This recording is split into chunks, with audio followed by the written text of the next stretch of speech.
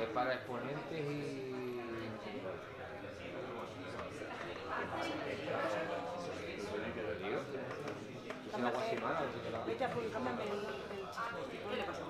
que quiere la clave.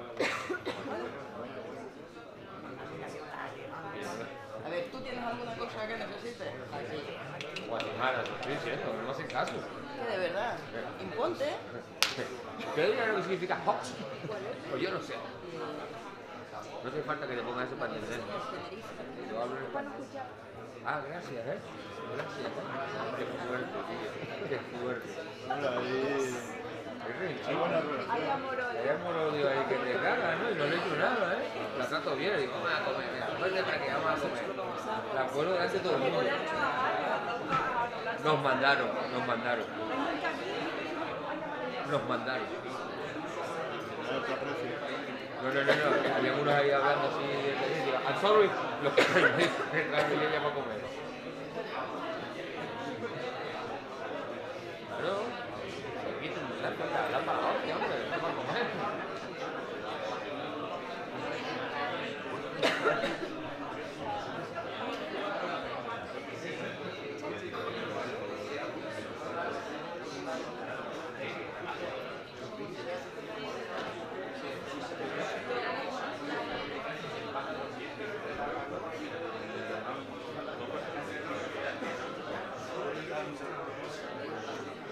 Hola.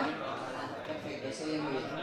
Buenos días a todos y todas. Bienvenidos a la segunda jornada. Good morning, everybody. Welcome to the second day of our International Congress on the management of subterranean termites. I hope that you had a fruitful session yesterday. I'm sure that you all learnt a great deal from these specialists in their fields and their presentations, and I hope you also enjoyed our field trip. I couldn't be there with you, my apologies, but I had other commitments that made it impossible for me to join you. Just a bit of quick housekeeping. We've given you some bags. There's bottles there, and I would ask you to fill those with water if you get thirsty. Now we've given you some bottles so that we can reuse them, so that you can use them to get some water. I'd ask you to perhaps just quickly clean them out in the wash basins in the bathrooms, and then you can clean them with the big water bottles that we have outside. Now, let's quickly introduce our first speaker. We're going to be hearing from Dr. Timothy Miles, who's a doctor in entomology and is currently manager at the city of Guelph in Ontario, Canada. He's an expert in biology, in systematics and control and management of termites. He's carried out all kinds of applied research on various control methods. He's invented and patented some of these methods. He's also pioneered new management approaches for large-scale termite control programs. Today he's going to talk to us about large-scale termite management in Toronto using the integrated pest management approach. Welcome. You have the floor, sir.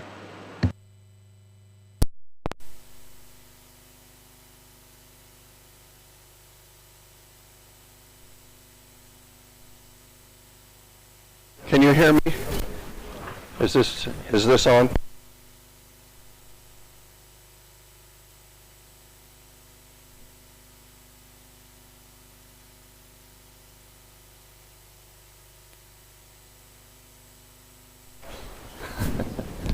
Okay, let's see if this works. What do I need to do to advance it here?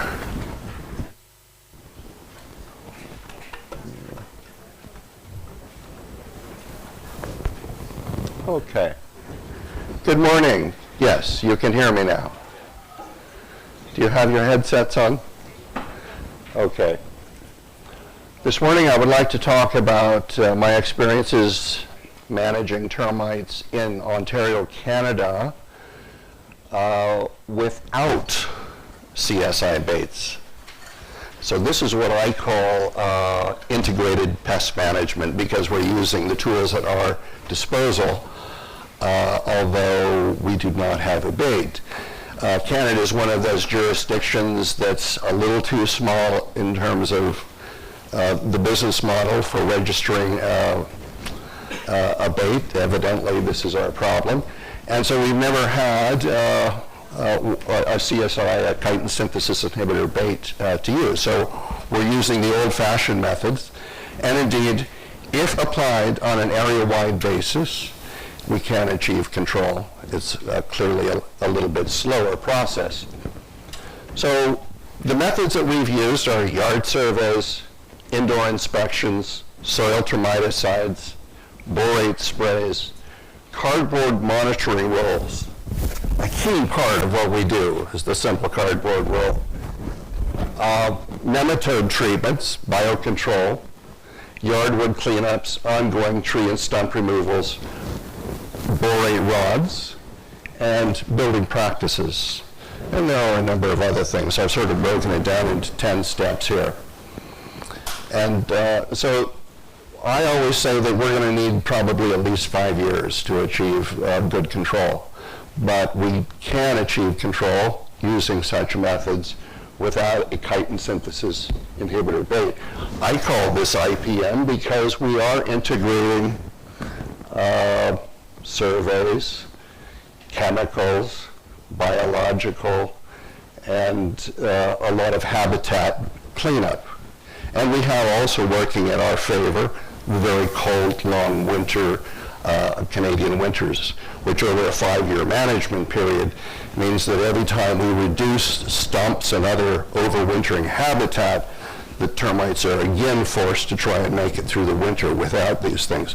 So termites are repeatedly forced to try and survive the winter after we've reduced the habitat that's suitable for feeding and overwintering and nesting. So I'm going to show you a project here in Elmira, which is outside of Toronto. It's a very small town. It's a very rural area. And what we do first are, let's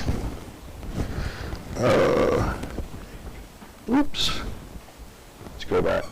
The initial component is a yard survey, and the yard survey would include all these properties surrounding the known area. The known area in this case was just these 3 blocks. And we spend about 5 minutes on each property. That is an adequate amount of time to find if termites are there.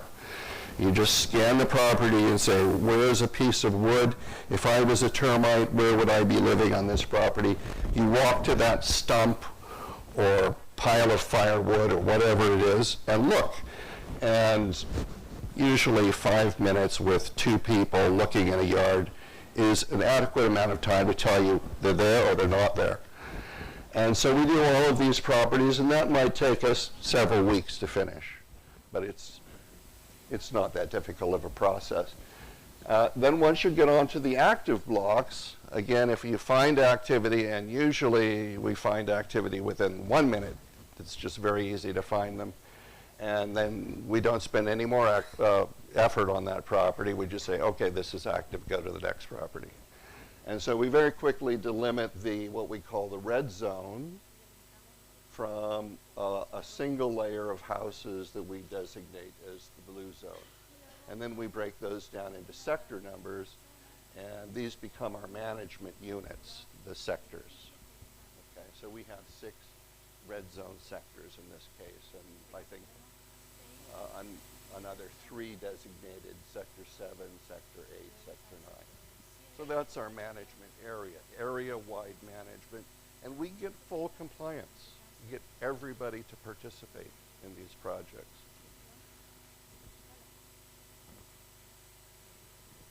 Okay, after we've designated the red and blue zones through the yard surveys, then we do indoor surveys of every property.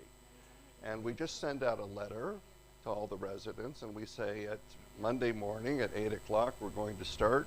We would like you to be present, and we're going to inspect all the houses on that block between 8 o'clock and 12 o'clock.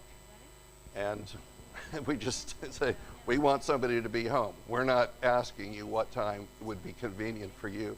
We're just saying, we're going to do it then. And surprisingly, maybe Canadians are just very compliant people. Everybody is there, and we get the work done. And within 1 week, whatever it is, six days, we get all of those properties inspected. If there's the occasional person who can't be there, we reschedule that. But it's not that difficult to do. And through doing the indoor inspections, almost every house has a basement in Canada. It's usually an unfinished basement, so we spend most of our time with a flashlight in the basement. And usually 15 to 20 minutes is an adequate amount of time to spend looking for shelter tubes in the basement. And if we find any shelter tube activity, then we do a borate spray. We use Timbor, can't get used to this. Timbor Professional, whoops. Okay, on all of these properties, we did a borate spray. So most of the properties had some evidence of termites, and yet in most cases it wasn't severe. If it was severe, they had already had a treatment, and in most cases they had a maintenance contract with the company who had done the treatment. So fortunately, I didn't have to require anybody to do an additional soil termiticide treatment, although I do have that power as the termite control officer to tell people that they must do that. In this case, we didn't have to do that. But we did do a lot of borate sprays. And the borate spray can actually act as a bait in those areas. If you've ever done laboratory experiments with borate-treated wafers, it works quite nicely as a feeding bait for termites.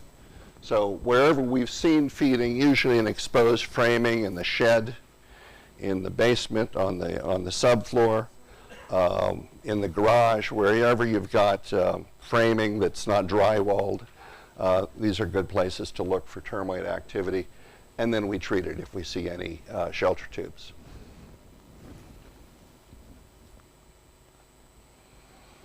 After we've then done the yard surveys and the indoor surveys, we will then schedule at usually a point in the early summer, what I call a yardwood cleanup weekend.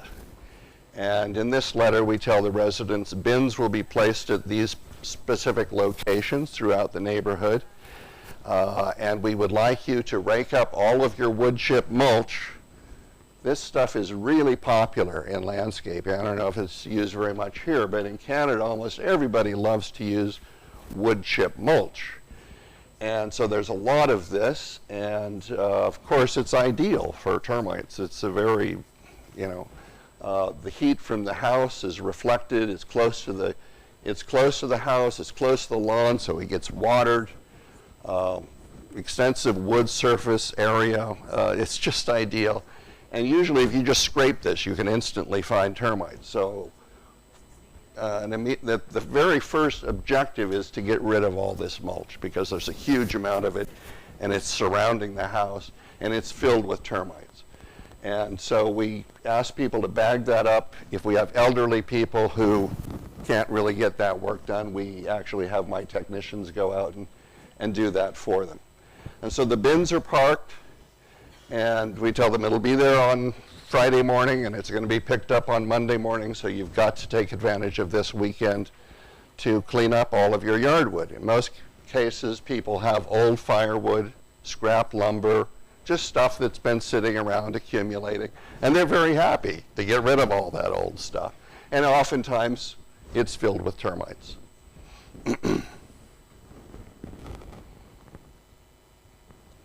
So, here are the bin locations. We just had 4 bins. You saw some pictures of those bins. And then we have ongoing tree and stump removal. And this map shows the trees and stumps that were removed in the first year from the management area. Most of these are stumps. A few of these were standing dead trees. Now, in a lot of cases, you'll have shelter tubes on live trees. And sometimes you'll have some scar tissue on that live tree. And sometimes you'll even have some dead branches in the upper part of the tree, and people want you to remove that tree. Don't do it. A healthy live tree is not attacked by our termites, and I've cut down a lot of trees thinking, oh yes, they're probably nesting inside that tree. They're not. So the trees can have lots of shelter tubes. Leave a live tree alone. On the other hand, if it's a standing dead tree, they particularly go for standing dead trees, and those have to be removed. Because it's standing, it gets hotter in the sun than they can find in the ground, and they just love standing dead trees, and they'll build up a large population. So standing dead trees have to be cut down, but trees with shelter tubes, leave them alone. You can do a spray on the surface. That might pacify people who are extremely worried. But I've cut down many live trees that I thought might be the source of a colony. And it just turns out that there's a little bit of evidence on the scar tissue. So it's much worse to cut down a live tree, and then you have all of that dead root system that then definitely becomes a much more serious problem.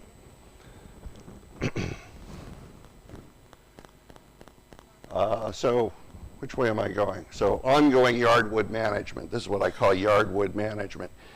We go around the first year and think we've identified and removed all the stumps, and lo and behold, the next year we're looking around and we're going, oh my God, there's all kinds of stumps we didn't notice last year, and we have another stumping contract.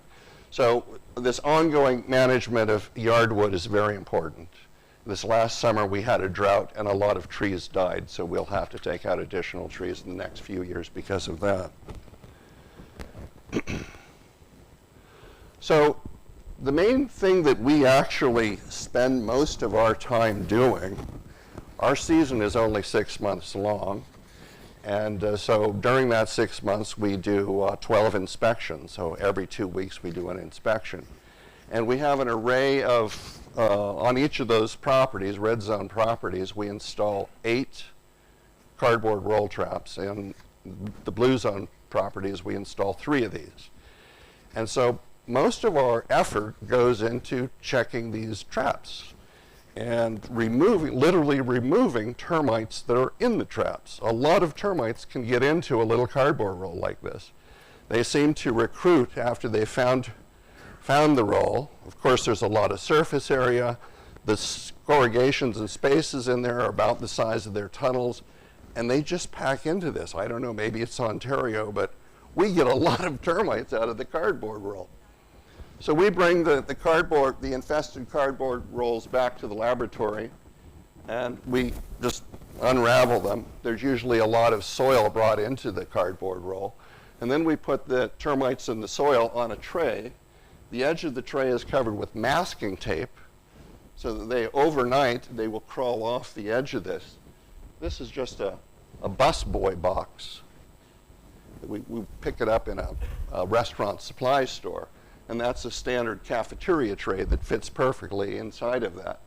And there's wet cardboard underneath this. So overnight, they will all crawl off of there. Then you dump the soil off in the morning.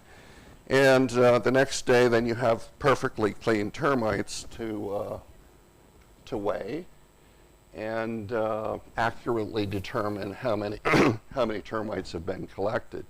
Now, we don't manage this information on a per trap basis or even on a per property basis. We just lump all the data on a block-wide basis. So looking at your system of data management where you're keeping all the records for each particular trap sort of blew my mind. We don't try to do that. We just lump all the data for each block. And so this is what we spend a great deal of our time day in and day out doing, is trapping termites, literally taking termites out of the ground. And this shows in that management area that I showed you, that's 1 million, oops, I've got to use the pointer. This is a very large jar. This is a 5-liter jar, so it's a super large jar. It's like a gigantic pickle jar. And that has approximately 1 million termites in it. On that project that we're talking about, we removed in the first year 4.5 million termites. So we're literally removing a lot of the actual biomass of the colony through exhaustive trapping.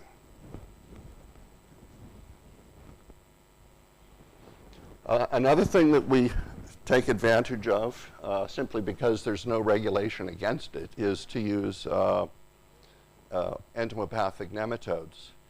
And the product that we use, I keep doing that, is Capsinem, Steinernemo-carpocapsi, and it's registered mostly for grubs and lawns and things, but it does work quite nicely on termites. We also use Bacteriophora, Heterorhabditis bacteriophora, which releases a bacteria that makes the termite go bright red before, after it's infected. It's sort of interesting to watch the progression of these infestations. They first have several generations inside the body of the termite, and these are hermaphrodites, these larger individuals that mate with themselves and then have these very large populations.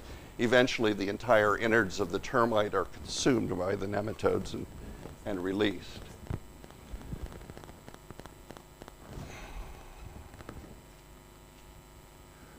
Okay, just another slide on the topic of biocontrol. I've also done some research on Metarhizium, green muscardine disease.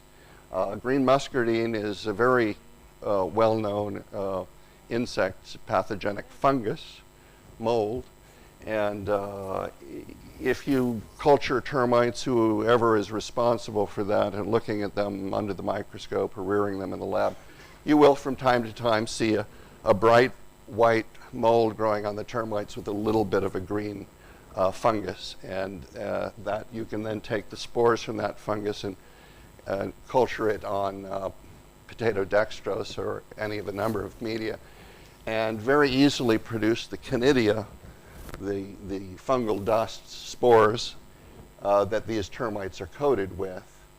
And it sticks to the cuticle. Again, there's a little penetration peg.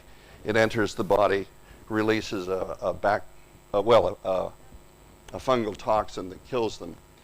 The termites have a number of defenses. They go into alarm, they groom each other.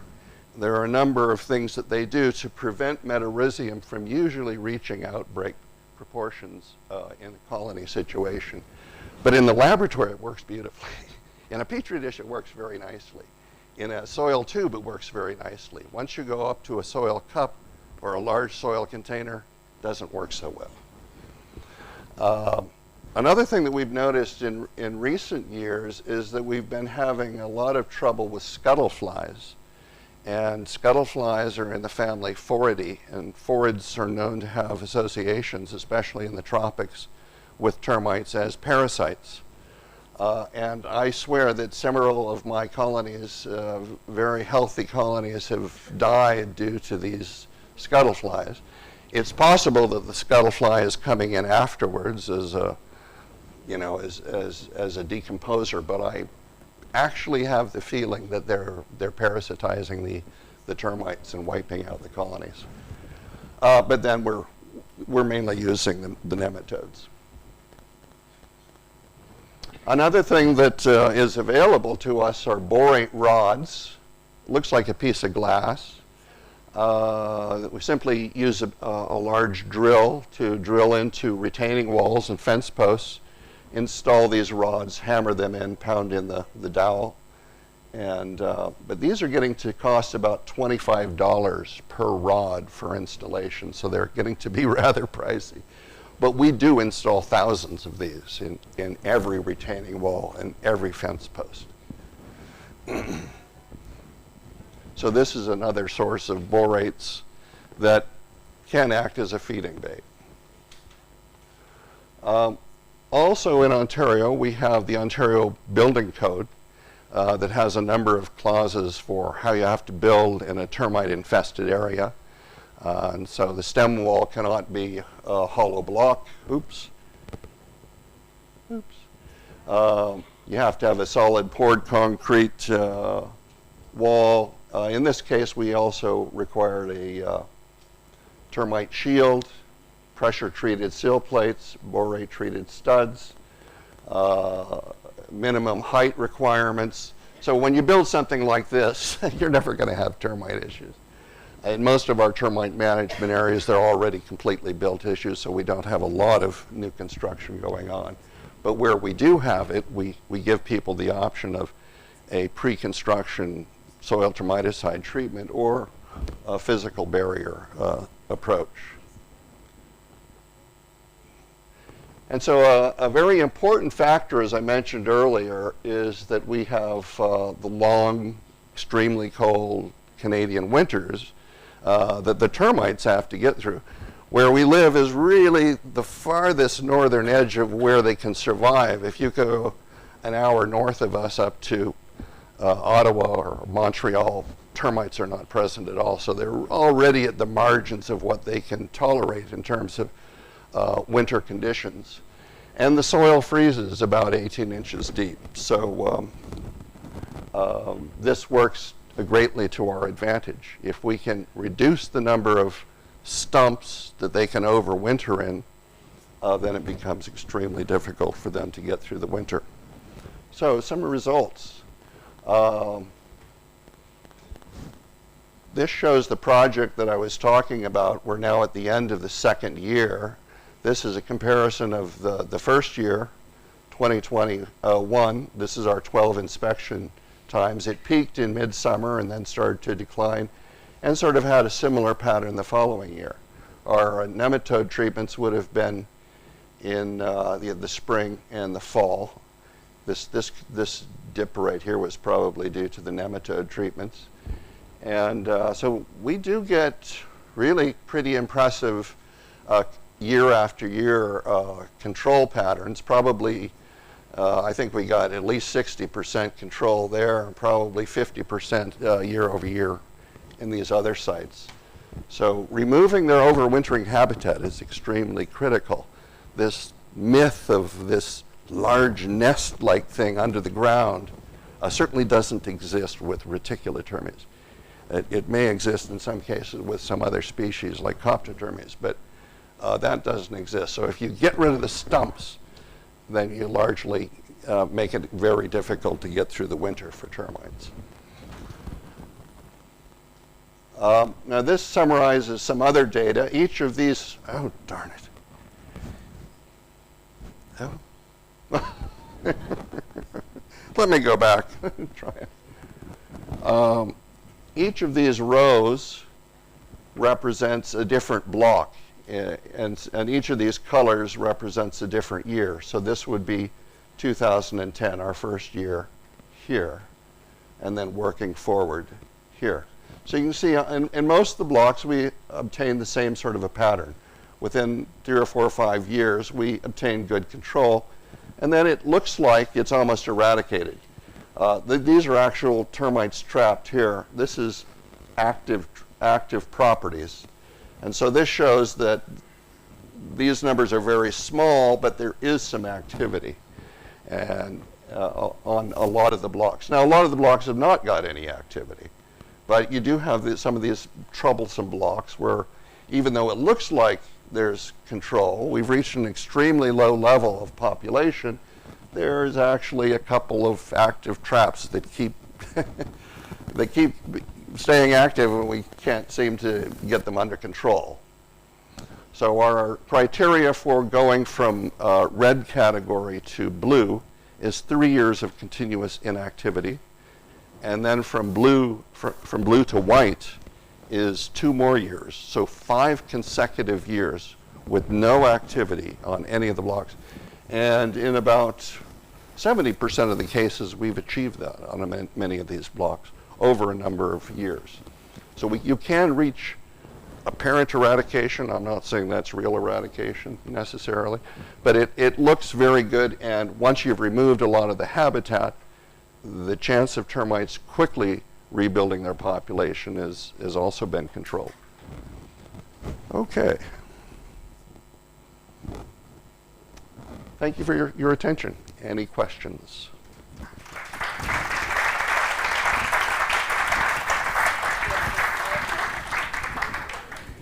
Muchas gracias, Dr. Miles. Thank you, Dr. Miles. Any questions from the floor?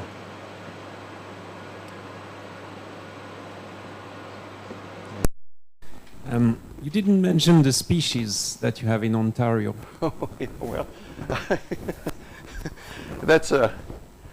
We think we have Reticulotermes claripenis.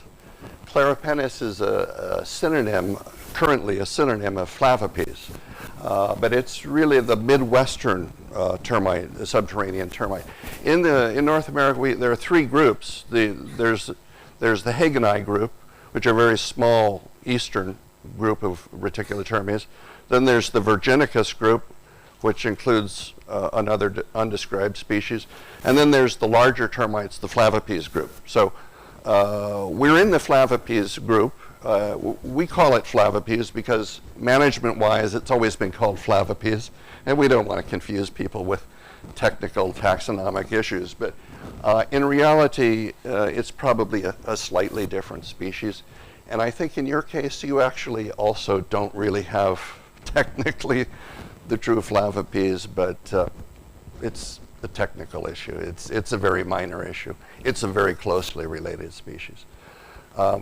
David sent me the sequence that you have of your termite, and it matched termites that I had collected in Veracruz, Mexico. So I actually think you also have, instead of having Flavipes, you also have something very closely related to what I work on, being what I think is Claripenis, but a different subspecies of Claripenis being what I call Destructus. But it's Reticulotermes, that's the important point. Yeah. Gracias. ¿Alguna cuestión más? ¿Alguien más que quiera plantear algo? Any more questions from the floor?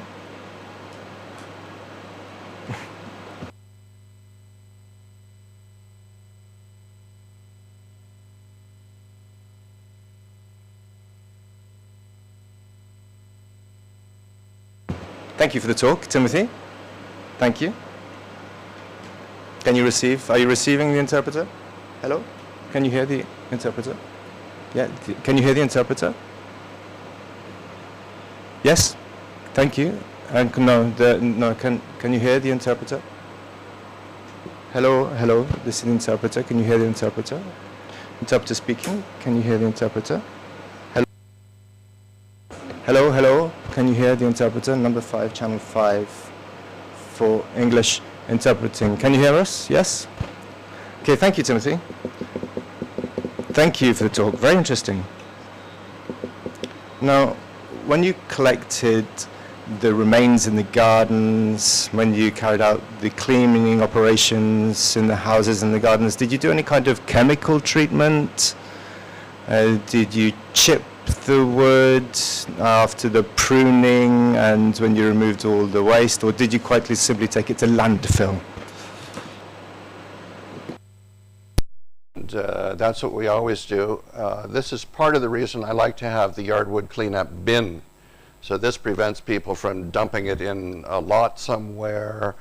It goes to the bin and then it goes to the landfill, and then in the landfill they run over it with tractors and bury it. And I don't think they have any termite problems in the landfill, but that's what we've been doing for many, many years. It's just taking the refuse to the landfill. You've got to be very sure that it goes into the waste stream, not into the recycling stream. Okay. But in terms of treating the soil, no. We didn't. We sometimes treat the house, but we don't go out into the yard and treat the soil. Any more questions? Okay. ¿Alguna más? ¿No? Bueno, pues muchas gracias, Dr. Miles. Thank you so much, Dr. Miles.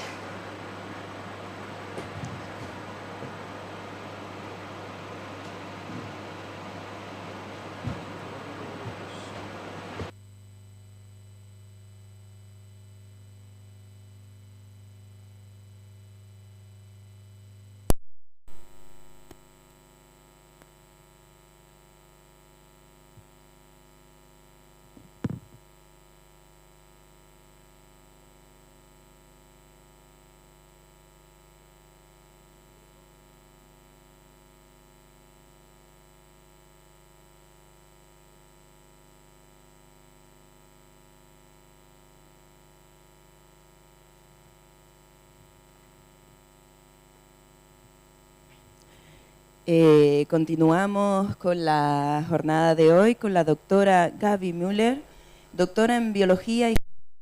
Let's continue. Let's continue now with Gabi Miller. She has a PhD in biology and is head of the Urban Pest Advisory Service in Zurich. She has supervised the treatment for subterranean termites introduced in Switzerland, and she's going to talk about this in the following talk. Approach and challenges for monitoring and control the first infestation of subterranean termite species, Reticulotermis grassae, in northeastern Switzerland. The floor is yours, Dr. Müller.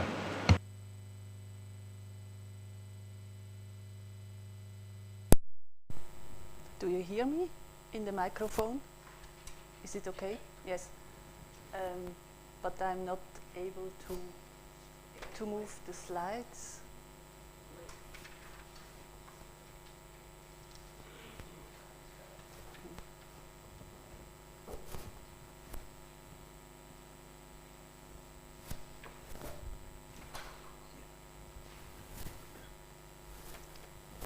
Okay, gracias.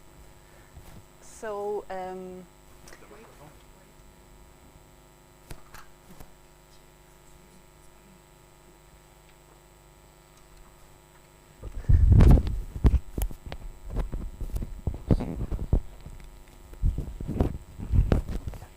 okay. Is it okay now with the microphone? Yes. Good morning, everybody.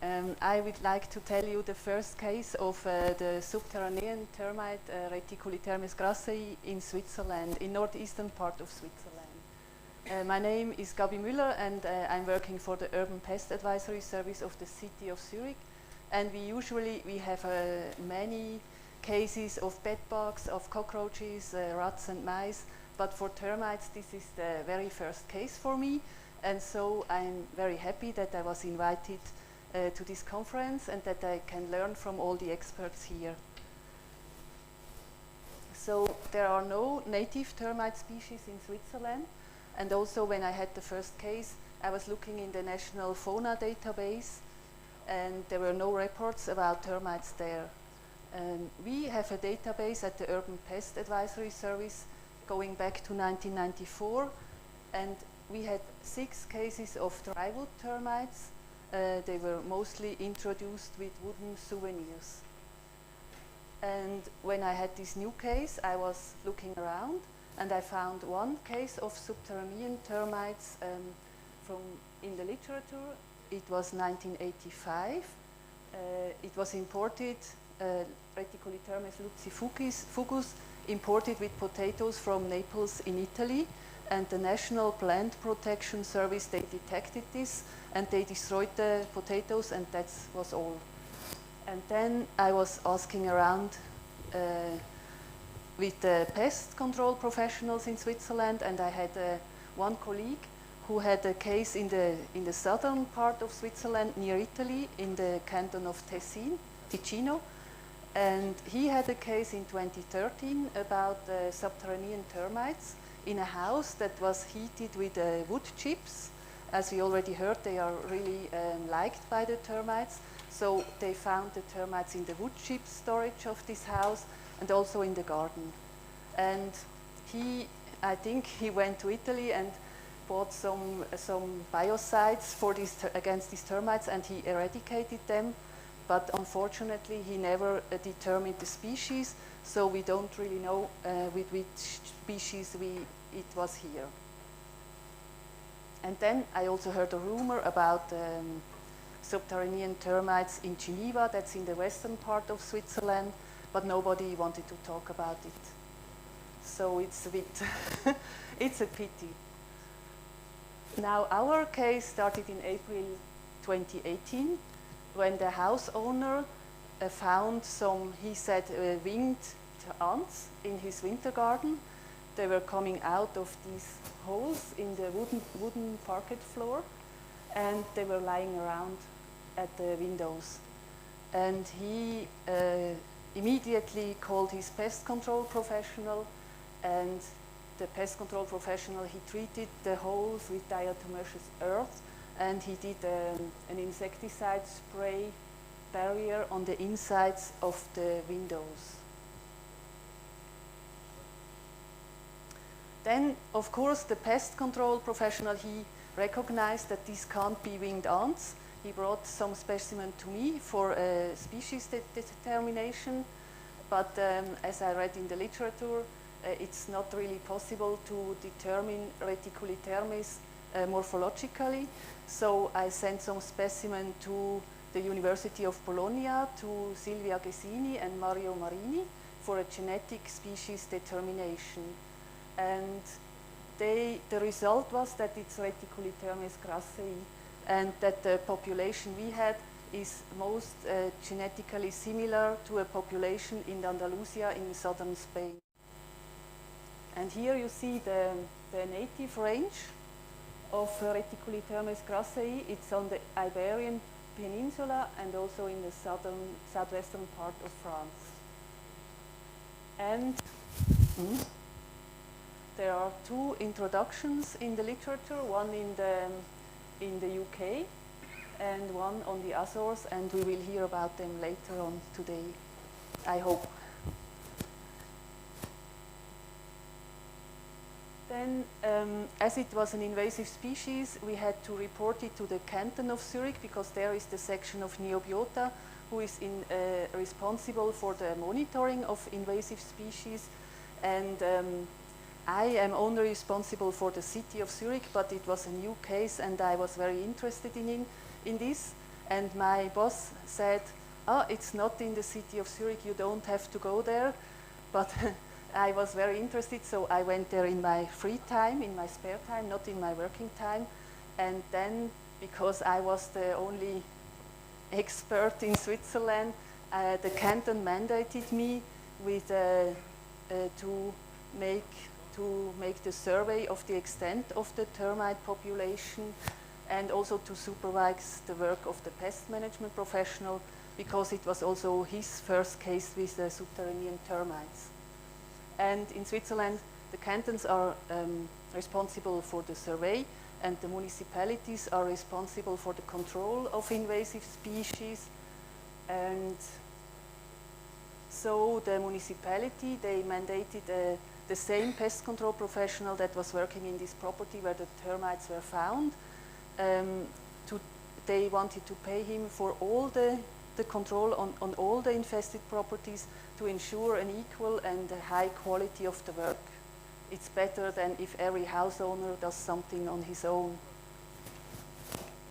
And as you hear from Canada, also in Switzerland, there is no insecticide against termites registered.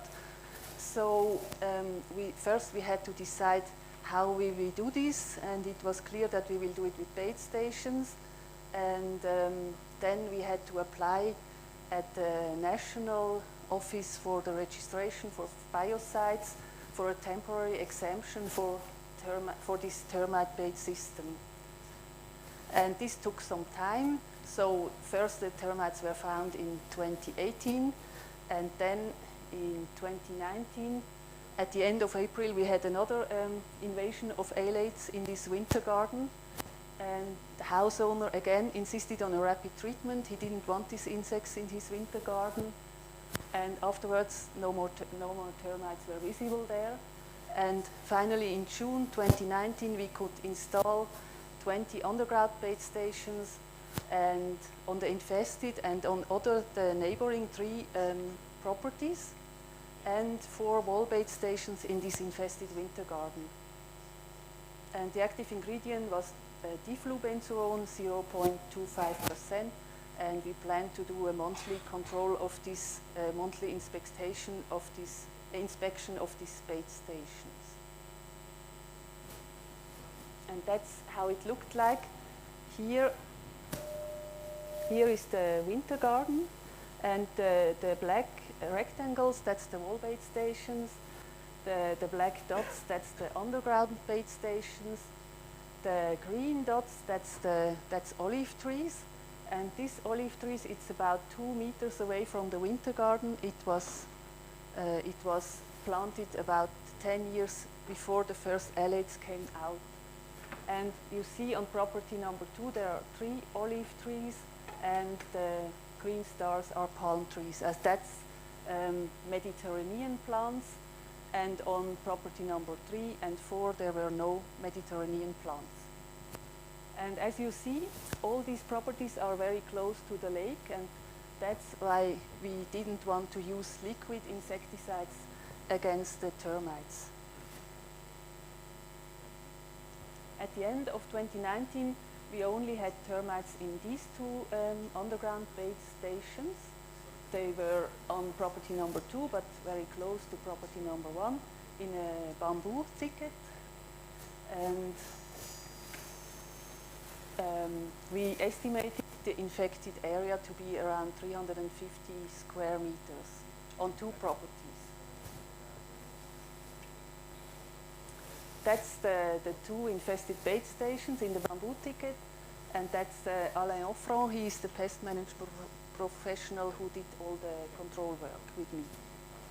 And here you see the cellulose bait with the living termites inside.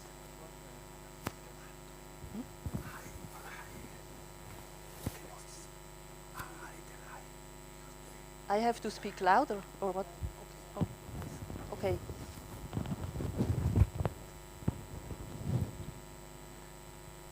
Now, then we left the bait stations. We left the bait stations in the.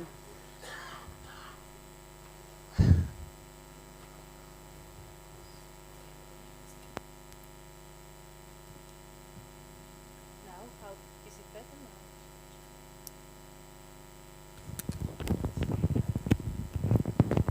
now? Is it better now? No. I take this one. Is it better now? Okay. Sorry.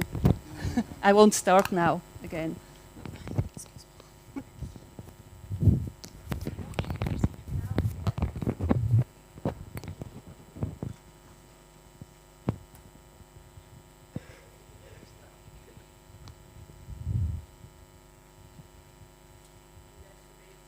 We left the bait stations in the ground over the winter and started again with the inspections of the bait stations in May 2020. And again in April we had these alates in the winter garden, and we had living termites in these 2 traps only in July, August and September, but we had 3 more traps with termites here on property number 3 from May to September. And as it was 2020 and everybody was in home office, when we were inspecting these 2 traps, we met the resident of property number 4 and told him what we were doing. And then he remembered that some years ago a carpenter had to come to this woodshed where he keeps his bicycle and to replace a wooden board that was damaged. And then also he remembered that at the start of this year here he discovered in this woodshed some mud tunnels. He thought it was from ants. And he showed us the pictures because the gardeners already removed these mud tunnels, and it looked like termite mud tunnels to us. So we also went to this on property number 5 to this woodshed, and we found mud tunnels in this woodshed too. So now at the end of 2020 we had to estimate that the infested area was about 4,000 square meters on 5 properties. And here you see the mud tunnels. That's for where the bicycles are, and this is the other woodshed. Now the difficulties started because everybody was asking, why does this eradication take so long? And why do I always have to accompany the pest control professional? He can do this work alone. It's too expensive if I always accompany him. But I was very interested, and also I wanted to do a proper documentation and take pictures. But at the end of 2020, the canton ended the contract with me, and the pest management professional could do another season of controlling, but at the end of 2021, the municipality ended the contract with the pest management professional, and they declared the termite population as controlled. But again, this April in 2020, there were again alates in the winter garden, and then the house owner, he sold the property, and he didn't tell the new owner that there are termites on it, because he has a letter from the municipality that the termites are controlled. And also I made an interview with a journalist, and it was published also online, and the house owner, he demanded of me that we take this article from the internet, because he wanted to sell his house. And then the municipality thought maybe the pest control company should go in the summer and control the bait stations. They were left inside the ground on property number 2. He should control this, but he didn't get access to the property. The house owner didn't want to get him on the property. So we don't really know where we are with this termite infestation. We can only be sure of one thing, that the termites are still there. So we will hear about it in some years again.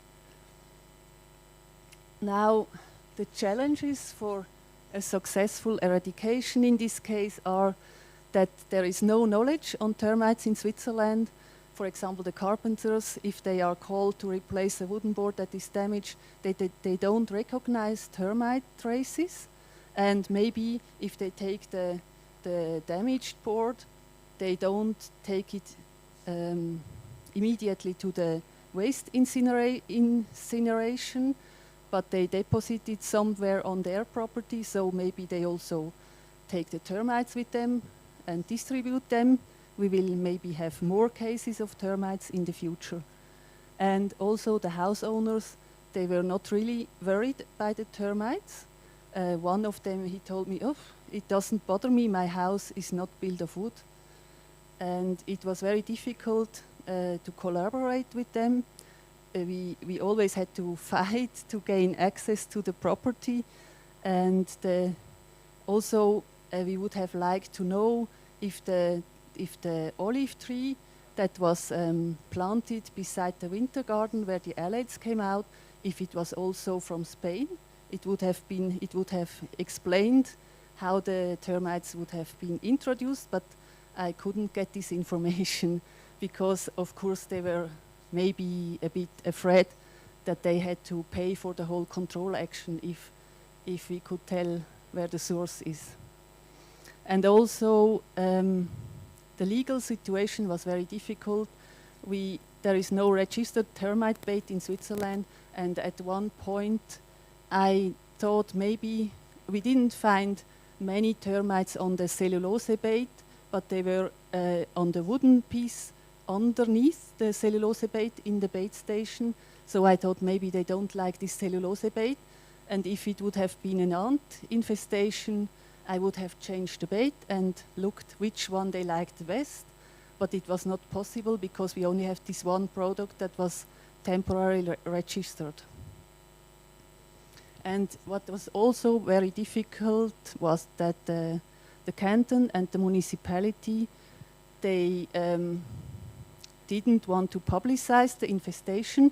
My intention was it in the beginning to create a fact sheet about termites, like we have in the conference bag here, and go around in a bigger area than the infested area around to ask all the residents if they have seen these termites or these traces, and to send me some pictures if they see something. But nobody wanted me to do this, so it was not really possible to make a survey of the extent of the infestation. Now my conclusions are that we have to talk about these termite cases, especially because Mediterranean plants are very popular in Switzerland, also because of the climate change, but they like olive trees a lot in Switzerland, and so more introductions will be possible in the near future. And as we have seen in this case, the overwintering seems to be no problem.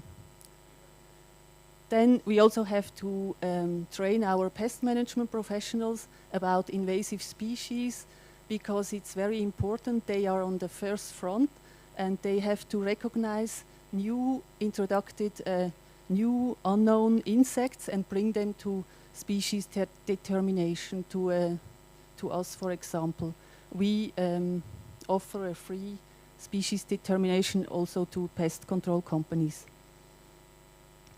Then species identification is very important, and it's also important to report these cases to the National Fauna Database and do a proper documentation and publicate these results, so that when termites pop up in another part of Switzerland, that not everybody has to reinvent the wheel. And for me, now I'm a big fan of termites. I think they are very fascinating. So, thank you very much for your attention.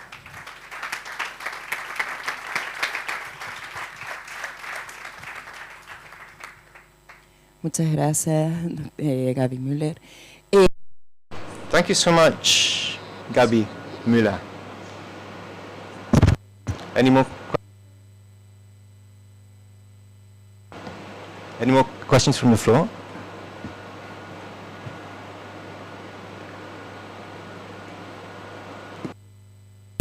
That you were able to catch the initial infestation. That doesn't seem to have spread as far as you know.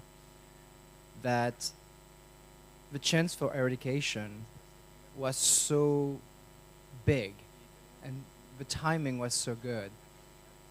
And it seems to me, again, the problem is the people, not the termites. And termites have a problem, but the chance for taking care of it, the problem is the people. And my question is, depending on the culture we are, I notice in my country, in Spain here, and in Switzerland, probably somewhere else, depending on the local culture, the possibility for control, eradication, or whatever we can do depends on the people. So from your personal experience, do you think as the problem will become worse, people will change their mind? I hope so. You're an optimist. Yes, and it was a bit special here because the people living on this shore of the lake, they are very rich and they like to be private. So maybe this was the problem, but also that the municipality didn't want to make a bigger advertisement of this case. I hope it will change in the near future. It will, because as the problem gets worse, they will have no choice but to not be in denial, because that's what's happening right now, which we've seen again and again and again. I try to explain at least to the canton, but yes, they can't force the municipality to do something if they don't want.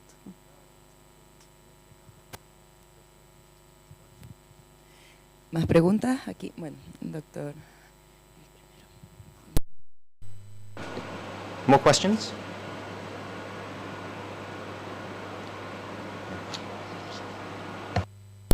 Said that there is a real psychological phenomenon in the political class called termite denial. And a lot of people go into termite denial for, it's almost like denying cancer, right? Oh, I don't have it. If I ignore it, it'll go away. And I've seen this time and again at various levels, but sort of at the political decision-making level also. Like, let's just say it's controlled, even though, of course, it's not.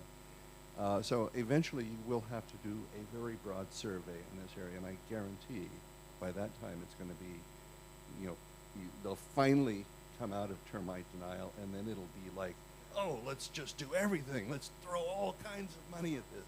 But first, you have to go through a period of termite denial. I've seen what happens. It's the same with, I think it's the same with the tiger mosquito. We have a city in Switzerland who has reports of tiger mosquitoes over 3 years, and they didn't do anything, and now it's almost too late.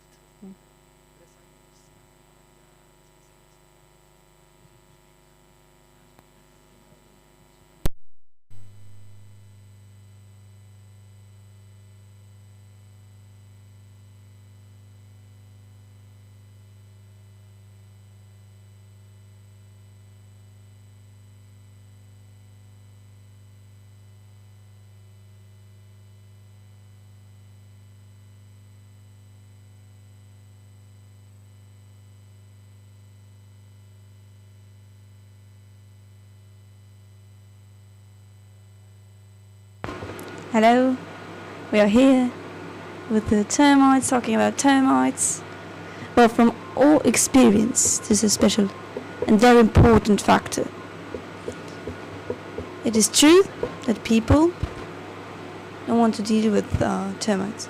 And most of all, the authorities find it difficult to understand that this is a long-term problem. There's a long-wide scale. This is something important. We need to educate people, to train people, to spread awareness. Maybe we can chip all the wood, put containers on there, or use the best chemicals possible, the best treatment possible, the best tool possible. But what we need is that a pest control professional has the capacity and the resources they need to resolve the problem. If not, in Italy, Spain, France, we find people who are more than qualified, because nobody is born knowing everything about termites. So maybe we needed to create more of a protocol formatting for this.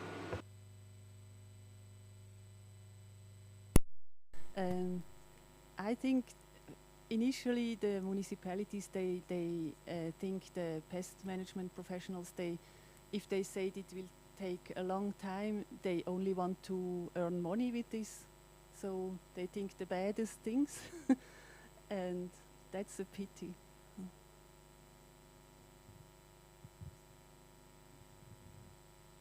Bueno, es todo entonces, ¿no?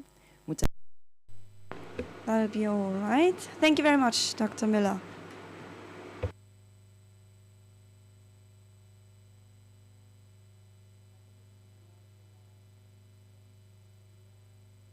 Before we continue with the next speakers, we'll be showing you 3 videos of three companies that are taking part in this Congress. And these are the 3 types of baits authorized by the European Union. So, here are the videos.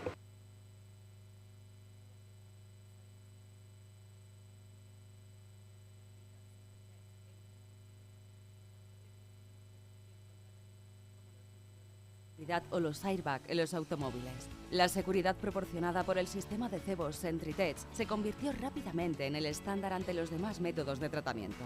De hecho, en los Estados Unidos, el sistema Sentry-Tech se convirtió rápidamente en el preferido por más propietarios que cualquier otra marca. En España, cascos urbanos como Palenciana, Illora, Azkoitia, Benameí han sido tratados y protegidos con éxito con el sistema Sentry-Tech. Hoy, el sistema Sentry-Tech con tecnologías siempre activa ha vuelto a cambiar la perspectiva sobre el control de plagas de termitas al establecer un estándar nuevo y más alto en protección estructural. El cebo para termitas Recruit HD es muy atrayente, muy duradero y de alta densidad. Se coloca en todas las estaciones Sentry-Tech en el momento de la instalación y se mantiene con inspecciones periódicas.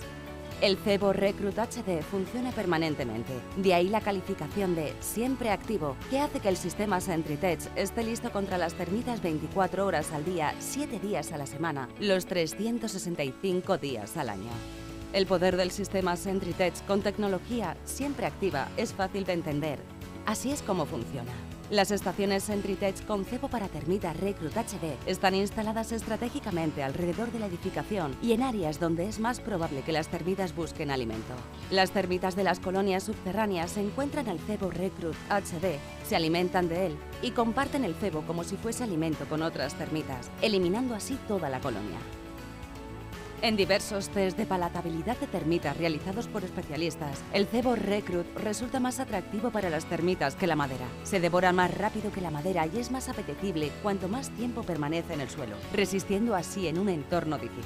El sistema Sentry-Tech con tecnología siempre activa inicia el proceso de eliminación de colonias de termitas al instante, sin demora y ofreciendo una protección continua de la edificación contra las termitas. Por ello, siempre que mantenga su servicio de protección contra termitas con el sistema Sentry-Tech con tecnología siempre activa, su nivel de protección contra termitas nunca bajará.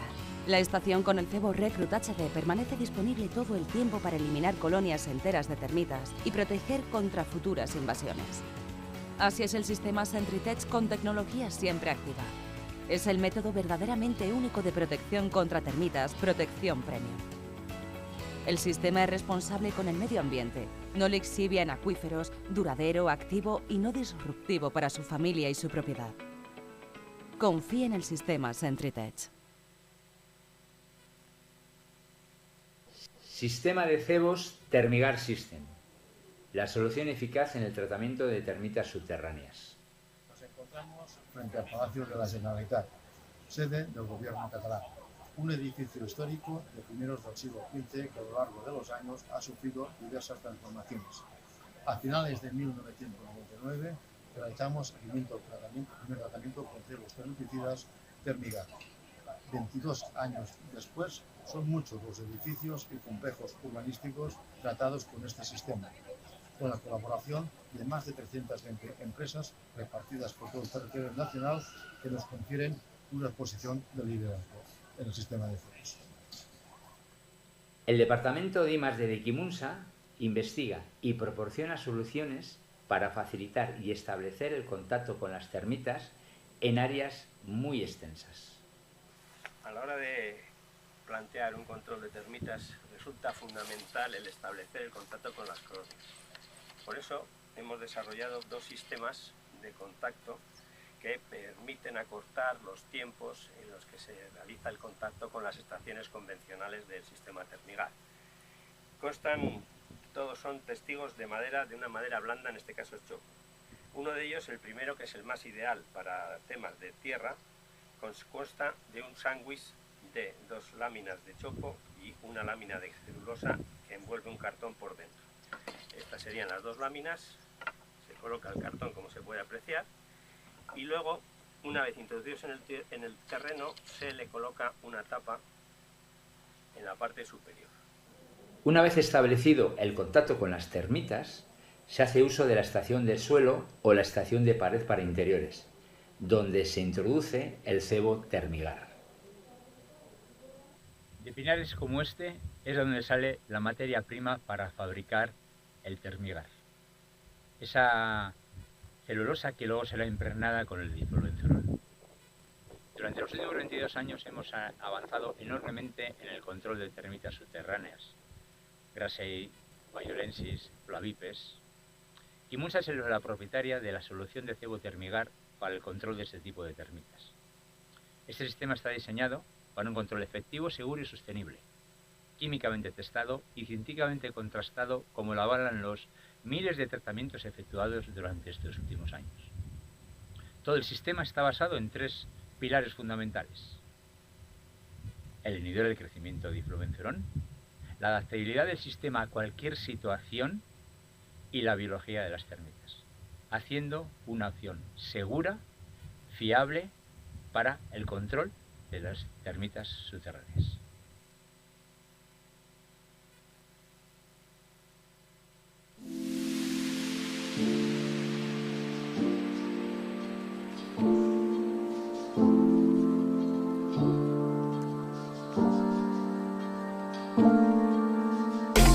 Bonjour, Alain Franchy, Société Termite et Nuisible Gironde. Nous sommes aujourd'hui au château de Saint-Selve, château Grenade, pour poser un piège extera de la société Ansistex. Nous allons procéder à la pose des pièges tout autour du château. Alors ce sont des pièges extérieurs pour attirer d'abord en premier les termites de l'extérieur et après nous procéderons à l'installation des pièges intérieurs, des stations intérieures sur le passage des termites. Bonjour, je suis François Duret, responsable technique de la société Ansistex. Je viens vous présenter un petit peu les stations externes qu'on va pouvoir utiliser dans le cadre du traitement anti-termite. Donc les stations extérieures sont des stations d'un volume assez important pour pouvoir accueillir de la formulation qu'on va rajouter à l'intérieur. Elles sont composées d'un support en plastique avec des intercepteurs en bois non traité qui vont nous permettre de déterminer la présence de termites dans le site. Donc on va positionner ces stations tous les 3 mètres, on va les enfoncer au maximum, c'est-à-dire que le couvercle, une fois fermé, va être visible ou dans certains cas on va pouvoir peut-être même le rendre invisible si les clients ne veulent pas le voir. On va enfoncer très bien la terre dedans puisque ce sont des stations que l'on appelle inviolables puisqu'on les ouvre avec une clé particulière.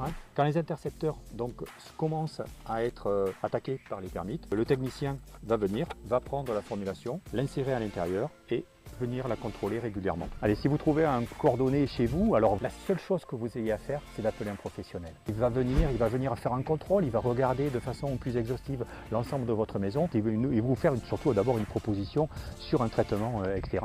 Et ensuite mettre en place le meilleur système, etc. possible pour que vous ayez ensuite une élimination de votre colonie.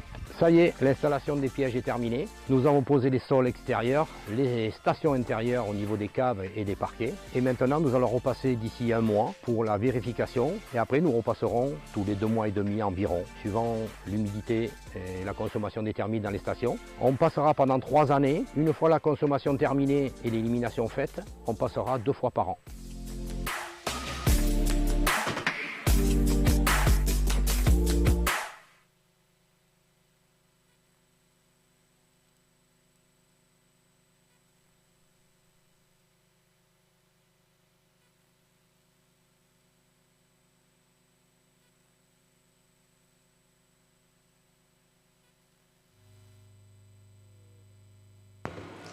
Okay, let's continue.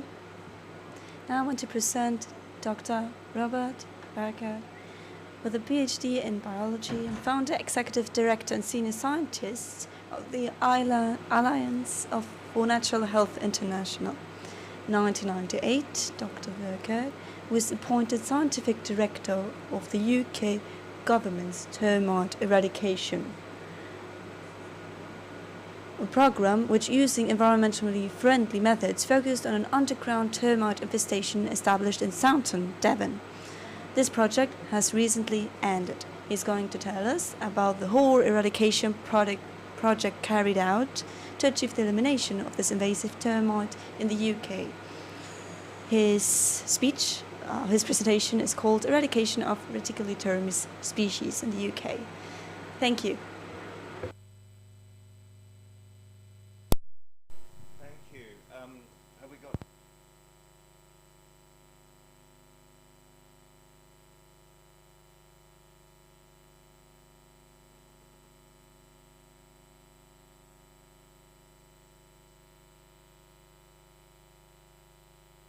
Okay.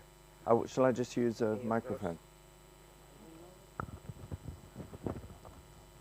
This is this. Oh yes, we have lift on. Hace falta un soplido. Okay. You can hear okay now? So, I was born in Kenya, so I saw termites from a very young age, and termites have been the consistent thread in my life, and at the same time, I am an accidental PCO, and very accidentally, I've just been working in the UK for 22 odd years on termites that are no longer. And it wasn't my idea to call this an eradication program, by the way. And I know Thomas will have a view on this. And you can see, but only time will tell, because we don't know what happened. But in essence, my background is in the field of ecology, in multi-trophic interactions. I spent 10 years at Imperial College London working on an area we call multi-trophic interaction, so how we can develop stability in agro-ecosystems. Prior to that, I had spent 12 years in Australia, and in Australia I spent most of my time dealing with termites, and the reason for it is again a little bit left field.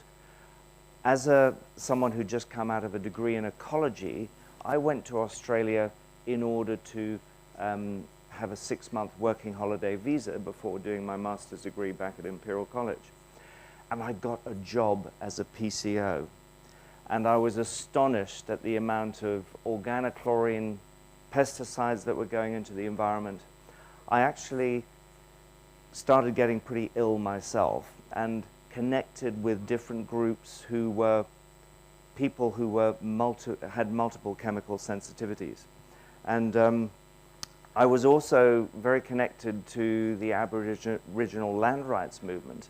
And the Aboriginal people in Australia said, you white fellas have got to sort out the problems with chemicals in our land, because we termites, we know all about these things. We eat them, They do these wonderful jobs. They understood the role of termites as soil engineers, and they really recognized that white people didn't know how to build houses in Australia. That's why they kept on being eaten down, because Aboriginal people didn't have the problem.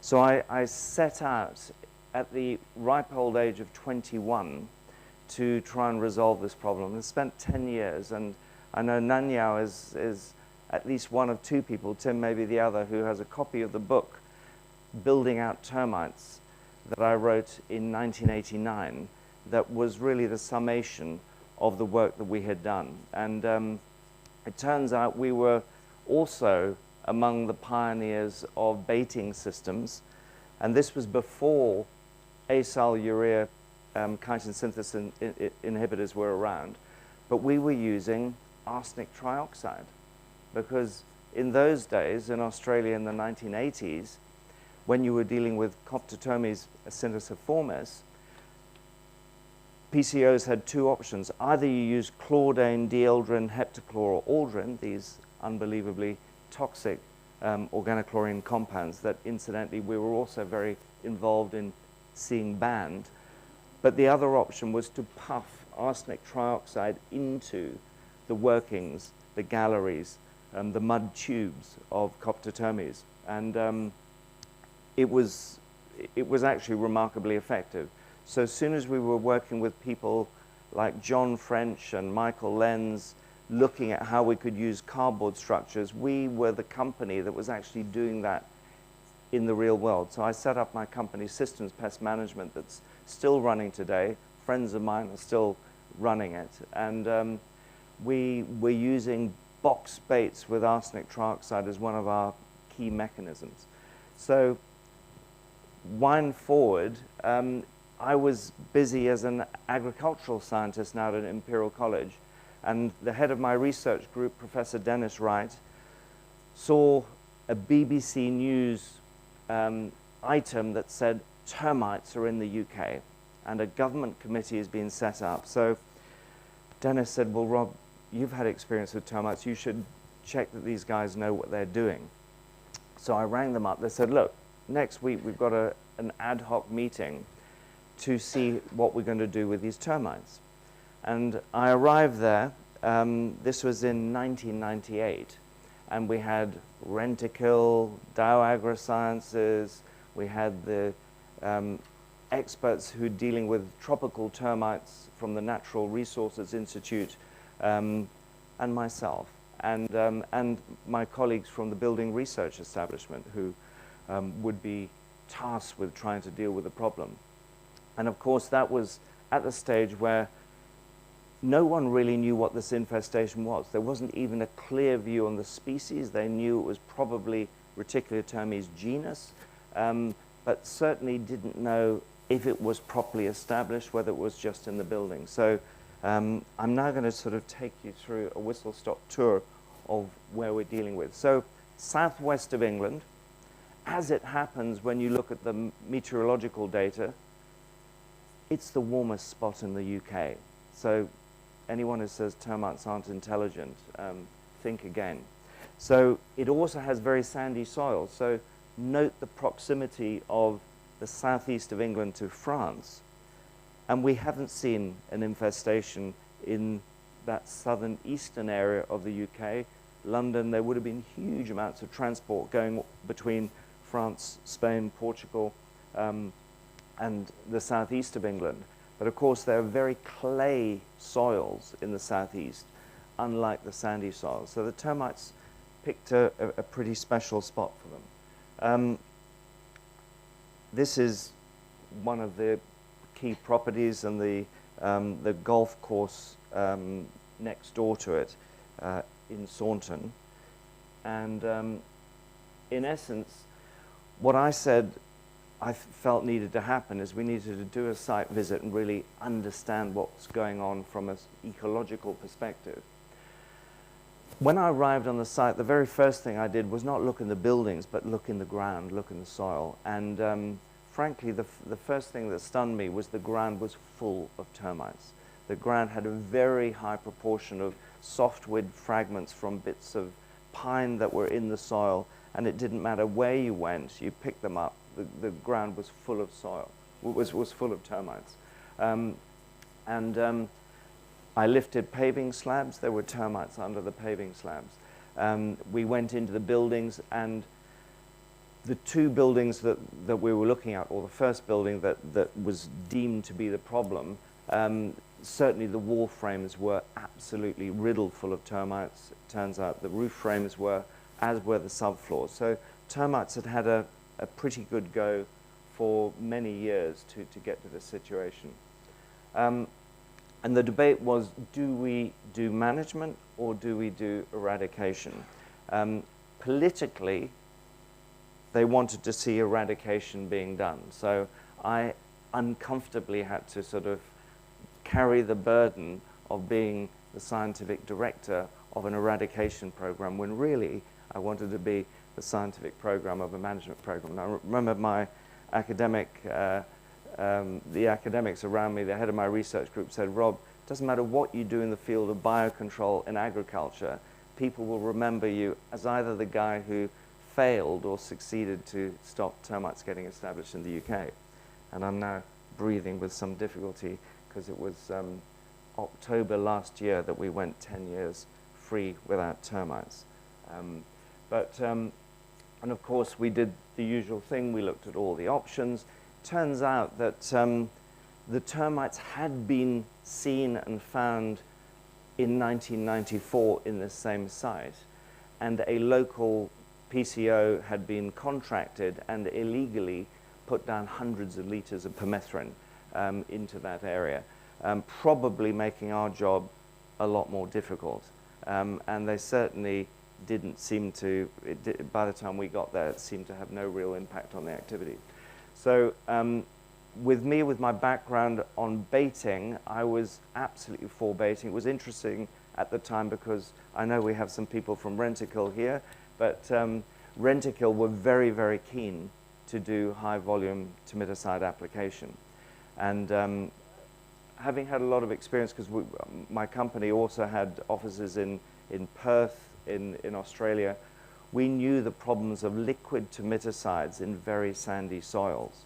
It's very, very difficult if you don't have organic content to get a high level of binding in the soil. And if you get heavy rains, and you know, it has been known to rain in the United Kingdom before, you would get leaching of that termiticide. So I was not moved towards that. And there was a Labour government in at the time, and they rather liked this greener solution of baiting. But of course, we didn't have any licenses, and we would have to get a permit. Even though I was a big fan and was very involved in biological control and agriculture, I had seen some of the early experiments with metarhizium. I wasn't convinced that we could translate this into a field situation. So everything inside me was saying we need to adapt some of the methods. We need to see if we can use the newly established Centricon system and move forward with that. So it was Jean-Louis Lecat from Dow, who's a colleague of Stan, who very sadly, I just discovered yesterday, has passed away, was absolutely instrumental in helping us to set up a Centritech Centricon system. So that's how we kicked off. We also worked closely with the Natural History Museum in order to get the taxonomy covered off, and obviously we discovered we had grassi. Maybe an epigenetic clone of grassi that behaves slightly differently. I think epigenetics in the field of termites is going to be an important area in terms of seeing local adaptation of particular types of termite. So this is the area. You'll notice one of the reasons that we're also concerned about high volume termiticide applications, we were right next to a site of special scientific interest. And a sloping site, very much a sloping site. So the political dimension also caught on as soon as it became known that the government was going to initiate a program. You can see Mr. Rainsford that then Minister for the Environment said the government is committed to the E word, eradication. So essentially that was what we had to do. The media came in. We got called all sorts of things, from bug busters to I love the termitators, not terminators, but termitators. You know, this is a team of PhD and MSc students from Imperial College. We've got David Jones at the back from the Natural History Museum. We're all looking like PCOs, but actually we're all academics. With me, we're the only person who'd actually been a PCO for 10 years. What we needed to do is look at the wider area. We looked at a zone of 29 properties and in the end focused down to the only 2 properties that we could find termites. And in essence, turns out we were looking at an elliptical zone of only, and this is key, about 110 meters in length and about 40 meters in its short axis. So we zoned it. We had a very intensive treatment zone and monitoring zone, that key treatment area was less than 75 meters that we were dealing with.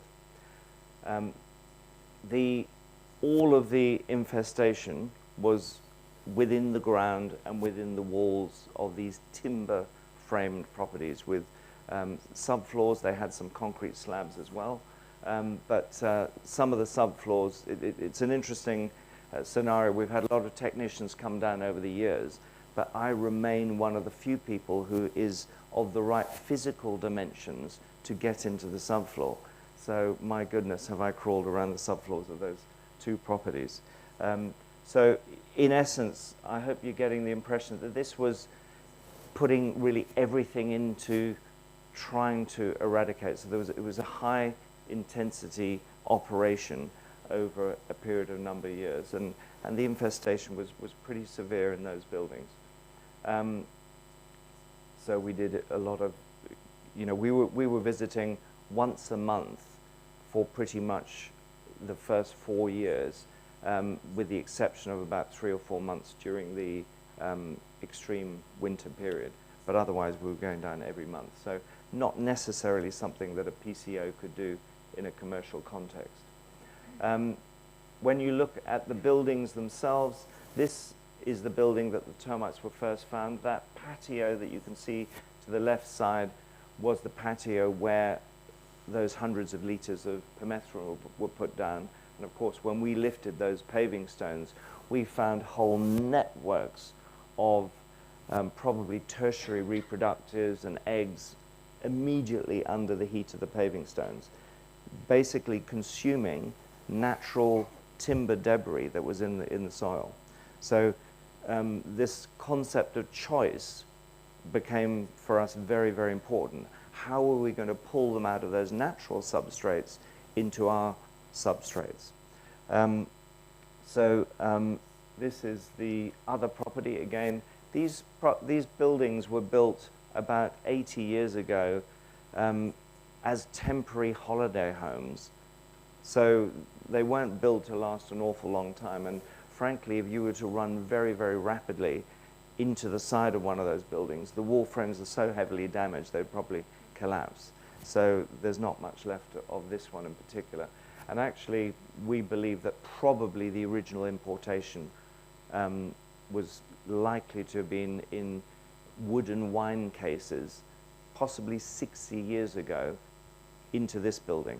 And we actually found some evidence that a guy who did like to trade with wines from Spain and Portugal and France lived in this house, so that possibly makes sense. So off we went in '98 with Centricon and Centritech. You'll see the Centritech system allows you to put your baits in a surrounding a timber stake there. But of course, we were never going to use that. What Jean-Louis Lecard had already found in France is that if you actually put a station directly over the top, you actually get better results, because Grassi, the retics, particularly the what they called Santinensis then that we now know as Flavipes, was a little bit more sensitive. So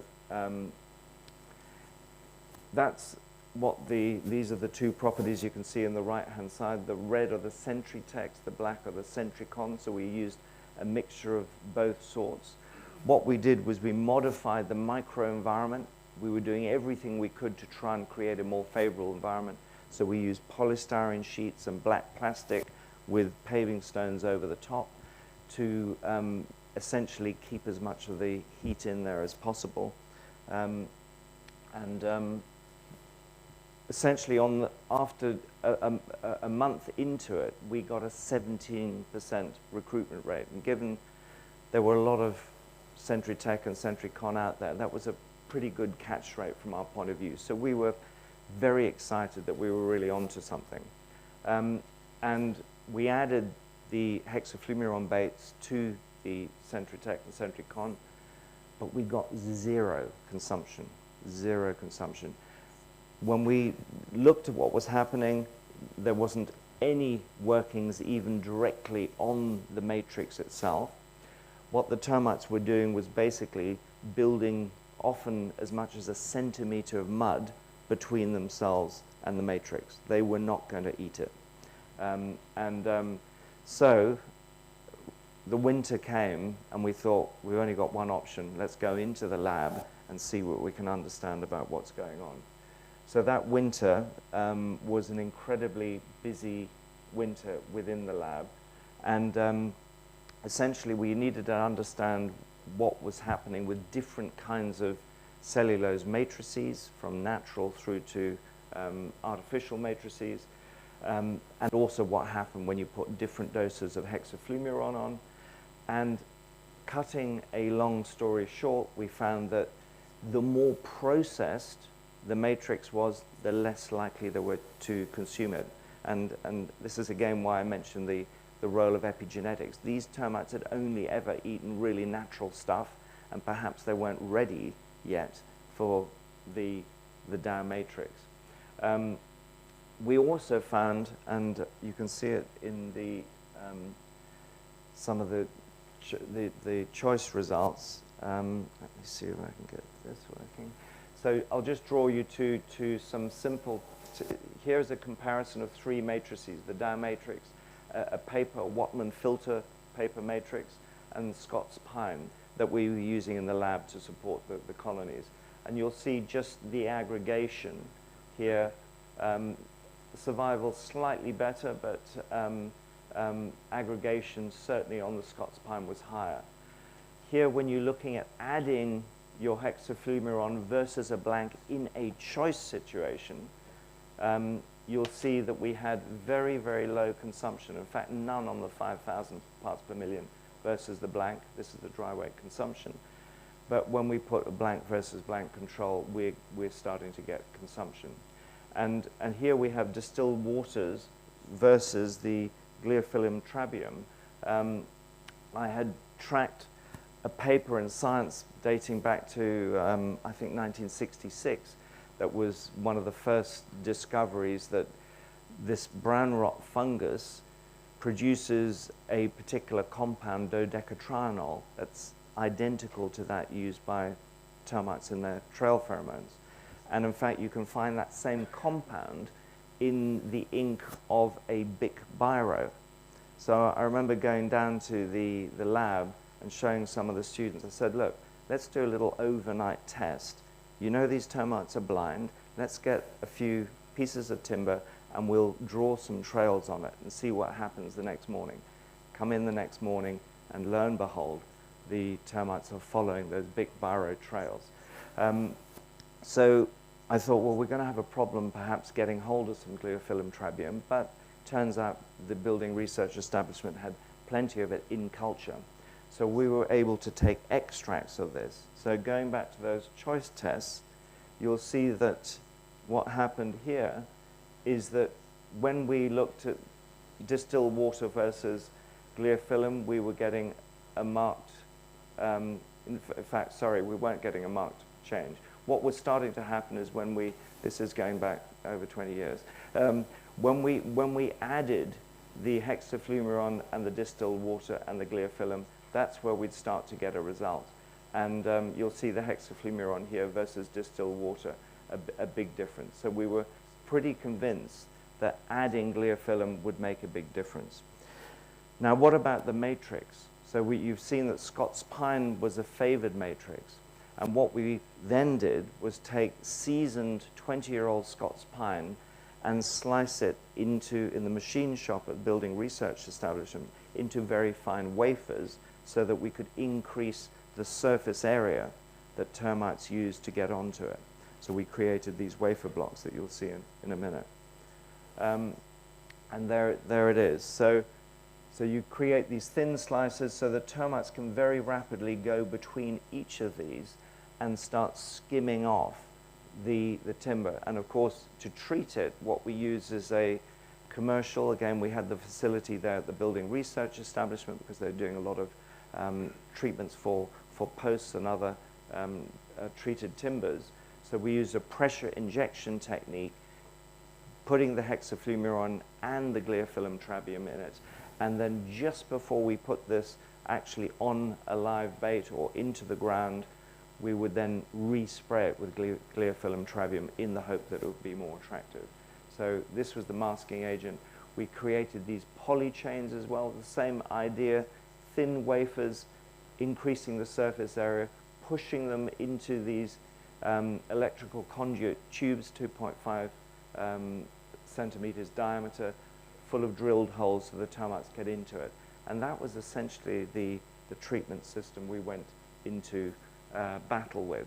And of course, we also, covering off the legislative regulatory sides, we got an experimental permit. I got an experimental permit through Imperial College and the Health and Safety Executive in the UK to be able to use it for experimental purposes. We measured the temperature in the soil at 1 meter depth because we were interested in what would happen in terms of the overwintering behavior. A little bit like Tim, you know, we don't, certainly not in Devon, don't have hard winters, but you'll see the temperature never dip below, you know, 8 degrees or so, and you know, a meter down never really goes much above 15. So it's a very stable environment for them within the soil. We also had extensive timber stake monitors, timber poly chains that you've seen, these wafers. We used a PVC conduit corrugated cardboard pipe and bucket system that we put all the way around the edges of the system, and you can see here catching termites within the cardboard. That's on some of the stakes. This is one of the subfloors that I'm one of the few people who can get into. And we started some very intensive monitoring. So you can see the level of density that we had. We used a sort of 1 meter square principle. We were running a monitoring device every 1 meter in all directions, but also in depth because we're dealing with a sloping site. And what we couldn't afford is to have any nuclei of any small residual infestation that was able to get away from the system.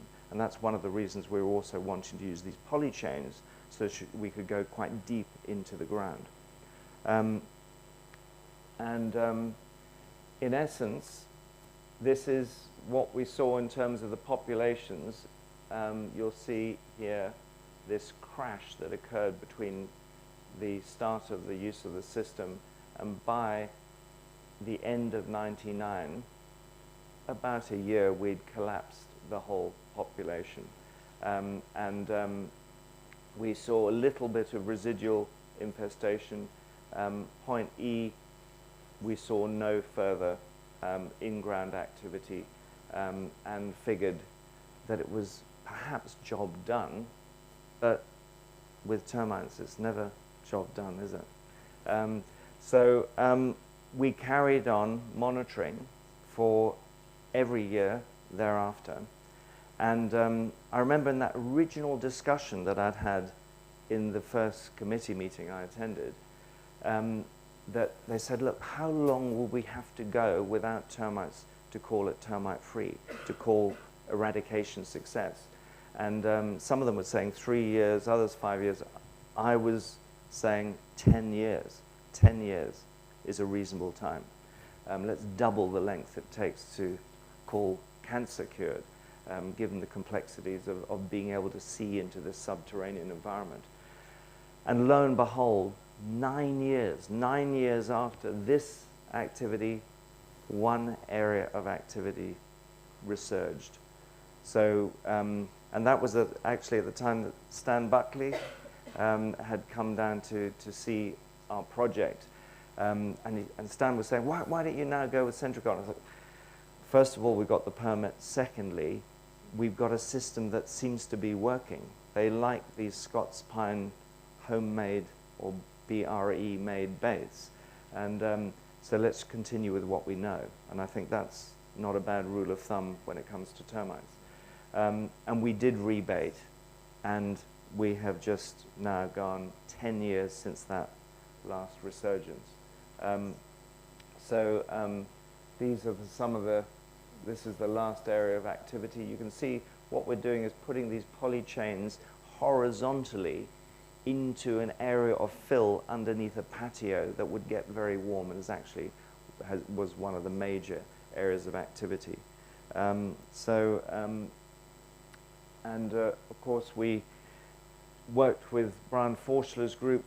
I think we're amongst the first group that showed, when you look at the UK data versus the Santinensis and Flavipes data, that there is no such thing as Santinensis.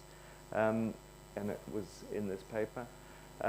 We also ran a PhD program, Letitia Lene, looking at Reticuli termes and looking at the minimum possible colony size that you could import that's viable, and in layperson's terms, how we communicated was this: less than the size of half a matchbox is ample to run an importation, and obviously that has implications for border controls as well.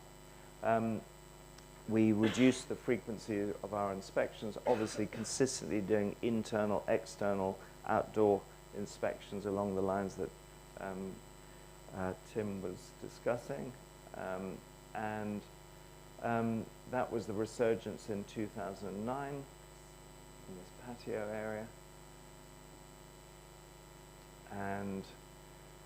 And then we decommissioned basically in October last year. So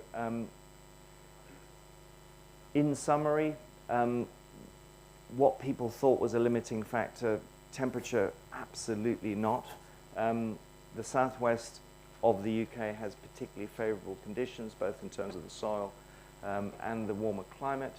You know, they're calling it eradication. Let's see in 50 years.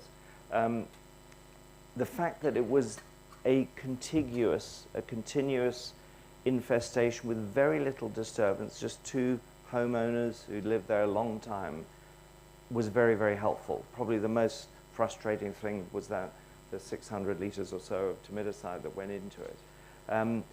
Grassi, a non-aggressive species, can possibly be more difficult to deal with, which is why we went into such an intense system, why we went deep into the soil, why we used so many monitoring systems as well as treatment systems. We saw evidence of obviously thousands of supplementary queens. It was very, very different to the environment I'd got used to dealing with Coptotermes. And I think this is the point we're hearing from Tim and others. They are different beasts, they really are, and we have to approach them in different ways as a result. The high intensity monitoring was pretty key. We had, seeing what we saw yesterday on the site visit, I know Tim and I were talking about this, we had a Forestry Commission order that prevented any movement of timber or soil or anything from either of the properties for 20 years. So that was really, really important. We know that before we got there, window frames that had been demolished by termites that weren't suspected to be termites had been taken out and replaced, probably went into landfill. We did some checking to see if there were any infestations around areas of landfill around the area, and it seemed not. Yes, having control over movement of timber, because people are the key vector, is really, really important. And we did a lot of education. We provided monthly newsletters to the local people. We had to handle the issue of blight, of people worrying about the impact of the infestation on property prices as well. So, and that's the Braunton boroughs over there. So, just to finish off, what else did we learn? Well, we learned that the permit labels that we got 22 years ago are really resistant, and they're still doing well all these years later, sitting on the black plastic sheets. But underneath those, we saw many a slow worm, not to be confused with probably the biggest problem that we encountered, which was adders, a lot of adders. So termite control and adders go well together. But when we had technicians working down them, we would always have to help them to recognize the difference, because we'd have both adders and slow worms underneath our modified environment traps. So yes, that is a whistle-stop tour of what we've been doing over the last 22 years. Thank you.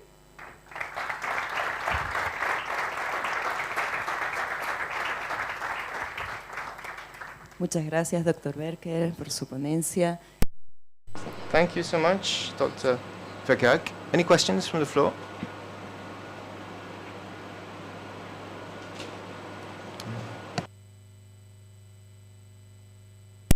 You impregnate the hexafluoro in the wood wafer, right? How did you do that? We used timber high-pressure treatment system. What is the solvent? It was water-based, so it was a water-based system. Because of the pressure, we're able to use the water in very, very porous softwood, low lignin content. So hexafluoro is not in a solution, it's a suspension in the It's a suspension, water. Okay. yeah. And then the suspension was also a weak solution of the gliophyllum as well. So we made a mixture of that, and then we applied the gliophyllum as well just before we put particularly where we had an active monitor, we were very convinced that because we were getting plenty of feeding, and this is the problem when you're trying to do research and practice like this. You can't afford to do something that might be less effective. So we were really hooked on the gliophyllum. Yeah. Yeah. ¿Alguna pregunta más? Any more questions? If not, then thank you so much, Dr. Verkerk.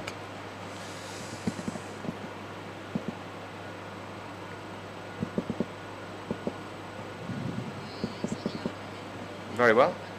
Time for coffee, time to recharge your batteries, and we'll see you back here in a few minutes, outside on the right. See you after the coffee break.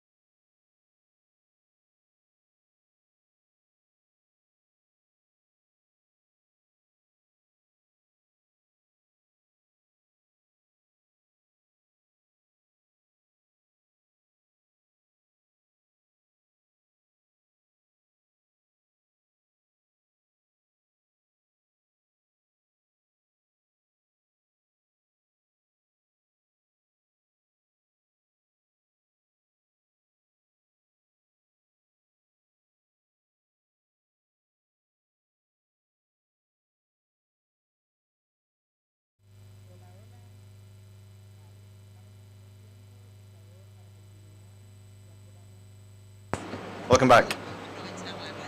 I would ask you to please return to your seats as soon as you can. Now we're going to be hearing from Dr. Maria Jose Notario. She has a PhD in biological sciences. She is now director of the Center for Environmental Health Studies in Madrid.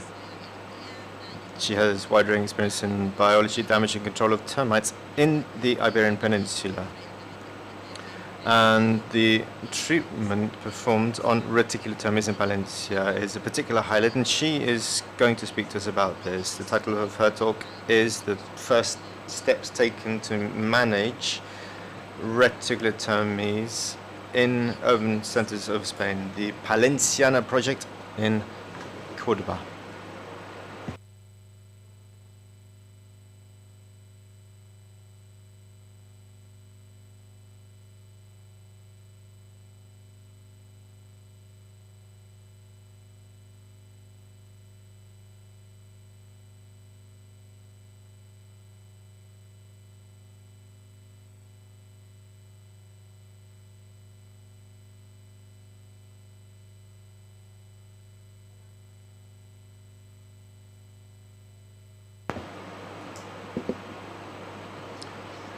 First, at the outset, I'd like to thank the organizing committee for giving me the opportunity to present our project.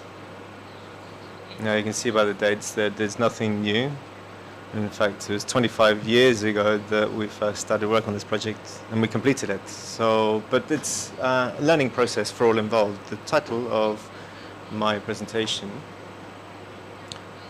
is a direct reference to the Palenciana project. Now, this is the very first termite elimination intervention using bait systems in the Iberian Peninsula.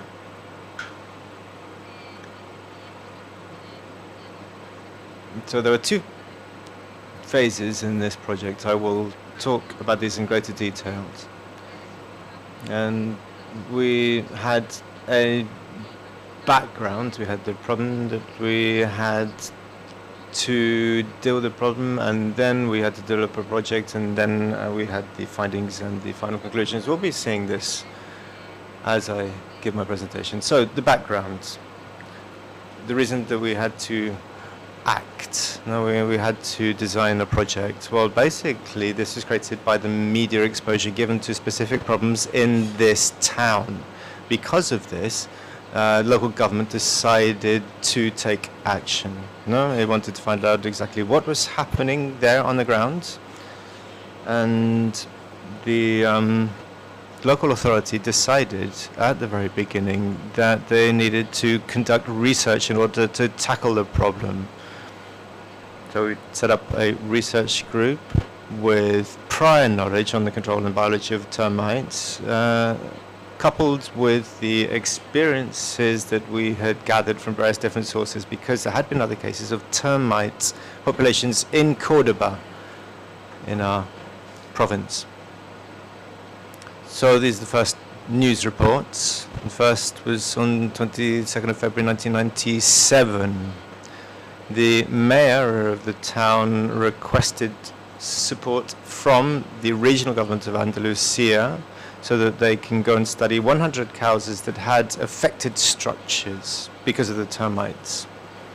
So the first news of this came through a public works problem. Now, there's a public structure that had been affected. Then, from April 97 to May 1998, there were more and more news reports on the Palenciana case.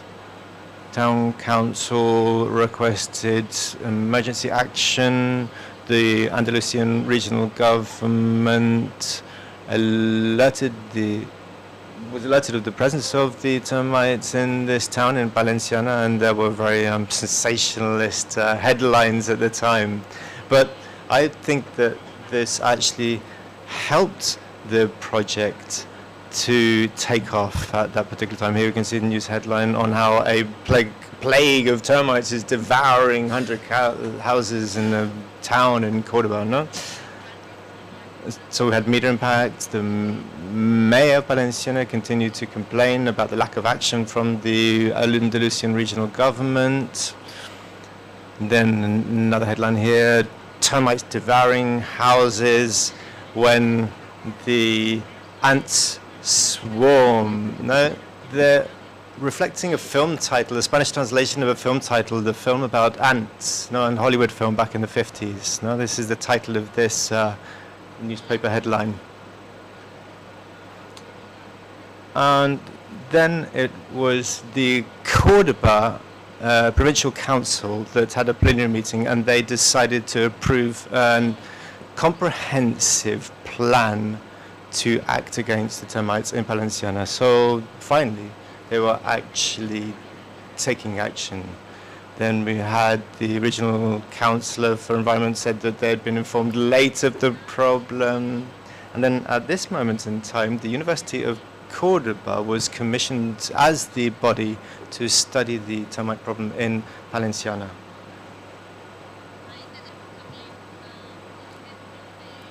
And we can see examples of the interest from public administration. In fact, in the official Gazette of the Parliament of Andalusia, they published information on a draft bill that they're putting to the local regional parliament to deal with this problem. And then on the 30th of May 1998, an agreement was signed between the University of Cordoba, the Cordoban Provincial Council, and the regional government of Andalusia and the town council of Valenciana. Through this agreement, they agreed to begin to study the termite problem and to study approaches. We're talking about 5 million. You can see 5 million on the screen, but we're talking about pesetas, which is the old currency of Spain. You might think 5 million is a lot of money, but we're talking about pesetas. So really you can divide that by a multiple of 10, I think, to be able to realize how little money we had to work on this. So why do you want to work with the University of Cordoba? Well, we had prior knowledge in our research group. We had, in 1997, organized a symposium in Seville. It's an international symposium on termite studies and cultural heritage, historical heritage. So you can imagine that we'd already been studying the field of termites. We published papers in conferences on the biology of termites, their feeding preferences, how they created colonies, not only reticular termites, but also the other groups that we're studying at this time. We're studying calotermes and reticular termites. That was what we're studying in our research group. And there had been other cases detected in the province of Cordoba. And this then led to the publication of papers in scientific journals on the current condition of this municipality in the province of Cordoba. Also, educational publications. This is a fact sheet that was published by us, the research group, to hand out to local residents of the town. Basically, it was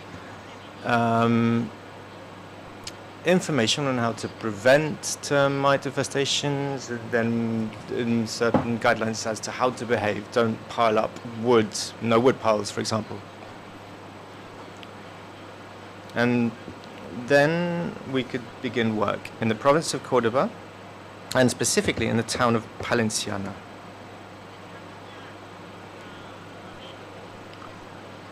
So we began to work on the project, and we're going to see that we developed the project in 4 different areas. First of all, human resources, no manpower.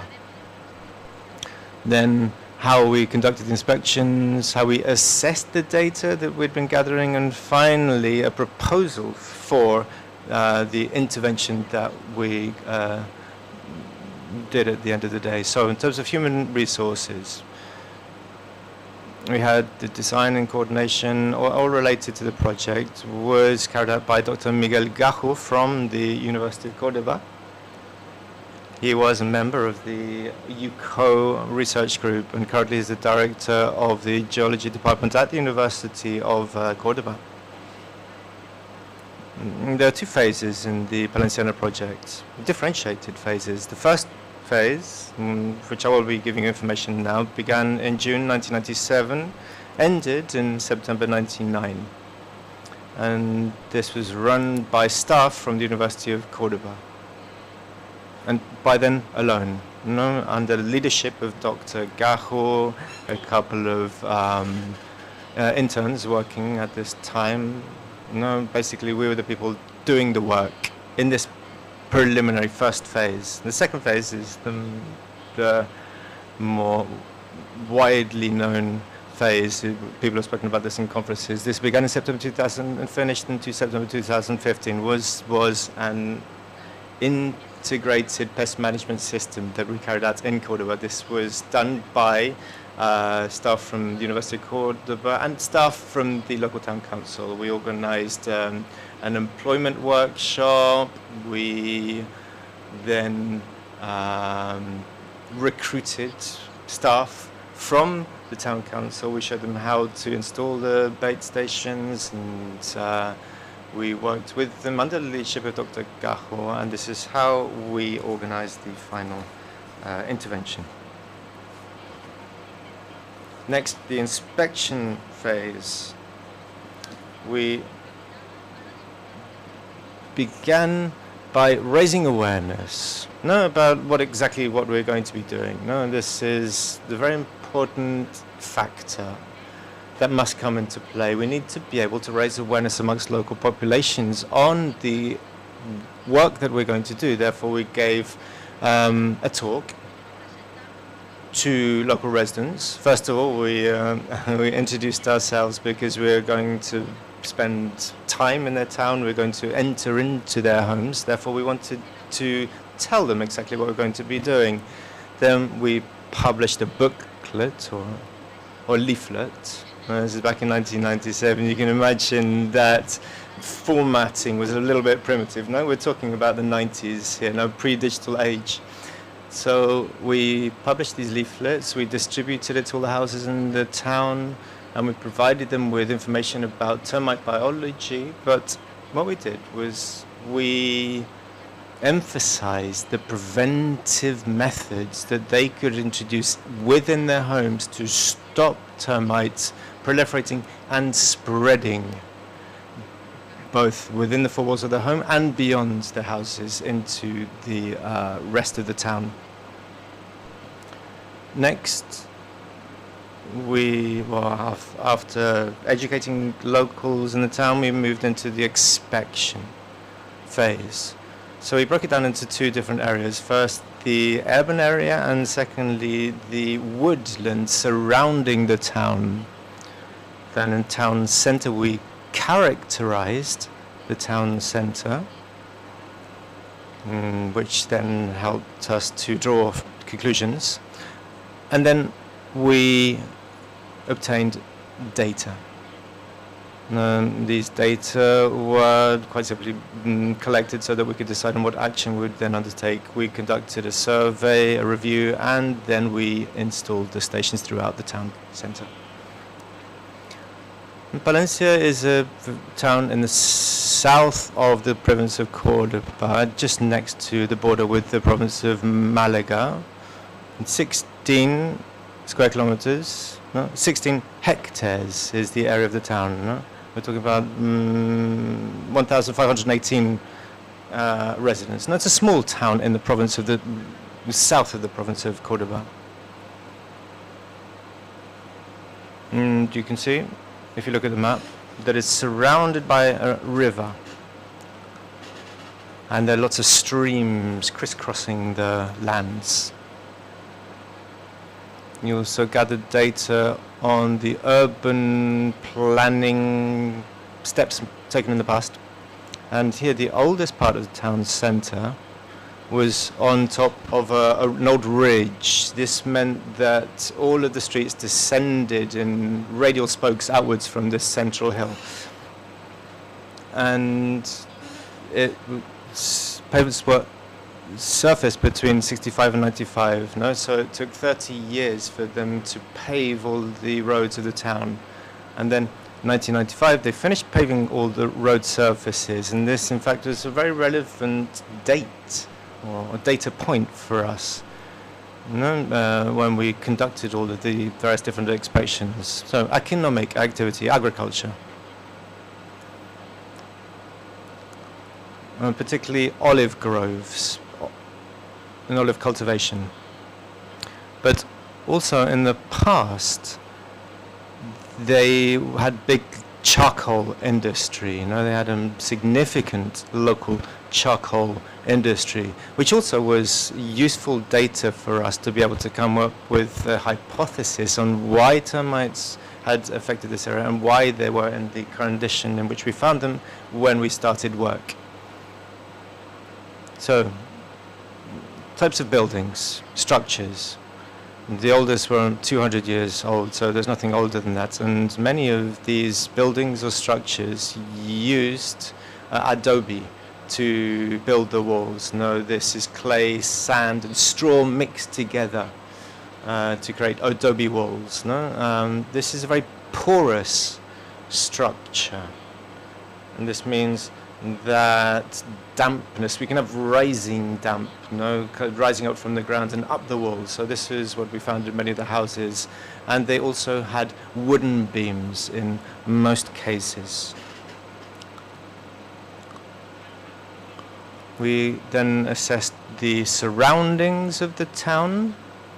Well, it's fairly dense woodland surrounding the town, but we found also piled up rubble, and rubbish. Quite simply, when people carried out work on buildings in the town, they just took this work out and dumped it in these huge piles of rubble. So we found old wooden beams, chunks of doors and window frames. Now we found this all piled up in the surrounding countryside. You can see here that we have wooden beams piling up, and we also found that around the town they used and reused wood that was affected by termites, or new wood as well, to build the fences that fenced off the surrounding farmland from the town.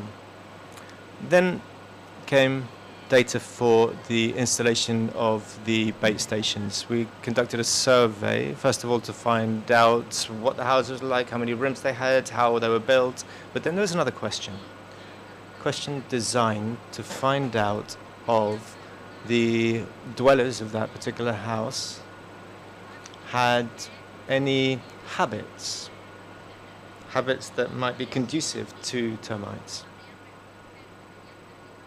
And we also asked them if they had had termites or if they recognized termites in any way in this particular questionnaire. Next phase of our inspection, this is a inspection by sight, a visual inspection of the houses, the outside of the houses, the town center. Obviously, many houses did not let us in, so we couldn't visually inspect them. But the damages that we saw were normal wood deterioration, the mud tubes dangling from the ceilings. Now, this is a normal kind of termite damage that you will find. Then, station placement. This is quite rudimentary, quite a homemade system that we brought into play. We're talking about 1997. We haven't had the technological advances that we have today. So we did the best we could, in the support of Century Tech, is something we have now. So what we did is we set up these little cardboard patches in the areas so that we could gather up the greatest number of specimens possible. We also used the Century Tech stations. It was CenturyCon at that moment in time. And then within these stations, traps, we used sheets of poplar wood. Little sheets of poplar wood separated by another material, which was normally cardboard. No, this enabled a major accumulation of termites. There were stations that we had to build very homemade. Now you can see a bit of plastic to attach it to the structure. Like I said, very rudimentary at the time. We had to be resourceful. And then you can see these little sheets of wood tied up with elastic rubber bands, and plastic, but it worked. It was very effective. We managed to capture many termites. Concentrated Tech also provided us with their bait stations, and we also used those. Then we inspected the forest, the woodland. The first thing we did was to break it down into sectors. We segmented it into different sectors. It is a large wood, so we broke it down into quadrangular sectors so that we could inspect it better. Visual inspection first. We strolled through the woods. We walked everywhere to visually inspect. We looked at areas where there were stumps of old trees, piled up woods, and this, in fact, were the places where we found the greatest number of termites. We also placed stations within the forest, and two different types of stations that we used here. First were wooden stakes that we just hammered into the ground. We did this horizontally, straight down. And then vertically, rather, the speaker corrects herself, and then we had horizontal woods coming off it, and this basically meant that vertically and horizontally we could create a greater surface area. We also used this type of station, a wooden stake in the middle, and if you take a closer look, you can see we always use cardboard. For us, placing cardboard in the stations created greater surface area, and therefore we could capture more and more termites simply by using cardboard. Cardboard was our #1 baiting material. Talking about corrugated double layer cardboards in a protected space, so that the cardboard wouldn't just deteriorate and rot away, So this was the system that enabled us to acquire the greatest number of individuals. So that was the inspection in the town, followed by inspection in the forest, and then we could begin to assess the data that we'd obtained. So data capture, then data analysis. So what did we do? First of all, we gauged the level of infestation and then the scale of the infestation. Within the town center, we could clearly delimit the area in which we had this infestation of termites. It is the oldest part of the town. And if you look at the area around this, there's hardly any termites. So these are the data from the very first phase. In the subsequent phase, we did find some houses affected by termites, but there weren't many of them. And then in the later review, later inspection, we did find termites there, but this was the area of intervention that we delimited in the first phase of inspection. So as I was saying, many of them had wooden structures, many of them had wooden beams, and this helped us to be able to properly evaluate the structure of the buildings within this town. Now, I had spoken about the background at the beginning of my presentation. The Public Works Department of the government was also playing an important part. Obviously, the town council had requested work to be done, but we had the Public Works department as well of the council who wanted to control the situation of these wooden beams. So we had houses with wood, with concrete, with termites and wooden beams, and then finally with houses, wooden beams that have been infested by termites. This is the most important, no? The red squares, no? And if we have houses with wooden beams and they've not been infested by termites, then it's obviously not going to be a problem, but it could be a potential problem for the future.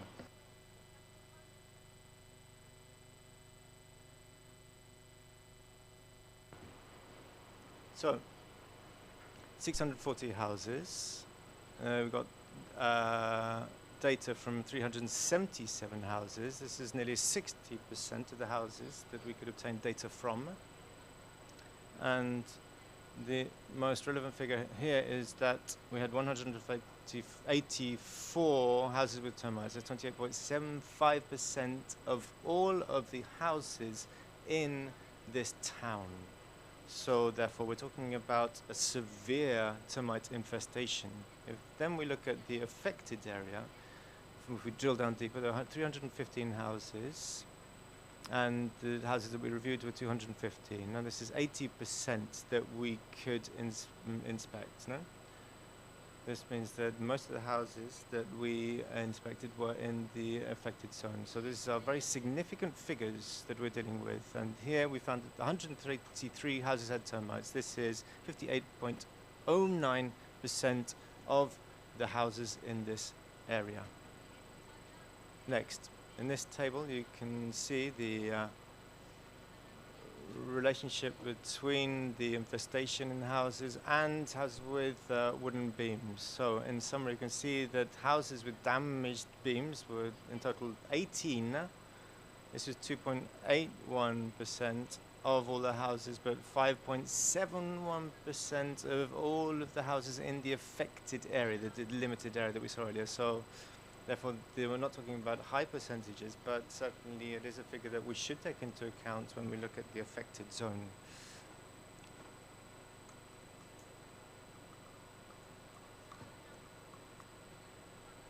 So, how could we assess the scale of the infestation? Well, capture, marking, recapture was the technique that we used. We used red, neutral, and blue, the colors that we used. Look at the number of termites from the slide, no? The number of termites that we could gather in one single station, and this enabled us to identify 6 different termite nests. No, 6 different termite nests in this preliminary phase. Main termite nest, number 1, that's the biggest. And this encompassed 3 blocks of houses.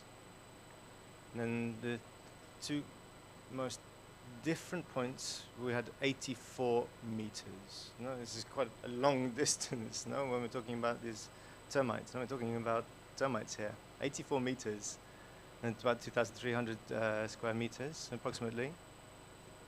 And we're talking about a population of about 1 million termites. So in the following stage of this termite nest, we saw that there was much larger. No, we saw in the following stage that we could also link up the different interconnection points of this particular termite nest.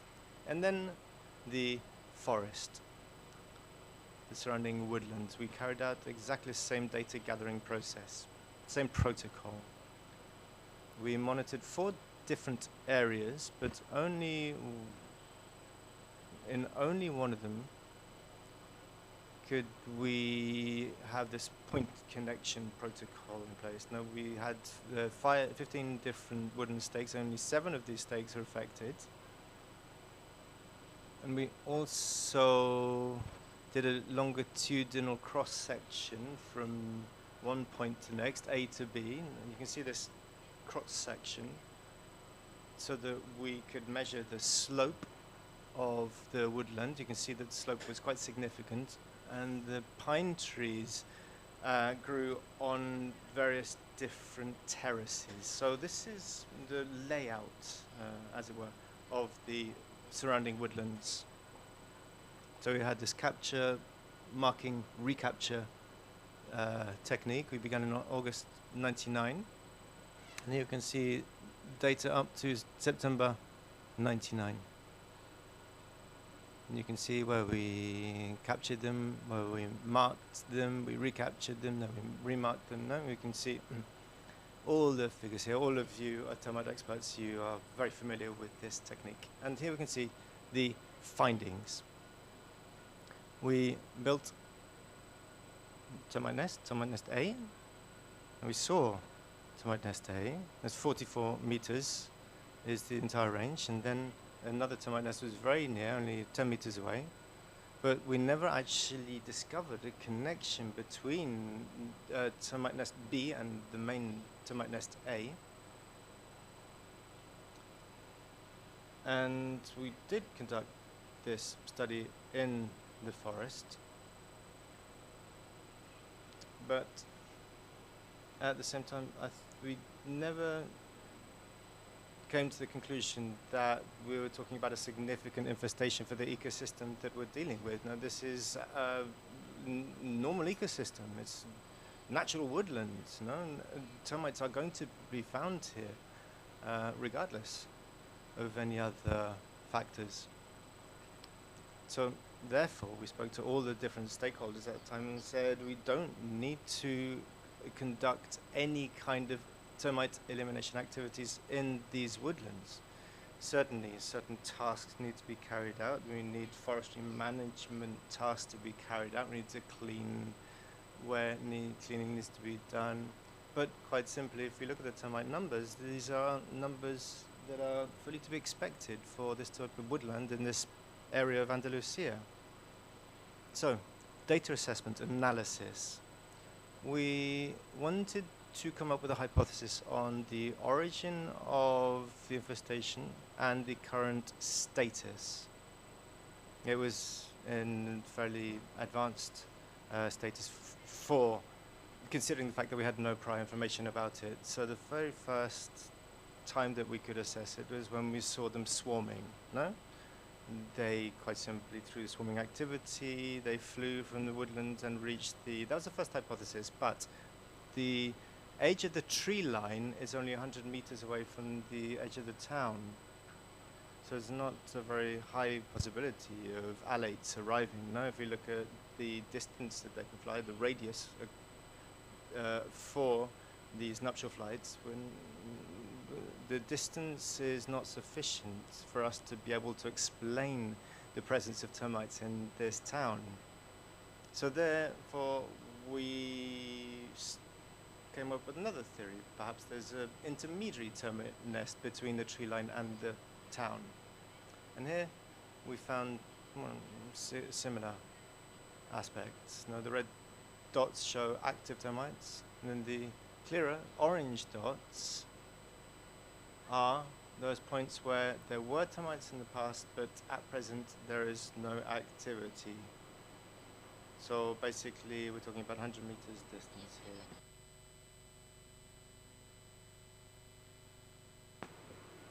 We haven't seen anything else there, so it wasn't the most optimum option. As I was stating before, we can see on the borders of the urban center town, the center of the town, there are no termites.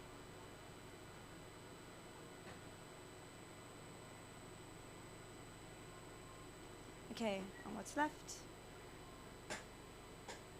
Here you can see a picture. Well, and what was left for a hypothesis? One piece of data we had received from the neighbors, from the people, from the town, and it was not related to charcoal production.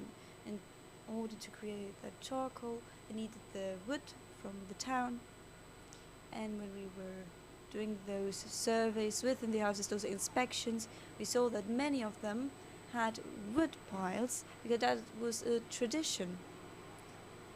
Traditionally, they would pile up wood for this charcoal creation activity. Of course, these are very old houses, so it had a well, it had a patio. It was a really traditional old house. So we believe the most probable hypothesis had brought the termites from the wood. Like when they brought the wood from the forests, maybe they would use that wood later on to heat up the houses. But that was the way the termites got there. There's another hypothesis, and that is that maybe the termites were already there, that they were there before the town. That's an hypothesis that's always been present and that we've always thought about, but we also wanted to propose the other one about the charcoal. So what was the scale of the damage we found when we got there? We saw that problem with the asphalt, with what was happening there, because the thing is, when the roads got asphalt on top of them, the heat would rise. And the adobe is very porous, so it also leads to this phenomenon. It had created the ideal paradise for termites, and that's why we found the situation we found when we got there. And what was our proposal to reduce the damage? We evaluated all the methods available at the moment. There was only one type of bait. There was a product that was also used as bait, as a fruitaminen product. But the only thing left at the end was hexafluoran. And that was really evaluated for the injection treatment. Those were thousands and thousands and thousands of liters, so we didn't even try that option. So with the hexafluoran, we decided to create those baits. And there was also an assessment process for hexafluoran. We had a preliminary study to see if the hexafluoran, or the synchron, that's how we called it at the time, was the correct one, if it was good for this case to reduce the termite presence. And later on, the treatment within the center of the town was done with hexafluoran. We also create a plan for the treatment, for that next phase, for the in situ or treatment. And last, the results were that the treatment was undertaken within the center of the town, which was financed by the Public Works and Transports department of the government, of the regional government. So it was more in this department rather than in other ones that are also a part of it, like the environmental one. At that moment, other entities also joined the project. From this, there were different scientific results that were shared in Congress and conferences. The most important result we had was the creation of an intervention protocol. Like this, we have used this for the creation of treatments from that point on up until now. We have this law, the UNE 56418 standard. We have, of course, worked with an experts committee, and this was really just the seed of the action protocol we had created within the Palenciana project.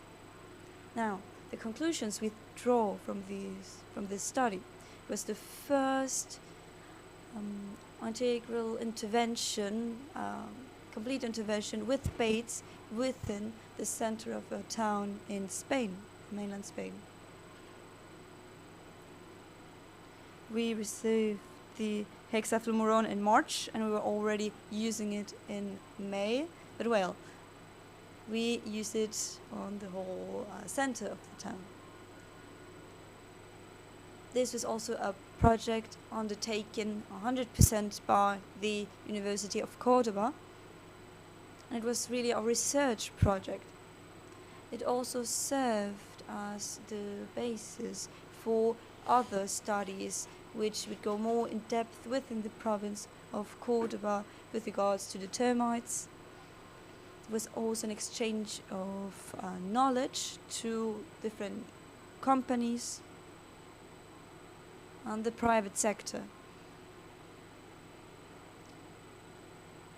We wanted to really hand out that information to companies so that they would be able to use these baiting systems.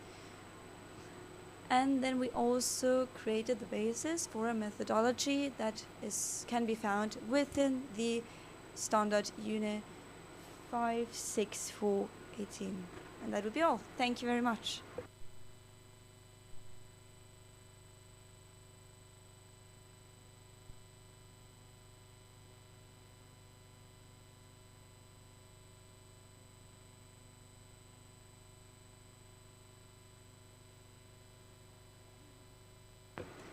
Thank you very much, Maria Jose, for your presentation.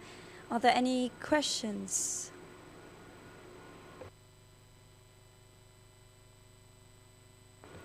Oh, if there aren't any questions, that must be made a really clear presentation. Yes, thank you. It was a really interesting presentation. Also seeing how the university is doing it and how they are also exchanging information with working together with companies is also interesting. Now, talking about the baiting system and how the council was looking at, because we were also thinking about the private entities, and we wanted to know how we measured the quantity and if there would be any monitoring afterwards. Well, first of all, the product, the treatment started afterwards. We made an assessment about hexafluoron. In this phase of the project, we had already spread some stations to see if they worked, if there was some type of reduction, and we saw that. Now we started in 2000. The treatment, that was the time at which the assigned budget or the financing was signed. Now, it was in 2001 when the first baiting systems were placed there. In 2002, there was no registered activity, termite activity, after, for example, from 2001 until the start of 2002, there was no activity. Afterwards, in a very specific area, there was more activity, the activity had increased, but afterwards it stopped and there was no activity whatsoever. The project started in 2000 and it ended in 2005, which is the normal time for a project like this. Now, from 2005, we had an alert system to see if something happens. That will be communicated to the university, and the university will react. But there has been no data. We haven't received any type of alarm, and we have placed 2,000 stations and around 70% registered activity. And we never faced a situation like that again. I see two people nodding. Yes, that's like this. That was like this.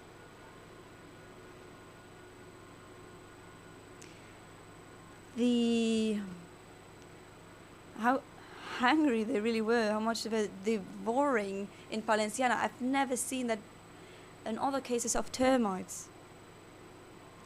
And it's incredible how much it changed after 6 months. Of course, the system is working very well, but we've never seen this situation again. At the end of the project, we found out that genetically the termite was Grassay. Now we're very used to this, to genetically identifying the termites. At that time we knew about genetics. It wasn't so long ago. But it was at the end of the project when we finally got to know it was the Grassay species. Thank you. Another question?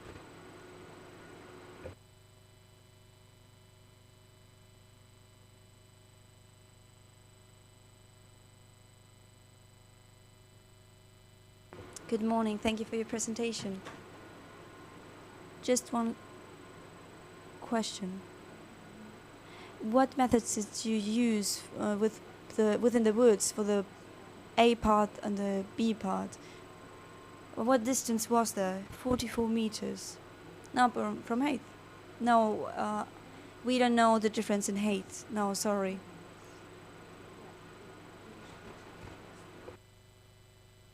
What we know is that it was a slope, but we really didn't gather the difference in height. There were many things to do, and yes, sorry. We couldn't do much more. It was quite difficult already. We had to buy all the material. It was... we couldn't do much more than what we did. Thank you. Anyone else who would like to ask a question?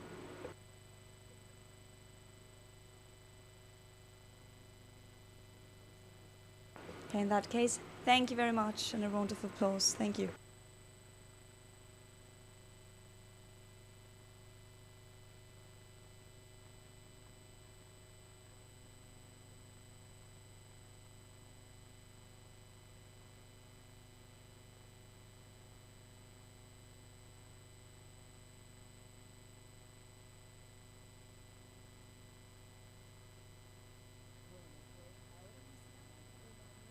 Okay, now we'll start a new part of the event.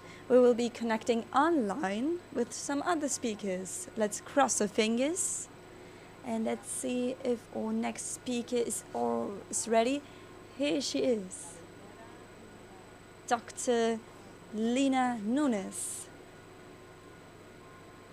Just a second.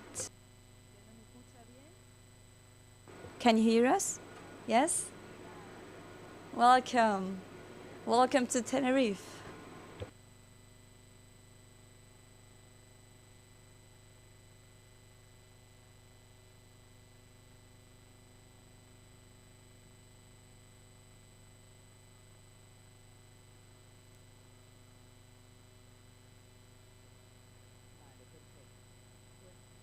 Okay, perfect. Dr. Lina Nunes has a PhD in wood technology and is a researcher at the National Laboratory of Civil Engineering in Lisbon, Portugal. She has experience in biology and control of termites of the genus Reticulotermes in mainland Portugal and in the Azores, in addition to the durability of construction materials and the resistance to termites. She will be speaking about this today with her presentation, The Importance of Prevention when Building with Bio-Based Materials in Subterranean Termite Areas. I will share her presentation.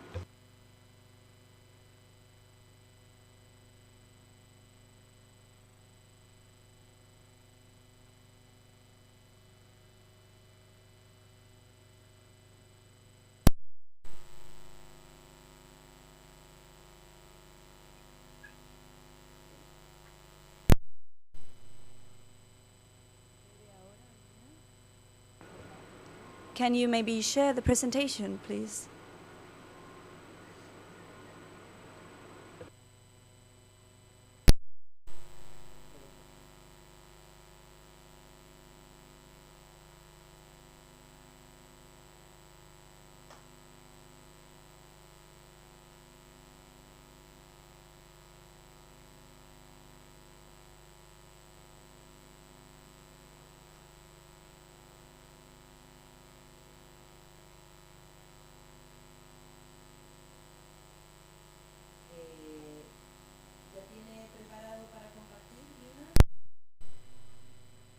Are you ready to share it? Yes.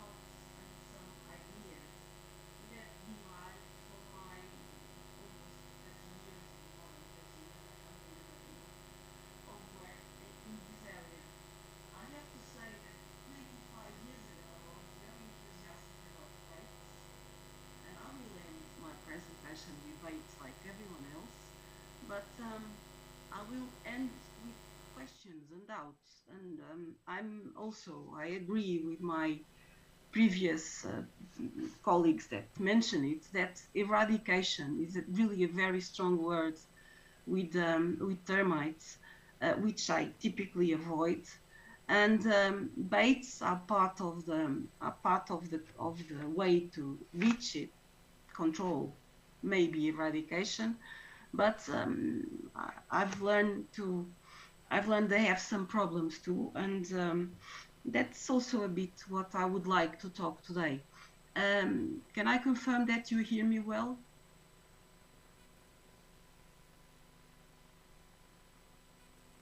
Yes? Okay, I hope so. Okay, so I work in a civil engineering laboratory, so my view of wood is a view from the building material point of view. So more than termites, my work is more on wood than properly on termites. Termites in the beginning was just part of the problem. They were presented to me in the beginning as a problem. And wood has a very, very, very long history of being used as a building material, and it goes back to prehistory. So we know how to build with wood, or have started to build with wood for as long as we know. So there was wood, earth, and stone, the basic materials, the ones that have started what are the cities today. And so knowing that wood is used for a very long time, and since there are humans, we also need to know that the things that degrade wood, which are a problem today, and which actually make us all be here, because if there was no problem in terms of biodeterioration of wood, we would not be here today talking about eradicating termites. But termites and fungi, which also play a great role in terms of deterioration, are a lot older than humans in terms of evolution. So in countries or in zones, or in world zones where termites are native, they were definitely here before humans. And so that's one of the things that we tend to forget when we talk, and we talk about here, on invasion. Okay, in Tenerife is certainly an invasion, but there's lots of people listening to this conference for sure that probably are in Spain or in France, where termites are not invasive. Termites were there before the prehistoric people started to build their wood huts. And knowing that, okay, what is how come termites change from their natural environment, the forest, especially subterranean termites? I'm going to limit my presentation to subterranean termites because they are what we are talking about today. So they were happily living in the forest, doing their job, doing their work, but they actually do not recognize the difference between a piece of wood in the floor of a forest and a piece of wood in our house. So what they recognize is food, and they probably recognize, they must have some hints that that food is really good and it's ready to be eaten. So what are those conditions? What makes a termite recognize a piece of wood as good to be eaten? It's important for baits, it's important for preventive and curative measures of control. It's both important for our wooden infrastructures and for the general control of the species around the structures which are important to us. Sorry. Okay, I find it almost surprising, and we've seen some of these headlines before. Engineers of destruction, termites versus towns. This is one of my favorites from the last years, and it's from it was something very recent when the end of the termite program in UK was presented. I saw this article on a newspaper, so it's probably 1 year or 2 years ago. I'm not sure, but and the way we've seen before, it's all about how destructive termites are, how terrible they are, how they will eat our houses, how they will eat our structures. It's really amazing the way that they are famous for being destructive organisms. And I wonder whether they are engineers of destruction as described here. First of all, well, they can be a bit, but more than anything else, they are extremely important in the environment. And if they are important in the tropical environments, they are also important in our Mediterranean, Atlantic environments. So, because they are really important in nutrient and organic matter turnover, they have a work, they have a job on soil erosion and keeping hydraulic properties. The way they build their nests, it's amazing. I agree that probably not Reticulitemos graciae in terms of having nice nests, but the way they escape flooding is amazing for me. I still don't know how they do it. How they escape flooding in regions which are prone to that, which happens every year. I still have some questions on how that, I cannot answer how that happens. They obviously are an important biodiversity source. We already saw that there are more than 3,000 species of termites, and only a few are considered as pests. And even those that are considered as pests, they are also very important in terms of decomposition of litter. So they also play a role in the environment, and they also have a role in the forest. So what I've changed in terms of the way I've seen termites with time is that in the beginning I was looking for ways to kill termites. Now I'm definitely looking for ways to keep termites away from the materials which I want to protect. So I don't necessarily want to kill any termites.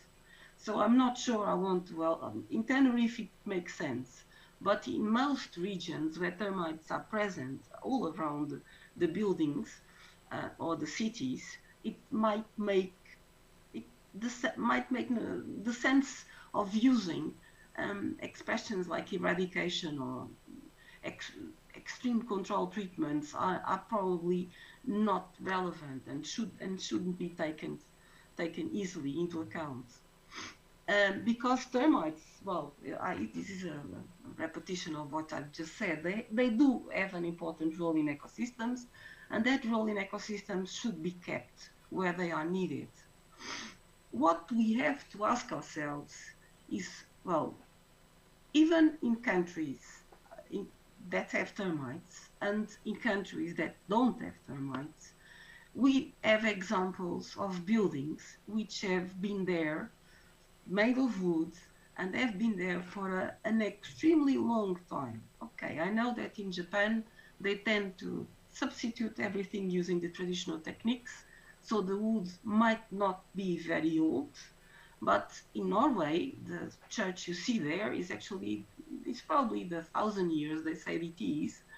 And you have also examples from lots of places in Europe where very old traditional timber frame buildings are there in reasonable condition, and even a typical American house, you can still find some very old ones which are well and have no problems. How is this possible? Okay, one small example, one very tiny example from Portugal. This is a beautiful church in the south of Portugal, in Algarve, and here wood was used to and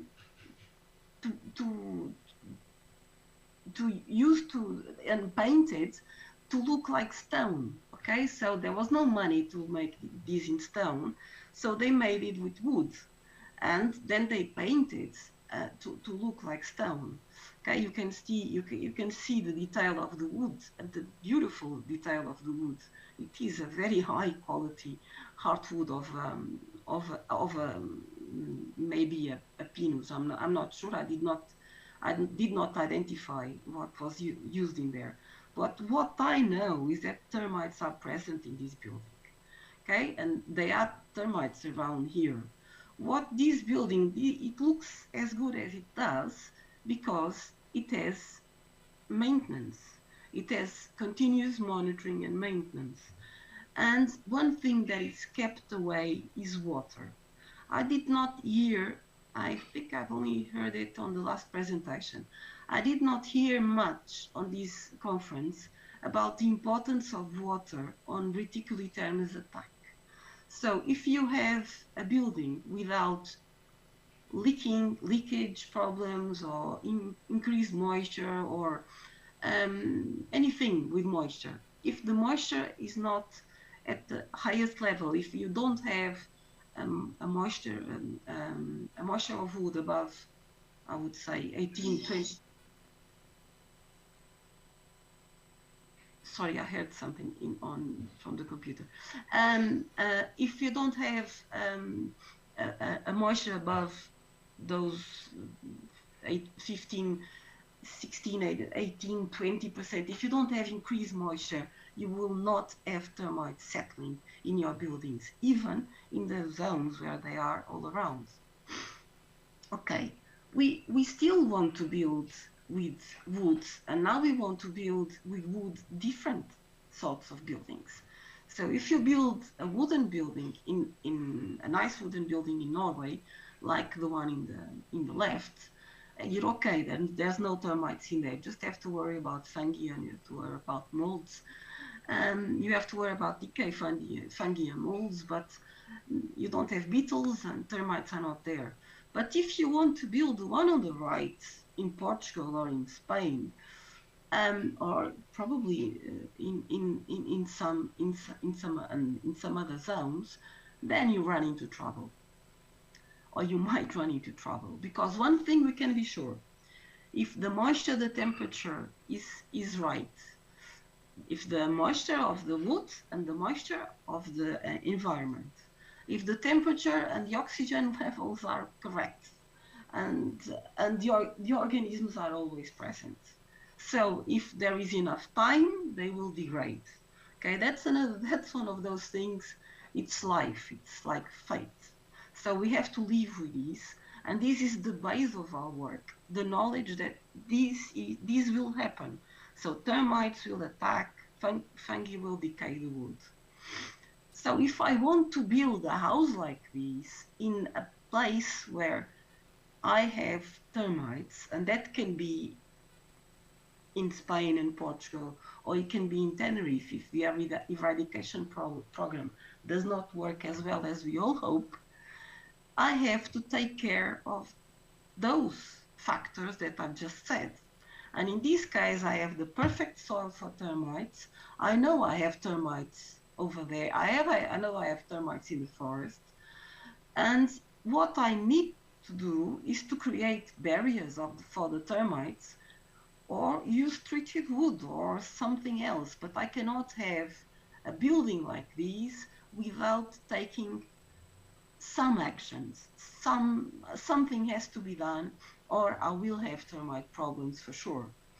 And do we know what can be done?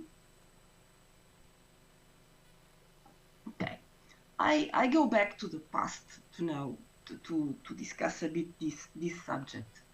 Okay, these are wood sheds that were used by fishermen in the south of Portugal last century, early in last century probably, or in the end of, early last century in this case, to have these nice photographs.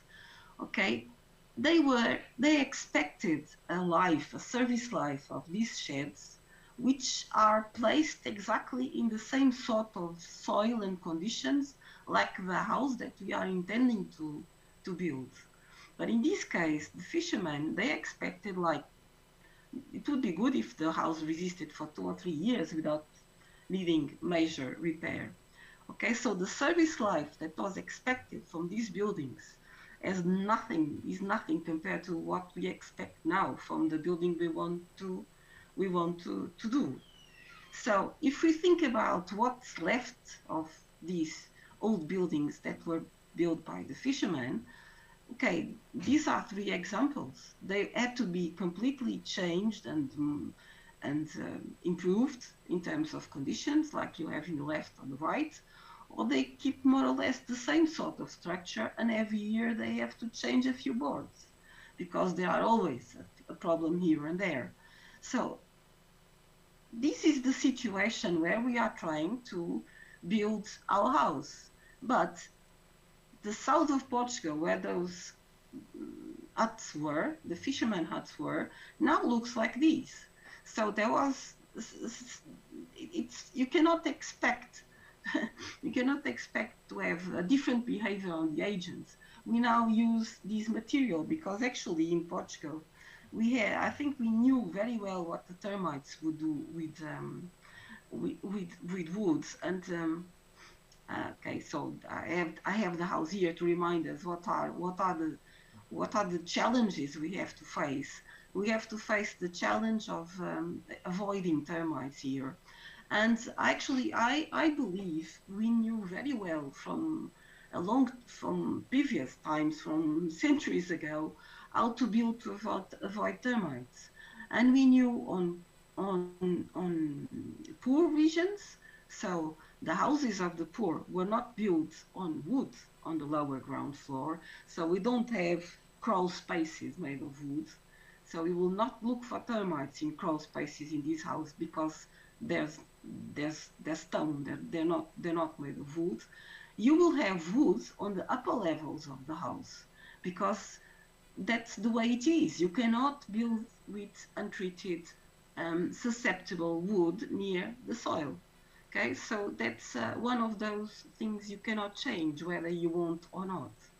So, and that was known by the poor people that built these houses, and was also applied in a large scale on the rehabilitation, on the full rehabilitation, on the full rebuilding, not rehabilitation, on the full rebuilding of the city of Lisbon after the earthquake in 1755. Okay, I have two postcards here, like views of Lisbon and views of Porto, because they show buildings which have in fact that timber structure on the higher level, on the higher levels, but the lower levels are stone or bricks. So you have masonry or you have stone. You don't have wood on the lower ground floor, no caves, nothing like that. So crawl spaces, there's no crawl spaces for looking for termites. So in Lisbon, you will not do that for sure, because it's not the way things were done. And actually, I have, and I've seen some examples of this type of construction from other places in Europe where the natural distribution of the termites exists. Actually, this is an example. What is happening? It's probably that the natural distribution might be spreading.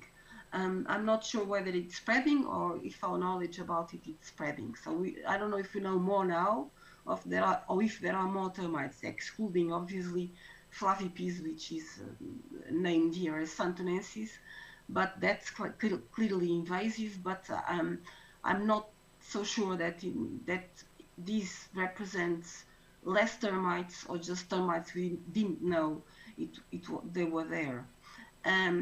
This is like one distribution from 2020, and here you see a lot more points on termites. But since David Mora has started a map in Spain on termites, we see the number of points increasing every day. So this question of the knowledge about the termite problem, I think it's also something we have to take into account. Going back to my idea, well, this is the distribution of termites in Portugal at this moment. There are a few white dots in there, which are just places where I've not been. Okay, that's not places without termites. It's places where people did not complain about termites, or no one was there to do research work and find that termites were there. So in fact, I could fill the entire country with termites, and I can even refer to a group of a movement that existed between 1913 and 1926, was also familiar with our, I don't know, it seems the idea that white ants, that the termites were very dangerous It's not something that we invented now, because they were a terrorist movement. They actually wanted to change the regime, and they called themselves white ants. So the knowledge about termites in early 20th century was enough for them to call themselves white ants, because they wanted to change the regime. And this is a funny, well, I'm sorry about the Portuguese, but it's easy for the Spanish to translate for sure. But this is actually a cartoon from 1913. It's about a house falling because of termite damage. So we're clearly not speaking about something new, and it seems strange that we don't know a lot more about it on these days. Okay, so these are some of the things we can use to avoid it, you know, like this is from the past, this is from now, and these barriers are also from now, as the barriers of stone or the plastic with biocide that we can also use. I'm not spending a lot of time because time flies really, so I'm not going to speak a lot about this, but I have to say there was a mention of dogs, and from all these technologies, I think dogs are probably the best ones. I was really happy to see that they were used in Tenerife to find the termites. And the other thing that I have to point out as also an important way to find the termites is to actually check the moisture profile of the timber in a building that we don't know whether there is termites or not. So moisture profiles are also a very important way to find out where the termites are. So in areas where the subterranean termite attack is possible, preventive actions are fundamental, in my opinion. And these measures will aim to reduce and eliminate the probability of attack. And of course, they are also important in zones where we want to eradicate or we want to make the termites disappear. The more we do in terms of these, the better. And we don't have to use one single system to eliminate termites. Okay, we can use everything. There was not a lot of, almost no one talked about. I think Tim Miles showed a very impressive house that was built with a lot of treated timber. Okay, so you have the barrier there, so you don't have to kill the termites. The termites will not be able to attack the house. Okay, I have to say that we cannot use in Europe boron, and I'm not so sure about noviflumeron, which I don't think it's also approved. So in Europe we have a considerable number of restrictions in terms of products. And although I like boron, I would be happy to use boron, but unfortunately the rulers, the people from the European Union do not agree with these, and so I cannot actually use it. Okay, so I did promise I would talk about baits in the end, and that's my part about baits. Of course, I was in Palenciana in the early 2000 with Miguel Garou, and I was really impressed with the system and with the treatments and with the way they distributed and with the numbers of baits they had in there. I was already playing around, if I can say this, with baits in a forest. I was since the beginning. I'm more interested on the biological side of the termites than the control side. Although I know that knowing more about biology will certainly help on the control. And so I had already tried some do it yourself, some baits that we made ourselves. And so we already had some experience on them. Then I was very impressed to see what was going on in Palenciana, and then I decided to give it a try. To actually, it was not our intention, not at all. So I have to say this in the beginning. We had absolutely no intention of controlling the termites. We didn't know enough at that time, and so we just wanted to try different baits, and we were worried about optimization of baits also at that time, and how termites would find them and all that sort of thing. So we just wanted to test, to have a nice place where we could put our baits and see what happens, to see if we have one colony, more than one colony, and how fast we would control that colony, knowing that we'd probably only control that colony, but because we are in a place where you have a river, which is this one, we have a nice river here, and you have lots of agricultural fields. We have one of the most important monasteries in Portugal, which has termites, which has had termite problems. It did not fail, of course. It just has to be, well, we have to work here and there, but the monastery is here, and it's one of the most beautiful and important monuments in the country, and visited every day by many people. And so we were in this city, and we had access to this beautiful garden. Okay, the zone of the buildings and garden was about 2,000 square feet. So it was a large garden. And it has, this is in autumn, so you see there's lots of leaves on the floor. You see the house, the back side of the house. Okay, the house has structural problems, but it has actually not a lot of termite problems. So it has structural problems due to the soils, because there was lower levels, the soil went down, and so there are structural problems with the house, but not that much in terms of termites, although the garden has enough termites. And if they wanted or needed, they would certainly go inside the house. They did in some points. Okay, those are a few points we found. You see, they've destroyed, in this case, the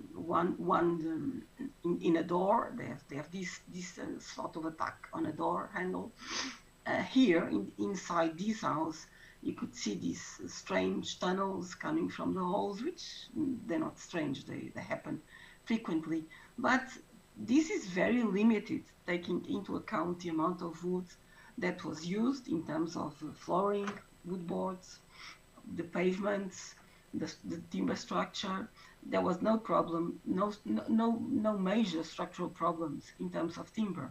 So you see, termites were there. They could find here and there a place to go, but they were not that interested in the house. They were living really in the garden. And so in the garden, we established a small grid of only 35 baits, and we had two types of baits: the baits that we made ourselves, and some commercial baits that were edited. Actually, they were edited at 2 stages. And we did as everybody else. We did color the termites to check whether there was how far our colony would go, and if it was only one or maybe more. We didn't have money for the genetics that should have been done at the same time to know a lot more about this site, but this was within a project that had not a lot of money. And as we've seen today, money seems to be the limiting factor always. Okay, so if you have money, we can do this work well. If the money stops, or if the money is not enough, okay, we are not sure. And in this case, we did not have a lot of money, and so, but we did manage to, at least we know that one of the colonies would use all these area of the garden as feeding sites, because they appeared on both sides of the garden. In this central zone of the garden, they never appeared, but this was they had a gardener, and the gardener would water this zone very often. So in fact, there was too much water here in the middle for termites to be able to establish, and so so we never detected termites in this maybe 1 or 2 here, but nothing special. Termites were closer to the house, but not really going into the house and making a lot of damage. But they were there close to the house, and that's where we found them. Okay, we did attempt to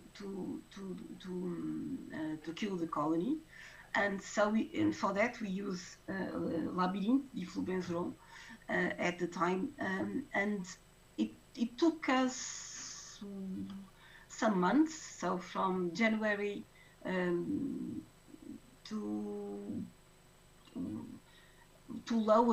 really lower the levels, to maybe 1 year, to really lower the levels to zero in all of our bait stations. But then they reappeared with summer, with spring, summer, which is always where the activity is higher. And finally, in 2013, in August, we had zero again. The project had less money from that, it was almost ending. So we actually stopped going for a while. When we went back again, we still find some termites on these baits. And these baits were the ones, I have to go back, were the ones closer to the house. So it's like these two, I think it's E3 and E4. So there should be these two baits at termites for a longer time. And either we were not able to kill them, which I actually doubt, or were just coming back. So there are lots of termites around here, around this field. So in this case, I'm sure they just came back. They came back from the house. They just found the baits again. So as final remarks, I think we should look for eradication in Tenerife, as we have attempted to do in Horta, and Paulo Borges will speak about it on the next presentation. We certainly should look for that, but we also have to keep in mind that it might not be effective. Like in Terceira, where there was a small infestation with flavipes, not grassae, flavipes near in the northern part of the island. Actually, we could see that an attempt to kill the termites with baits had been done before, but only after we made a second attempt to kill those termites, then it seemed to work. So I think now it's probably controlled. But the first one failed, okay, and there was on-site proofs that there was an attempt that failed. So we have to keep that in mind, and we also have to keep that in mind if we are in Portugal and Spain and other countries in Europe with termites, is that we have them and we have to live with them, and we should know that some design features and proper maintenance and monitoring, and baits are very important for monitoring too. They are really good in terms of keeping termites away. We need an integrated approach to termite management, clearly, and biology, knowing more about the insect is important. And all control systems should be involved. One of the things I don't like about pest control companies, and I am sorry to say this, but I don't like it, is that usually they only sell one solution. And so they tend to say that their solution is the best and completely ignore that maybe it would work. Their solution could be the best. I'm not saying it's not. Maybe they can have the best baits or the best liquid treatment, but what they usually don't tell the customers is that there is a choice of using more than one thing to keep the termites away. And you should consider treated timber, or you should consider just keep the moisture away. And that's the first question I ask when I get phone calls about termite presence, is what's the moisture problem? Okay, and there's always one. Okay, so the first thing people should look for is how to control the moisture, and then go for all the other options, which are many in the different companies that do these treatments. Okay, I think this is certainly my last slide. I thank you for your attention. I'm very sorry for my voice. That must be terrible. But I'm happy to answer any questions you might have. I'm not good in Spanish, but I do understand Spanish. I'm not good talking it, but I understand, so you can speak in Spanish.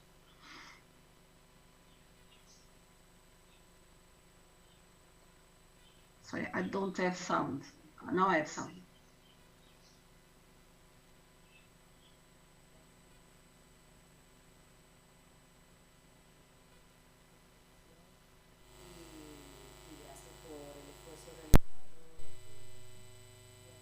Thank you so much. And thank you also for overcoming the barriers of distance and circumstance, for being with us. Thank you. Any questions? Anyone in the room? Any questions?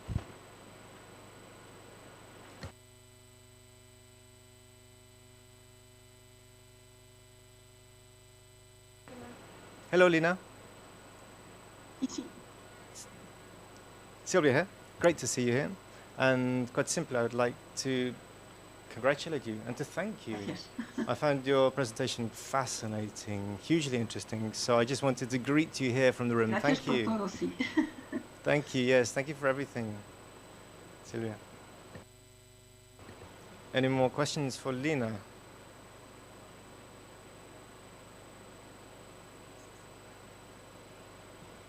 Therefore, I think we can bid you farewell. Thank you so much, and we'll see you later in the round table. Thank you so much, and see you later.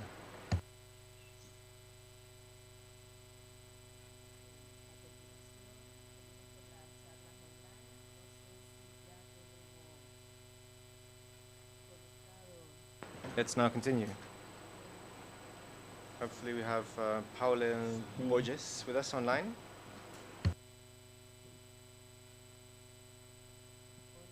Buenos días. Welcome. Welcome, Paulo. So, Dr. Paulo Borges is a professor of insect ecology and professor and leader of the Azores Biodiversity Group at the University of the Azores. His research focuses on biodiversity of arthropods in the Azores. Among many other aspects, he has studied invasive termite species in this island region and also has been a leader in treatments against termites. You're going to talk to us about long-term management of subterranean termites in the Azores. All yours, Gracias Dr. Borges. por the invitation. Vou hablar em English. Thank you for the invitation. I'll be speaking in English because my Spanish, I think, might be quite limited. Já tenho a minha ponência. I have my presentation ready, but I think you can't see it yet. Vou partilhar. I'm going to share it now.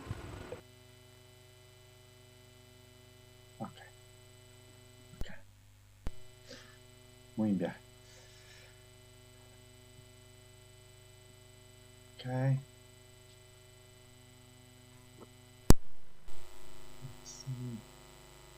Okay. I will talk about the long-term studies of termites from the Azores. Currently, the initial problems that we identified in 2004, almost 20 years ago, when we identified this problem in the Azores, are listed here. In practice, we had very few people interested in the problem. We identified a problem of difficulty between putting people talking each other.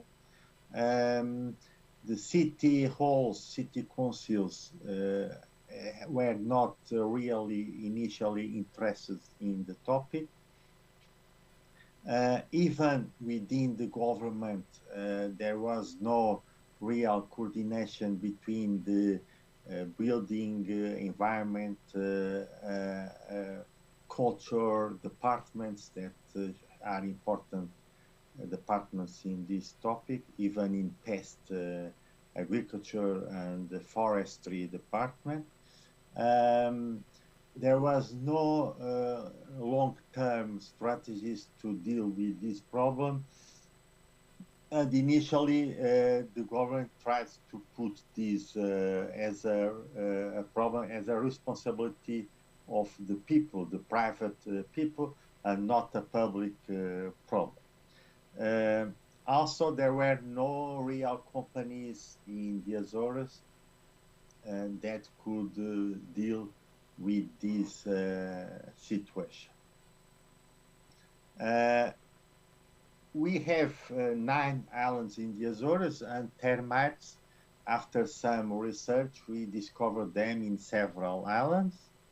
For instance, Reticulatemus flavips, the American subterranean termite, we found it in Terceira Island, in Praia da Vitória. Reticulatemus grassei, the European subterranean termite, in Faial Island. Reticulatemus flavicollis, we found it in several islands, Faial, Terceira, São Miguel. And Cryptotherms brevis, the drywood termite, we found even in more islands. Therefore, we have really a situation with different types of termites impacting the buildings and the urban areas in different ways. Concerning Cryptotherms brevis, the drywood termite, this termite is really the most important problem in the Azores. This species is commonly referred as West Indian termite, and has a huge impact in structural buildings, and it was first detected in the Azores in 2004 in Angra do Heroísmo. This termite has a very large worldwide distribution. It occurs also in Madeira, Canary Islands, in Macaronesia, and indeed is a real problem here in the Azores, with a heavy impact in the buildings. You can see here this building completely destroyed by this termite. Every levels where the wood was completely destroyed, the structural wood was completely destroyed, and as you can see, is a huge economic impact in the one of the strategies people starting to use to control this termite was the control of reproductive ellets during summer time, using different strategies to kill the ellets, the reproductive part of the colony. Even there were several important projects in different islands to distribute traps, color traps with sticky glue, to distribute in many buildings and try to kill the reproductive ellets during the summer.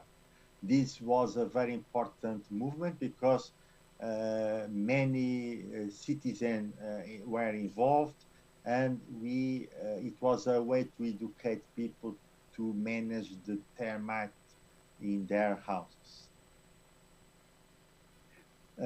We also, the mayors, the municipalities also put a lot of outside traps near the lights to control the airlets.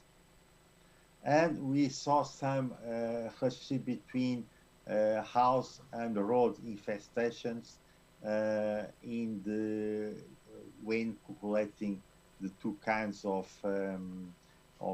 data. Of course, the relationship is not perfect, but still we found that usually the traps outside collect more termites when there are more termites, of course, in the houses. The situation is very dramatic in Angra do Heroísmo and Ponta Delgada, in which most of the two towns are really completely infested with this drywood termite and causing huge economic impacts. We mapped all these areas during several years, and we even tried to calculate the economic impact of these termite. We see that the treatment costs could be around 412 million euros for treating most of the houses.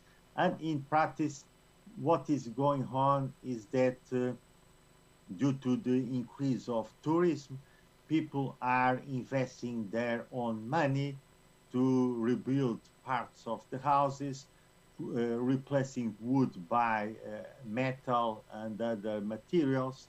And in this way, the termite control in these 2 or 3 main towns is being possible mostly by private investment due to tourism increase in the islands in the last years. But the problem still is very important and is not solved. Even people tried to use temperature control, but unfortunately, the private company that started this process had an accident with a fire in a house, and the people become this was very unfortunate because then the business failed because people became scared of fires using the temperature. Another termite in the Azores is Calothermus flavicolens.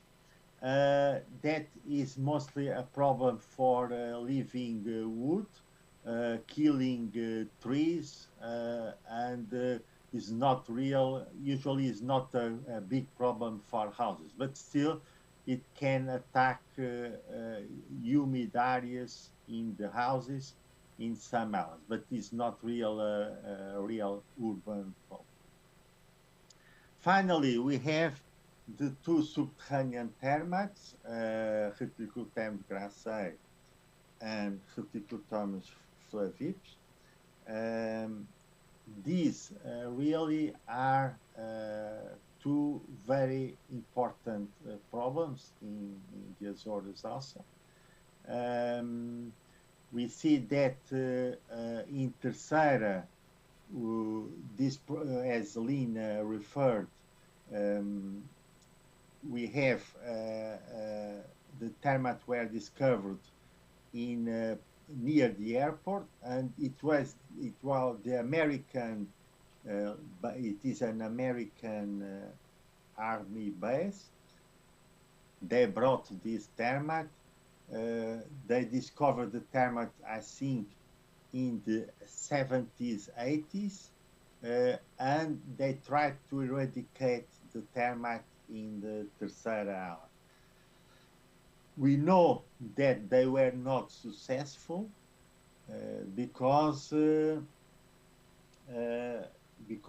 we found in recent times several traps, American bait traps that were left in the field, and the colonies are still there. Were still there. We tried to convince the Azorean government that because the area were a small area, we could try to eradicate this termite, and we will talk about it soon.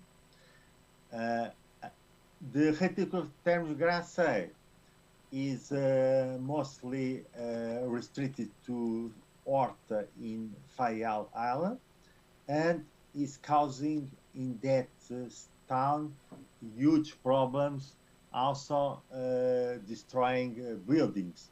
For instance, this building here was completely destroyed, the wood, and now the government rebuilt this building because this was a school for children, and now if you go to that place, there is a brand new building there. Therefore, termites cause really a huge economic impact. We can ask if we had a very successful or not successful control and eradication of subterranean termite in the Azores. The question is the following. For the Terceira Island American subterranean termites, we can say that here in the area of American is a very small area of wood houses, and eventually after some important investment around 300,000 euros, we may say that we cannot say that we eradicate, but the recent results say that we found very few individuals there. Therefore, probably we didn't eradicate, but we made a huge killing of the colonies. The problem here is always the same. There was that investment in 2016, 2014, between 2014 and 2016. But after that, the government changed, the local government changed, and there was no continuous monitoring, and consequently, it's possible that the colonies will start recovering slowly, and I'm sure that in some years the problem will persist in this area. It's of course we put baits inside houses and outside houses, and we are sure that we killed during monitoring. Most of the colonies were killed. Even we don't know if we have one or a meta colony here, and because there is some forestry area nearby, it's difficult to confirm if we will eradicate the termite here. Okay. Still, the destruction of wood is huge, and some houses had to be completely rebuilt. Okay. We made a very important study in the Reticulatermus grassae in Fayal Island, and Lina Nunes was presenting some of this work in a previous conference. I'm sharing some of her slides. Fayal Island is a very important island for the sea economy here in the Azores, and unfortunately we have this European subterranean termite spreading in this main town of Horta. In practice, we wanted to conduct a research and monitoring project there, and trying to understand also the contribution of flagellated protists in this colony. In practice, our prediction was that holobiont protists could lose diversity when the termites colonized the island, and if this was the case, we want to investigate what were the behavior of the colony in this island. We found many houses in Horta with subterranean termite infestation. It was impressive in some cases the impact of the subterranean termite in this town. We made monitoring with more than 100 stations in the town, and during several months there was monitoring of the beds, trying to see if the colonies disappeared or were killed by the baiting system using a killing termicide. And during different months, this started in April 2016. During several months, we have done the monitoring, discovering the termites in the beds, and then putting the termicide to kill the colony. This was a going on process, but unfortunately, again, there was the same problem. That is, there was a sudden change of the government here in the Azores, and this project that was going in a good direction stopped.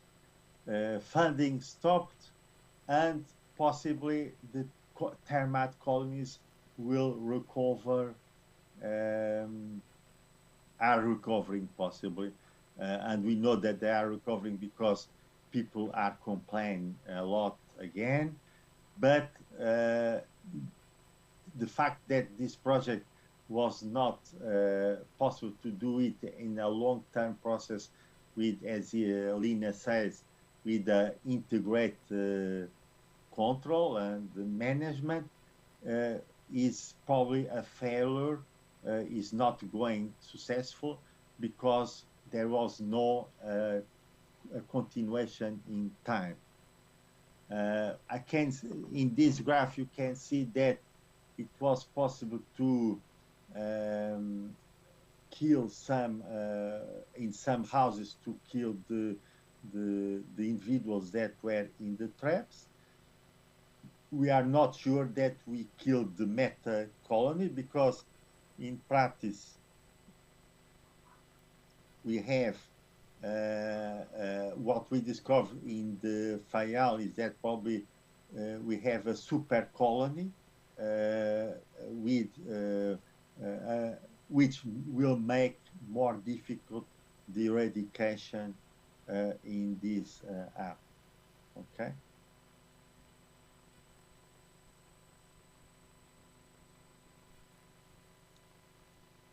Then we created a website, the SOS Centers, that is helping a lot of people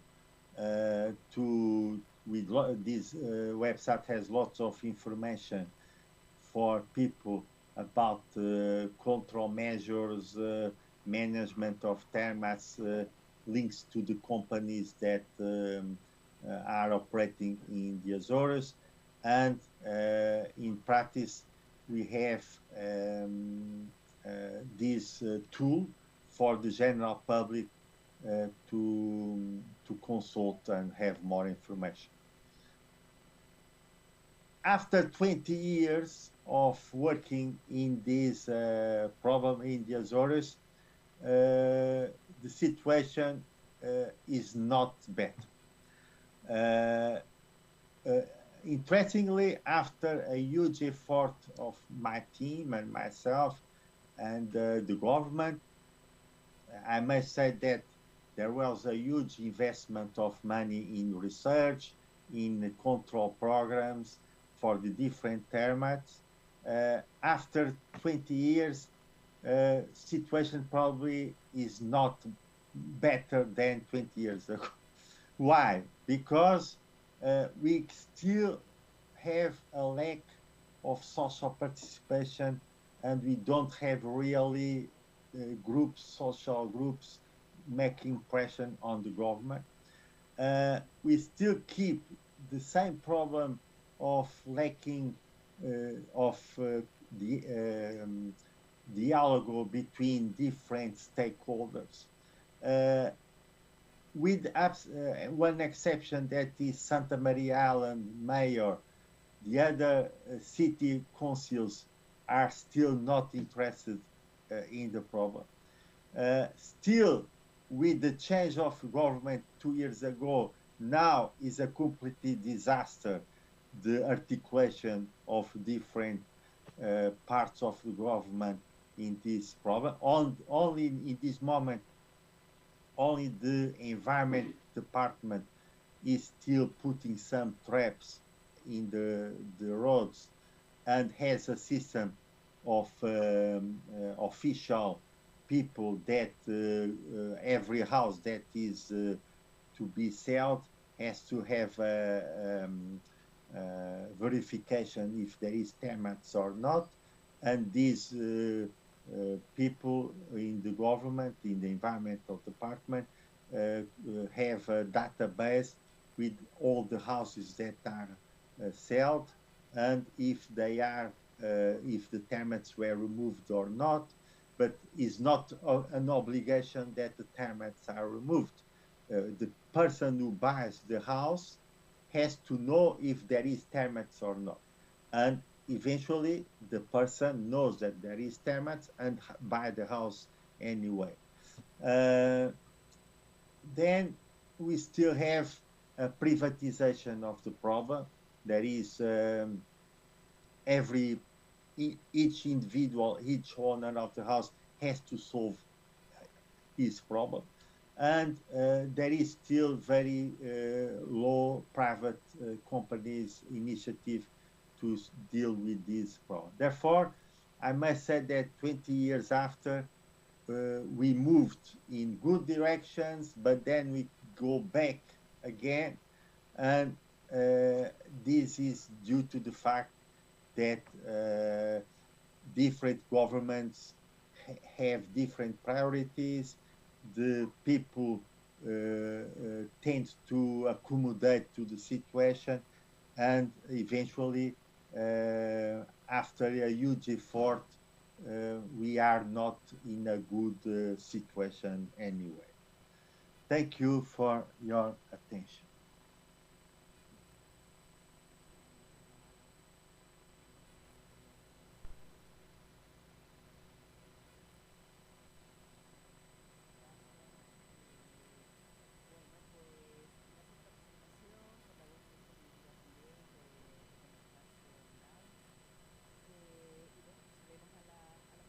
Let's now continue with the questions. Any questions from the floor?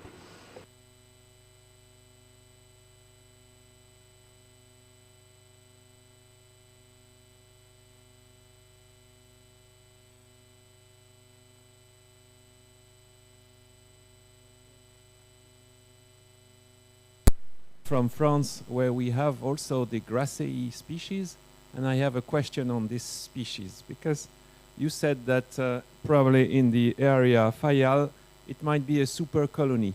And it's the first time I hear of a super colony for Grassei. I always read that they were very small colonies with Reticulotermes grassei. So how do you know it's a super colony?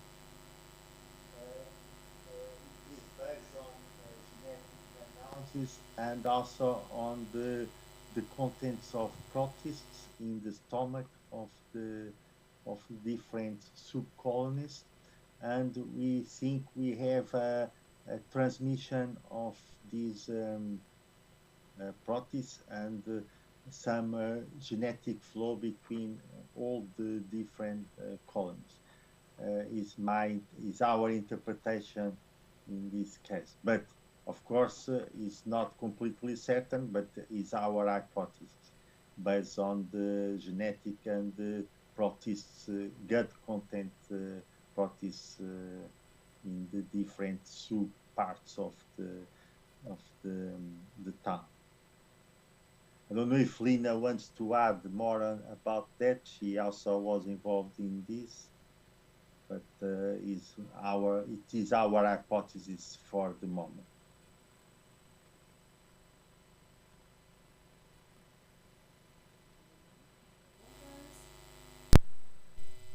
Are there any other questions from the floor? If there are no other questions, then thank you very much, Dr. Borges. And, well, I was thanking you for your interpretation. No, thank you for your presentation, not interpretation. So we will talk again later on in the roundtable. Round of applause, please.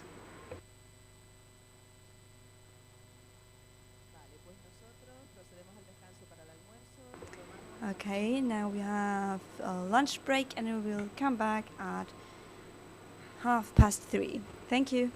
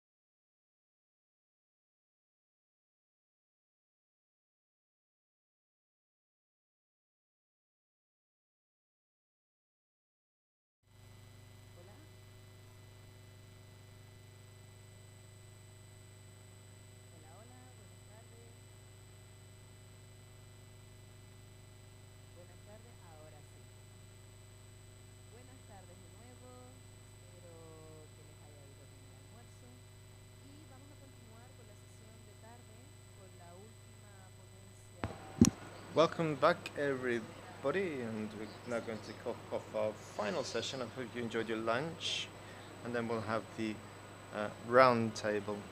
We have with us Dr. Renato Ripa. Good afternoon, Dr. Ripa. Welcome. Good afternoon to you, says Dr. Ripa. Hope you can hear me. Yes, we can hear you perfectly. Dr. Renato Ripa is a doctor of entomology researcher at INIA La Cruz for 39 years, and he works at the Center of Applied Entomology, BIOCA in Chile. He's an expert in pest management. He studied termites in Chile and how to combat them. He has been monitoring reticular termites flavipes in Chile, and he's been studying its biology and methods to control it. He's also developed new products that have given rise to various different patent applications. And he's going to talk about the biology and management of the subterranean termite, reticular termites flavipes, in Chile. Muchas gracias. The floor, the screen is yours. Muy buenas tardes. Quisiera agradecer a los organizadores por esta oportunidad. También un saludo al doctor Nanya Osu, con el cual colaboramos en el desarrollo de estas actividades de investigación, y también saludar a los colegas chilenos que están en este momento en el Congreso. Y damos comienzo entonces. Y bueno, como ya se indicó, esto trata de la biología y manejo de la termita subterránea básicamente, y somos tres los coautores que estamos ahí en la diapositiva. Y el temario son las especies chilenas que están hoy día presentes en el país, y la distribución de la termita subterránea en Chile, la biología, algo de los hábitos de la termita subterránea, el daño, monitoreo y manejo de esta especie. Y entramos inmediatamente en materia. Acá están las especies que están presentes en Chile. No son muchas comparadas a otros países. Hay que acordarse que nuestro clima es más bien mediterráneo, y por lo tanto tenemos una cantidad bastante limitada, como dije, de las especies de termitas. La primera es la termita de los muebles. Vamos a ver algunas fotografías de la especie, que es más fácil de observar. Cabe mencionar de que esta especie, su origen es nuestro país y Perú, como ya se dijo en presentaciones anteriores. Se concentra básicamente en madera bastante seca. Después tenemos la termita chilena, que es Neotermes chilensis. Esta es también de madera seca. Está Porotermes quadripolis, que es más bien situada más bien hacia el sur del país. La Reticulitermes flavipe, que es la subterránea, que se introducía. Y finalmente tenemos una especie que está solamente en la isla de Juan Fernández, o Robinson Crusoe, como también se conoce este grupo de islas. Y esta especie es Calotermes gracignatus, que no causa daño, no conocemos daño económico de esta especie. Nos concentramos entonces en la termita subterránea, pero previamente vamos a ver algunas fotografías de las especies y la distribución. Bueno, la primera, la termita de los muebles, Cryptotermes brevis, que es una especie sumamente dañina alrededor de todo el mundo, especialmente en la costa, en las ciudades más bien localizadas en las costas de los países. And it is mainly found in coastal regions of different countries. También hace un daño gigantesco. It causes huge damage wherever it is found. In Chile, it's quite incredible how much damage it does. Then we have the Chilean damage, Neotermes chilensis. Doesn't cause such great damage. It does a smaller range as well, and tends to be found in structures of 20 years of age, more or less. And these buildings, the side of the buildings facing the sea, they tend to be a little bit damper, and therefore we find it there. So we're talking about dampwood species here. And then we have the dampwood species that are found in other ranges, the Porotermes quadriculus further south, and then we have the subterranean termite, the range of which we find more in the center of our country. So we can then have a closer look at exactly how the infestations have appeared in our country. We can see images of Cryptotermes brevis, the soldiers are easily recognizable. They tend to have fairly small colonies, sometimes slightly larger colonies, and as many of you in the room will already know, they are often found in very different colonies, for example, in a door, in an item of furniture, or similar such locations. Then we have the Chilean termite, Neotermes chilensis. And then again we can see the soldiers there in the middle, very easily identifiable. We have Porotermes quadricollis, which is dampwood but semi-subterranean because it sometimes enters through the roots of trees, and this makes it quite interesting. It can cause damage to structure if the wood is damp enough. Then we have the Reticulotermes flavipes, subterranean termite. Here you can see another photo. We can see there neotenics, the reproductive species, and then some soldiers as well, and workers in motion, in that particular snapshot that we can see on the screen. Next, taxonomy, origins, and distribution range of the subterranean termite.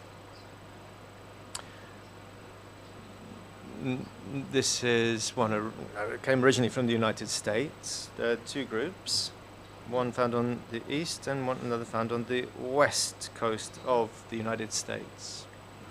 And then it's found in Uruguay and Chile, the Easter Island as well, but I think they've been able to eliminate that by now. And it's also found in Europe as well. And how has its range progressed? Well, it's been quite dramatic. First reference was from 1986, but it was found quite widely at that time. So we're talking about a larger time scale, maybe 60 years or so. We're talking about a very large area, which I think points to the fact that it's been around for many, many more years.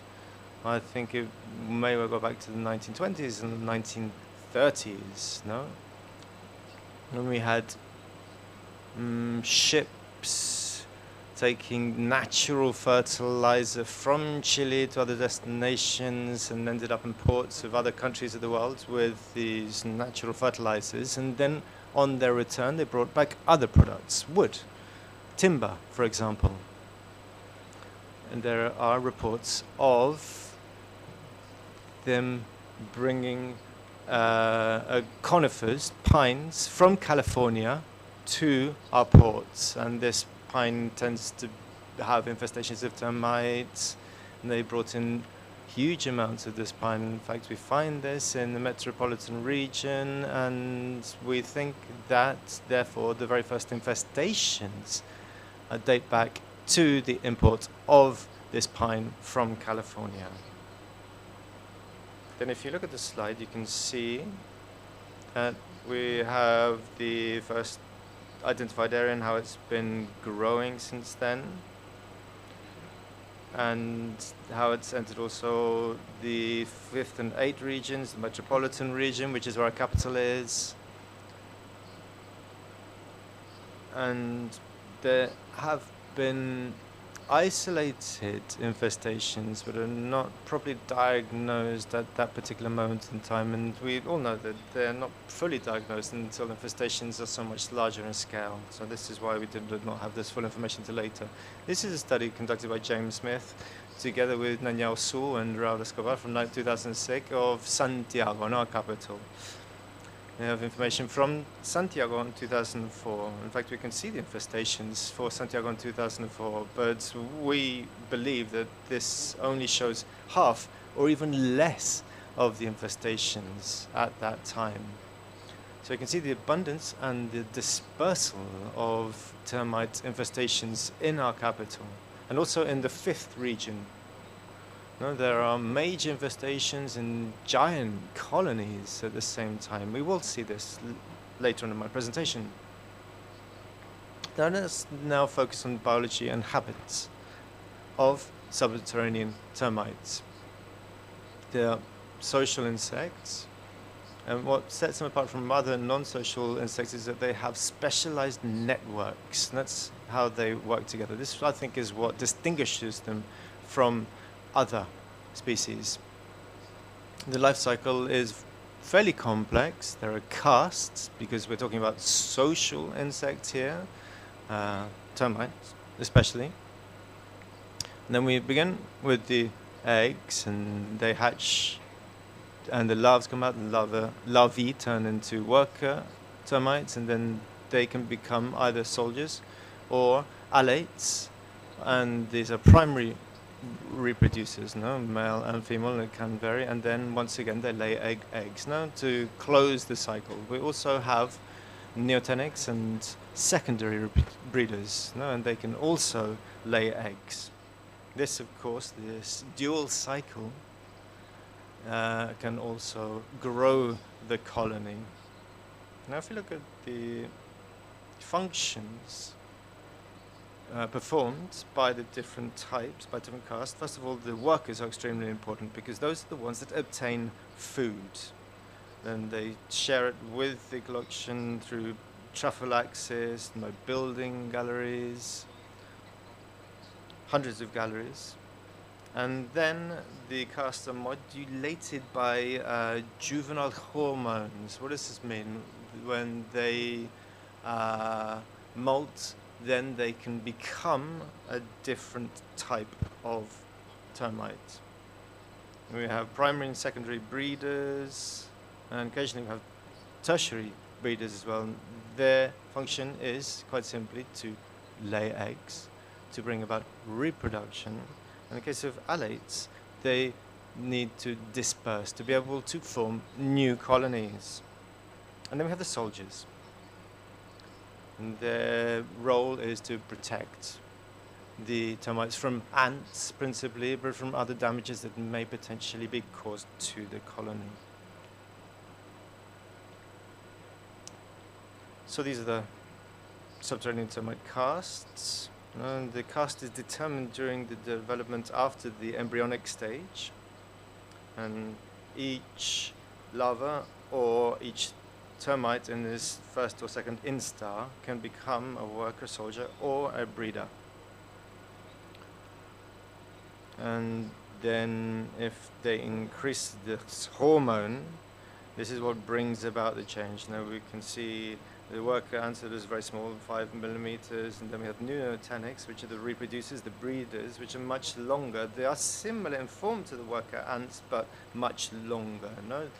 Their abdomen is much greater in size. Another feature, and the soldiers tend to be smaller in number. No, the worker ants are much more abundant.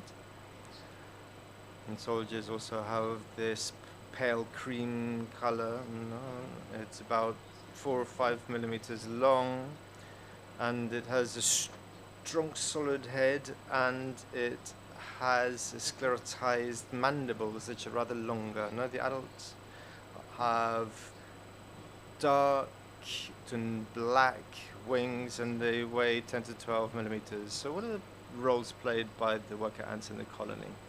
Well, they seek out sources of food. Water as well is important, because water is extremely important to the colonies, so that they can make the wood damper, and also to seal off the mud tubes that are making on the surface.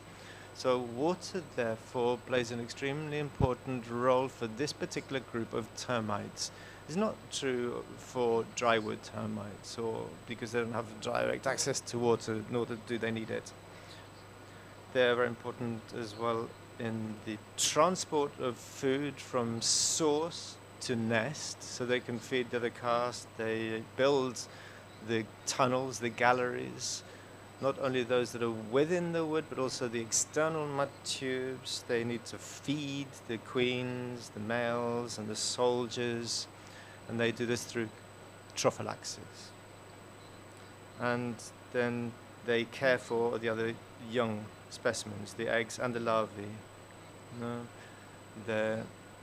this is the role they play. And then again, as I've already said, they need to be able to transport water from one place to another. This is a very important role that they play. This is a very brief video that shows you the movement of the termites within these underground galleries.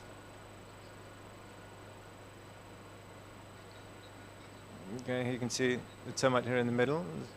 Sick, probably, and therefore what they do is they encapsulate it, enclose it in soil to prevent the spread of that illness from the ill termite to the other termites.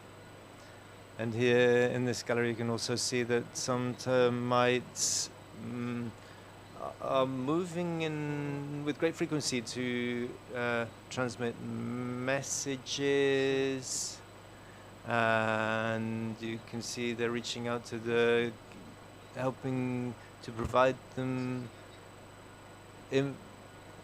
so they can grow their cuticles, the cells. Now you can see this, and obviously there's aggressive behavior as well, and the aggression tends to be related to the cuticle, which has a genetic relationship with others of the group. So basically, this is a way that they have a particular cell structure, and they therefore can identify whether the other individuals are genetically close to them or if they're genetically distant, and then they accept or not.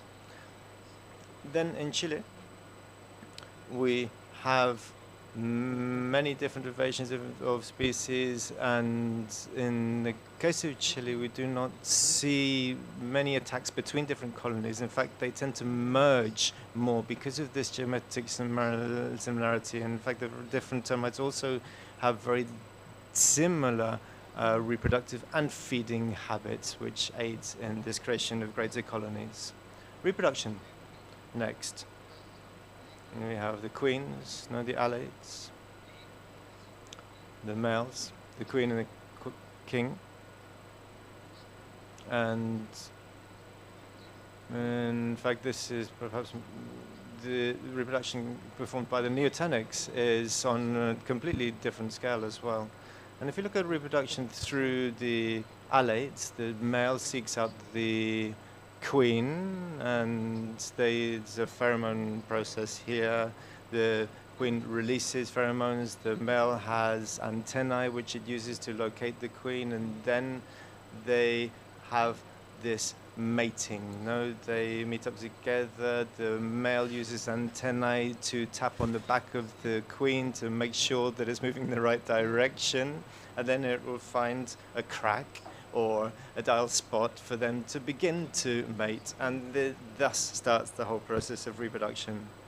So need to seek out a little crack, a hole in the ground, and they begin to build an initial chamber, and this will be the beginnings of the colony, and then they mate, and then they begin to lay eggs.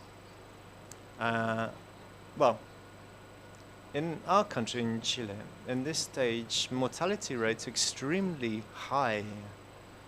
I don't know if this is the case in other countries. So if we look at the termite colonies, we have observed that very few of these reproduction attempts actually are successful. And we have been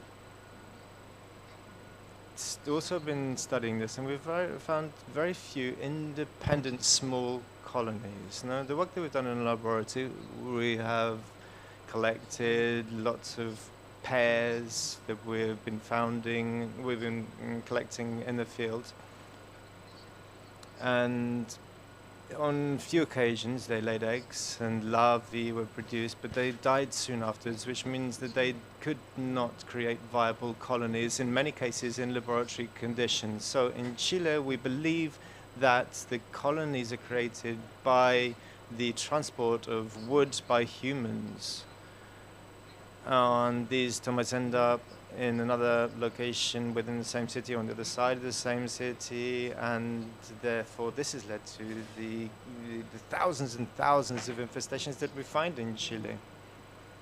Biology, next. So once the larva, or the nymph, hatches from the egg,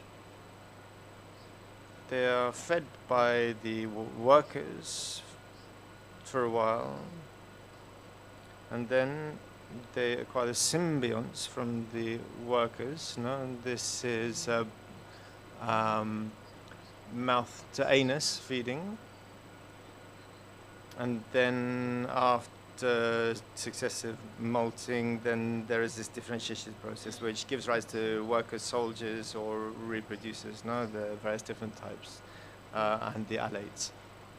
Now, the development period depends. It can take between 2 and 4 months, but it depends on all kinds of different conditions. In fact, sometimes we find colonies that are very inactive, cause very little damage. We don't know why this is the case, but we think that there is perhaps a genetic character, or whatever the cases may be, because we know that larger colonies can cause huge damage. So we don't really know why this is. So biology, let's continue. Then we have swarming, we have the nuptial lights, the primary brooders, the alates fly off, and this happens in Chile, in the central part of Chile, in August, September, when it's warmest. During this period of swarming, they leave the termite nest, and they do it to create and form new colonies. And sometimes you find swallows, many swallows flying around, and they literally pick off these alates in flight, and they feed on them. So this is the time period, August, September, is when the subterranean termite alates appear. And this is very different to the other termites that are found in Chile, for which the alates disappear at different moments at the beginning of the year. Here you can see what the flight of the adults of subterranean termites look like. You can see the appearance here of the wood and how they head off. And then we have reproduction and the formation of new colonies. We've already touched on this already. Mainly, it is the nuptial flight. This is the main way that we see them reproducing, and also transport. Now, we've often seen the termites are transported on the back of a pickup truck, and then the wood is deposited in the garden of one person, and their house is being damaged. And quite simply, these people do not understand that by transporting termites from one place to the next, they're going to cause all kinds of damage, and they recycle their wood all the time as well.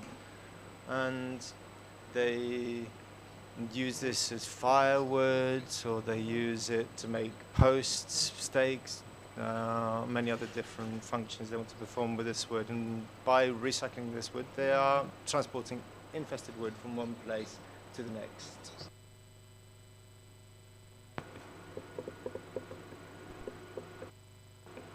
So the neotechnic individuals are usually very vigorous, and they are present in big pieces of wood.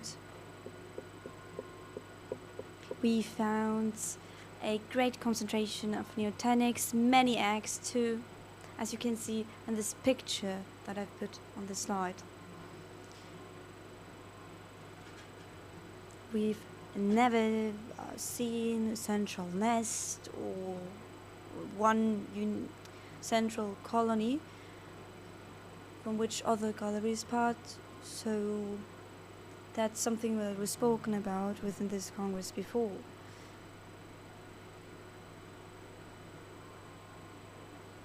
Now, in urban settings, we have seen that after 4 or 5 years, a colony reaches between 60,000 to 200,000 individuals. It depends on the humidity, how damp the wood is, and how vigorous the colony is.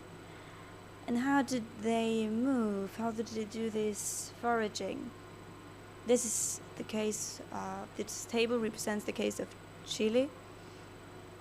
And we use the marking technique to gather this information. We have seen that, well, if we had more time, we would probably find more individuals farther away from the distances we're showing you on this table. Well, I've already talked about this. about the possible origin of these species,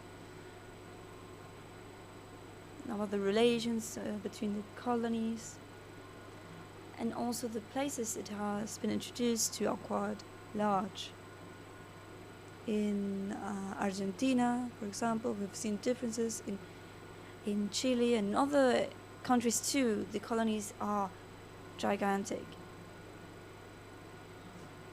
Regarding the feeding process, they do digest lignocellulose within 2 phases. The first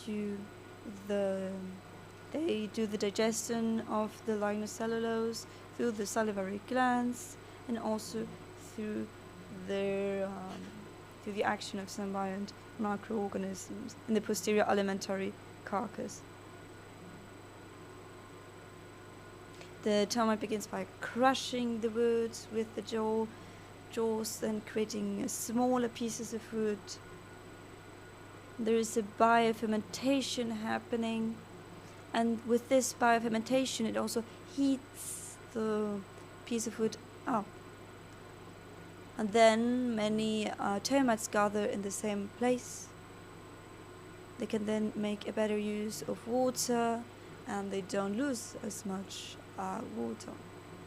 So there are many advantages with this process when there are more individuals at one specific point.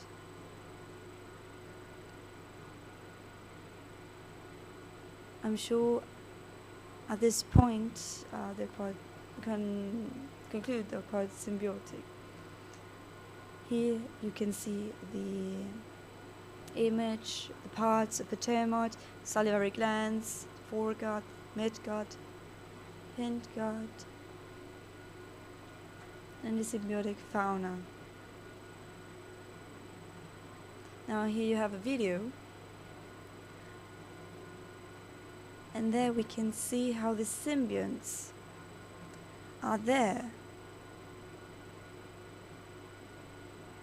They are present, and we can see how they are feeding, how they are eating with a microscope, and they're moving within that symbiotic fauna. Now, how do we measure the termite activity, the seasonal termite activity? We have different monitoring stations. We use 2 types of stations, and we have seen those in many of the previous presentations. We use cardboard on one hand, but also wood, like a sandwich, like we saw before. So we leave an artificial space between the different layers of materials, so that the termites can comfortably get in there. That's what we use. And here you have some data. In Chile, the different seasons are quite different. The temperature changes drastically. We can see the warmer season really increases the activity. It's really a lot more. Now, when it gets colder, you have to remember that all seasons aren't like all summer season is during the months of winter season for Europe and Northern America. And it's in this winter seasons for us, your summer seasons, when there is less activity. So usually we do those revisions at the most active seasons. Now regarding damage and monitoring, here are some termites feeding on a piece of wood. They are quite calm, which is part of the nature. And this is quite a typical image of subtropical termites. Now regarding damage from this Reticulitermis flavipes, we can see that they begin the attacks on the floors and nearby pieces of woods or on the ground, probably because it's closer.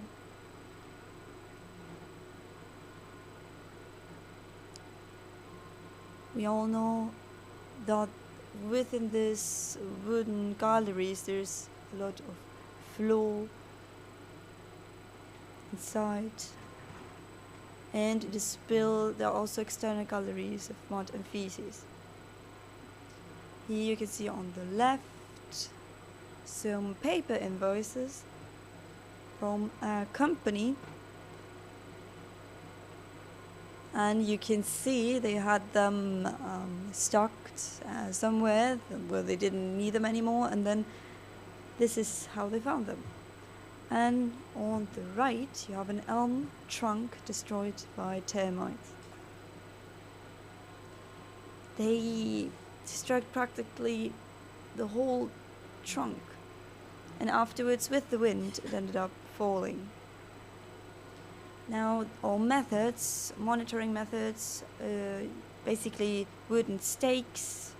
We also use not only wood but also cardboard, as I was saying. And we also use little wooden sticks with 1 centimeter of diameter with 60 centimeters of length. We also do some visual inspections. We go to the house, the building where termites have been seen, to external galleries, to the garden, the yards, trees, and so on. Now here you can see where we're putting those monitoring stations. Now how do we deal with these termites? How do we manage them? We did some testing, we ran some testing in 2003 and 2005. Dr. Nanjao Su was there, and also a colleague from California, a colleague Rust, Dr. Rust. And there we were analyzing, evaluating the 2 baiting system and the 2 insecticides that were used as a barrier within the control of subterranean termites in Chile. Here you can see what we've been using.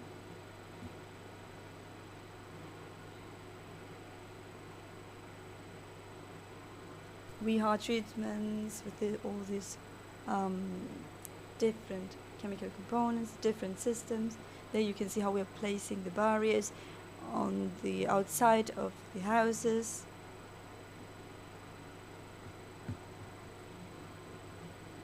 That we were using a drill to create those spaces with 1.2 centimeters of diameter and 15 centimeters of depth. And afterwards we would have a distance of 30 centimeters with 5 liters of that mix by linear meter. Here you can see the installations of those monitoring stations. Here you can see more pictures about those wooden sticks I was telling you about before. These are wooden sticks which we placed there together with the wire, and we put it inside the soil so that people wouldn't walk over it, so that they wouldn't trip on it. Here you can see my colleague is doing work with that revision of the baits. We also had aerial baits stations, and the results are these.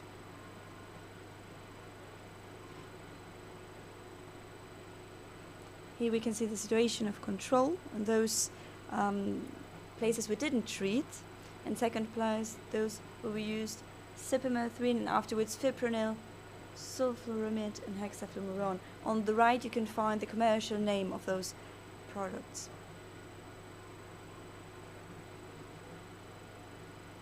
Here you can see the differences from those monitoring stations. We can see they are quite similar with cypermethrin, the control station without any type of treatment, but it's very different with hexafluoromuron. After only 6 months we saw that change, the difference. We also measured the wood consumption rate, or the consumption rate, and we found out that the number of termites at 14 monitoring stations for the Quillota and Valparaíso sites in Chile had these results. After 6 months, we really saw that big difference with hexafluoromuron. Now you can see the barriers we used. We took soil from the place we treated, from the site we treated.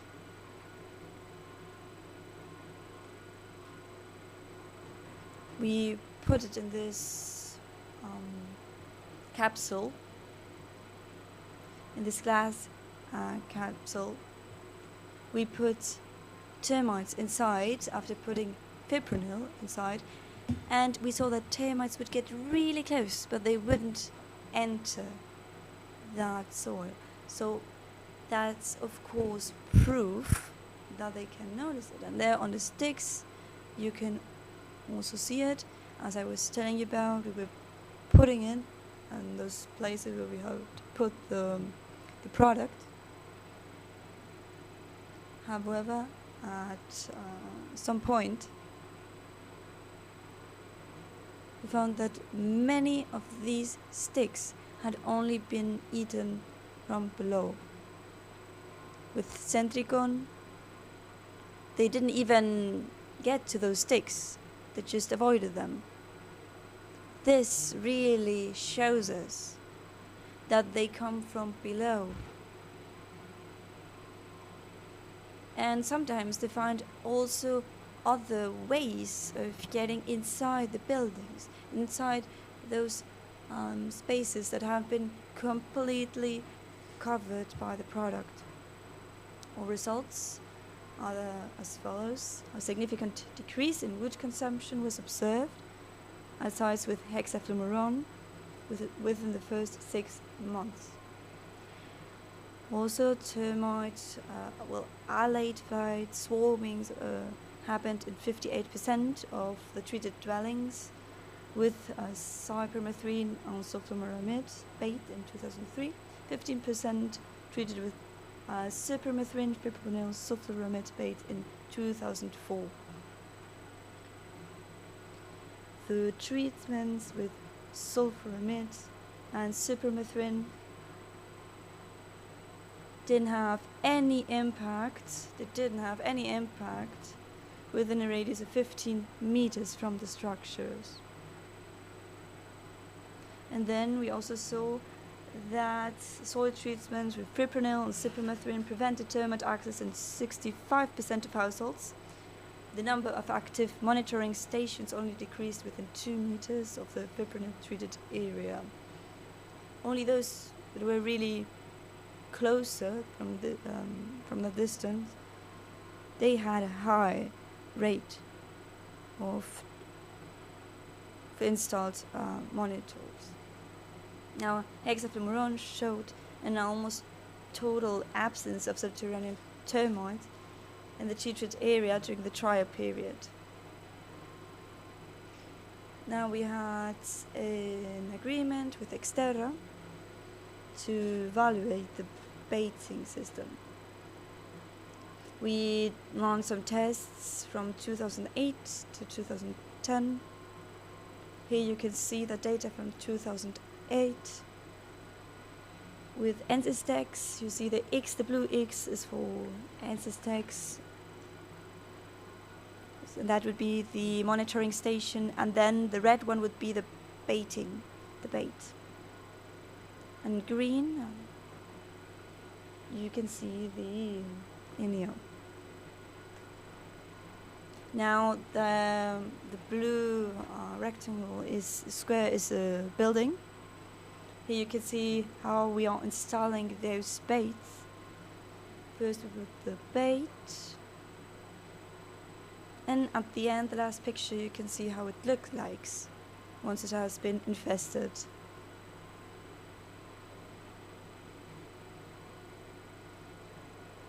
Here you can see when the bait was installed, the end of November 2008. And 6 months later, more or less, a few months later, we could see how it had practically disappeared within these buildings.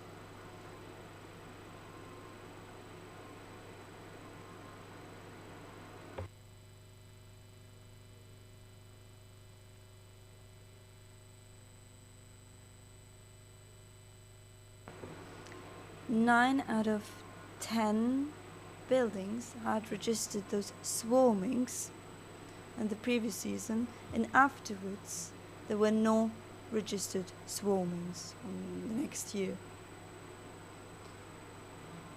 Now there is a lot of really useful information from David Mora, who has been a part of this event too, where he speaks about those commercial baits, and you can find that within his blog, and you can see available products in 36 different countries. Here you can also see the example of Australia.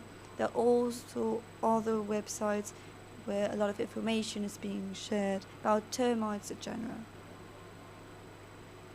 There's also this publication with 147 pages. And there we talked about celophagic insects, and not only termites, in Chile. And we talked about how we could treat them, about the species in itself, how we could manage them, and their biology. In conclusion,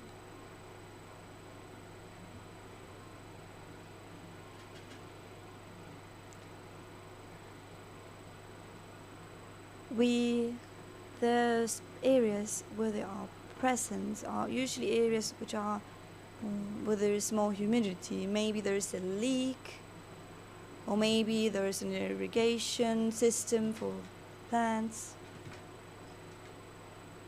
As we were already saying before, they need a lot of humidity. Once they are detected, we really see that and check that there is a lot of activity. We put those stations, you can see on the right on the floor. In our case, we also needed to check if there were ants coming to the monitoring stations, because every time we saw ants on these, the termites would just vanish. So we need to somehow avoid ants. That's what we are also trying to do within Biosea. We developed baits, a quite effective bait for ants, which is being commercialized within our country, and that can be used for this. Now, we also need to, like I was saying, to avoid the presence of ants and baits, and check the baits in a timely manner, trying to avoid total consumption and deactivation of the bait unit. We also need to avoid transporting infected material to avoid further spread of the termites. Here you can see Dr. Nania Su, Paola Lupicchini, Dr. Lenz, Dr. Lewis, Dr. Rost, Viviana Guajardo. May she rest in peace. She's the first person we see on the second person we see below. In the blue shirt. She knew how to do this. We see also Dr. Michael Haverty and Dr. Kuretic on this picture, and they took part in all this complex system of termite control here in Chile. Thank you. Thank you very much for your attention.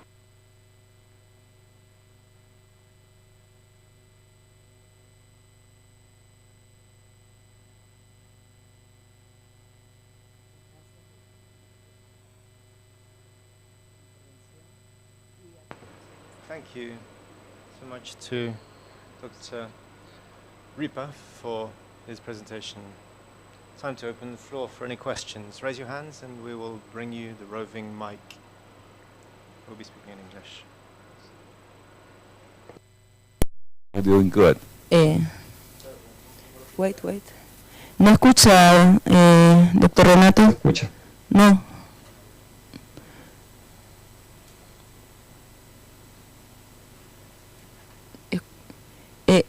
Try again, please. Hi, Renato. This is Naniao. Nice to see you.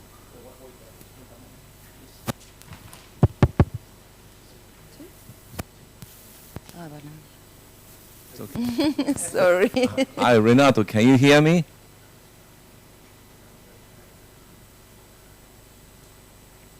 Guess not.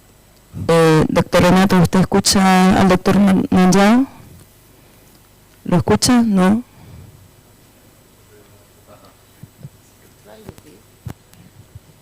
Hi, Renato. Can you hear me?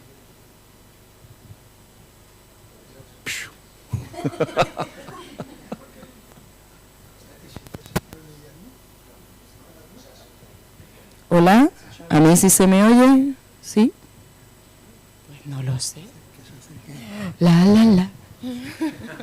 Do it quick. He's going to fall asleep. Renato, can you hear me? No.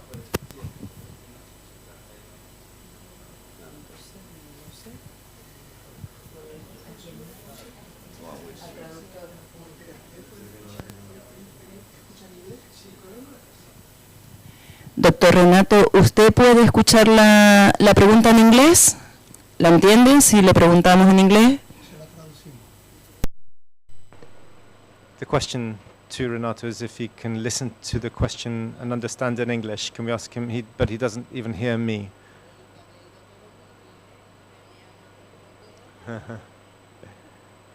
It was all smooth sailing up to this point, but there had to be a hitch somewhere along the way.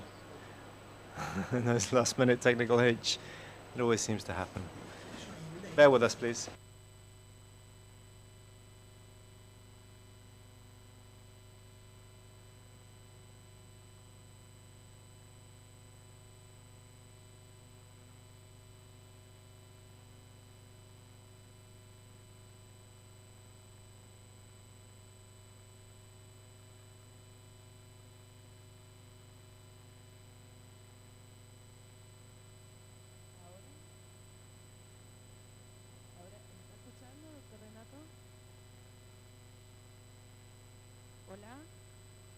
Hola, buenas tardes, probando. ¿Me escucha ahora sí? Venga, vamos a intentar entonces. De todas maneras, usted, si escucha la pregunta en inglés, ¿es capaz de contestarla? Porque el doctor Nanjao se lo está planteando en inglés. Are you okay to answer the question in English? ¿No se escucha bien el doctor Renato o a mí? Dr. Renato, can you hear the interpreter or can you hear the floor? Disculpen. Al doctor Nanjao, ¿usted lo escucha a él cuando habla? Going to try.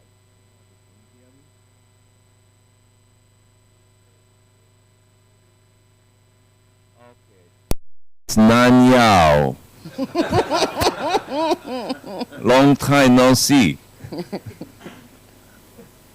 Nice to see you that you're doing good. Yes, the same. Hey, listen, I have a question for you. In your exterior study, which active ingredient did you use? Is that diflurobenzoin or the chlorfluorine? Okay. Yeah, I recognize you. Yeah.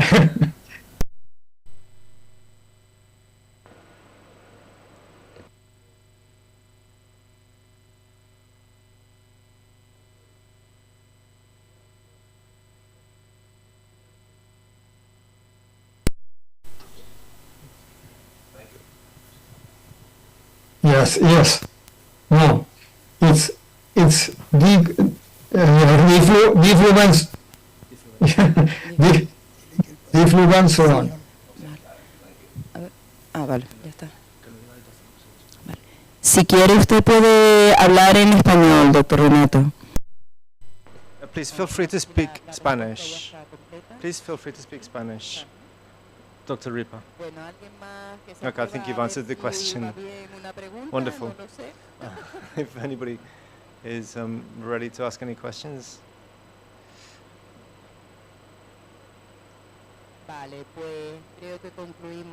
No, well, with this, I think we can say that's a wrap.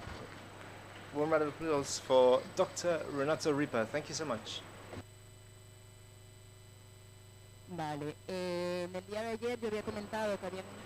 Well, yesterday I did mention that there were some questions asked online by some of the participants, but they were not questions. They were words of congratulations. So thank you for all of those who have been following us on YouTube, and thank you for your warm and most welcome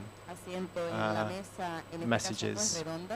Now we're going to have a round table sat at a rectangular table, so I would ask therefore all of the speakers to take to the stage, and this is our moderator, Juan Pestano.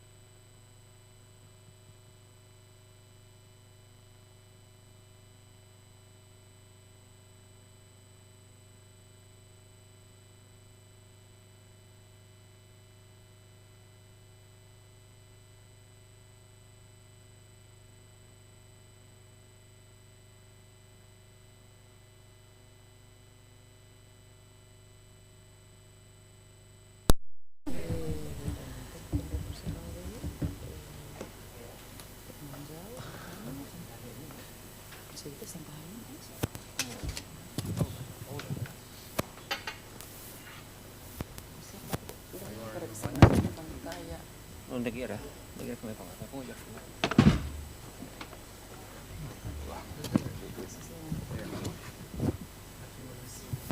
Wait.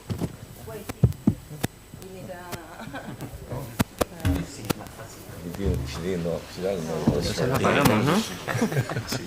Como en los peroles en Córdoba, que se abre con... It's not twisted. Venga, vamos a demostrar nuestra doble de cordobés. La abrimos con el pico de la... Todos tienen traducción. De la... Falta gente, ¿no? De la... Ah, mira. involved everywhere. Yeah, that's right. Decimos, this is typical from Florida. Are you still getting everything huge royalties from all this? Yeah. Oh, yeah. I'm not sure about a huge part of it. I guess Solo allí I get most of it. para que ellos se vayan enterando un poco.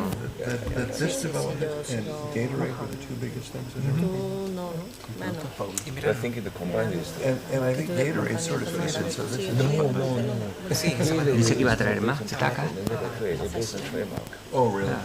And there are a lot of new players in the game. Yeah, but Dice que tenía Yeah. that Parece que expires. tenía más taca. What about in your case? We are expiring. Y tú ya no te Just vienes like de we allí, ¿no? expire. No lo que yo no. En Córdoba. Ya, ¿qué va a hacer? Yo creo que más para las preguntas en español. El aeropuerto de Barcelona, de Córdoba. Bueno, deja mucho que desear.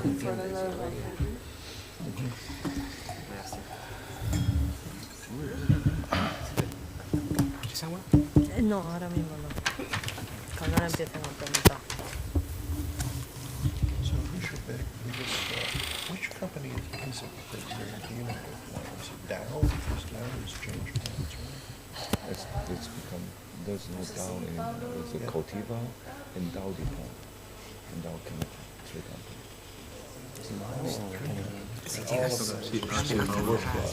Hola, estamos esperando a ver si el doctor Pablo se conecta. En cuanto sepamos. We're just waiting for Pablo Borges to connect, and then we can keep going. Congratulations to the survivors. I think some of you already fled the scene of the crime, but to be understood, no, it's been a long and intense couple of days. So this is the moment for us to pool expertise. No, we have such a great panel of specialist experts. So therefore, I think it's a good moment for us to have a proper debate into how we can improve management of termites in Tenerife specifically, in the case of this conference, but also in general terms. Right? The same team from Tenerife are also dealing with this problem on Lanzarote and, well, on other islands if there's future infestations. Do any of you have any questions or comments to make before we begin with the debate? Would any of you panelists like to say a few words before we kick off the debate?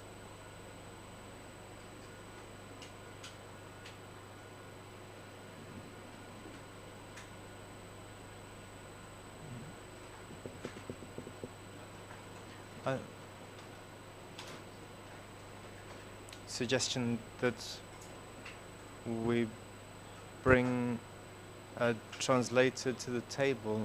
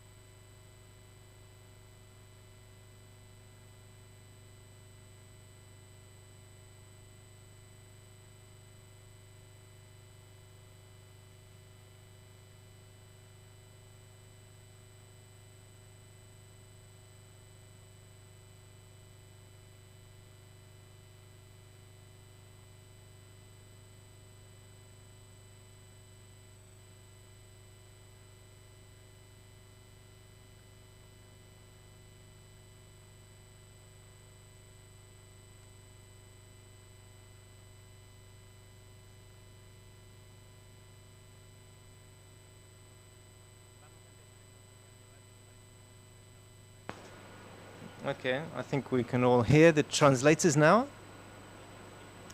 And all the speakers can listen to the interpreters right now. Yes? We're all kitted up and ready to go. Then we can kick off the debate. So, let's begin if we're ready, yes? Now, as I was saying, to kick off this debate, we do have some questions to put to you.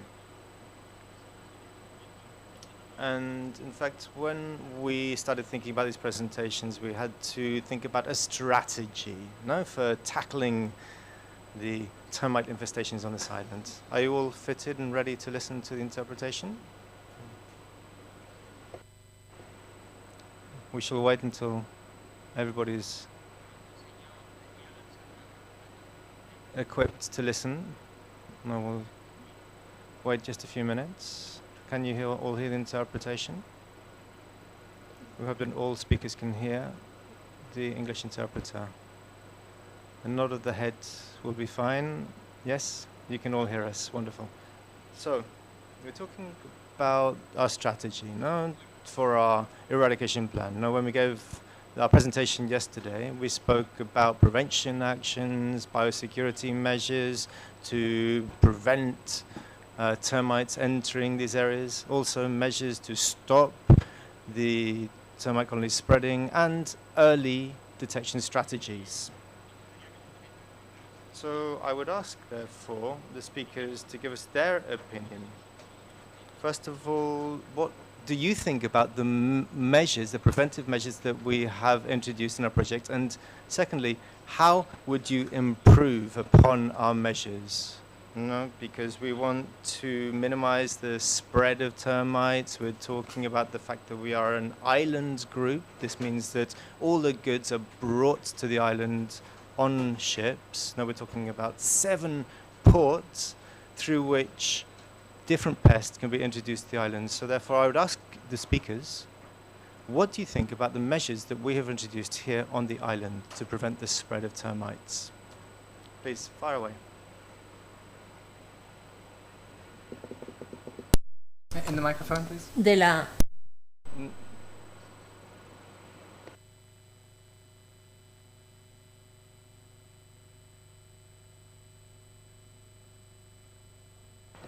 Okay. So, you've mentioned the problems that are specific to this island. All island nations have this problem, island groups. The fact that you have goods imported to the island. So I would therefore ask you, have you trained people in customs? Have you trained customs agents to label potentially dangerous goods and merchandise, wood that might be importing pests and other invasive species? Yes, in our strategy, we have certainly considered this.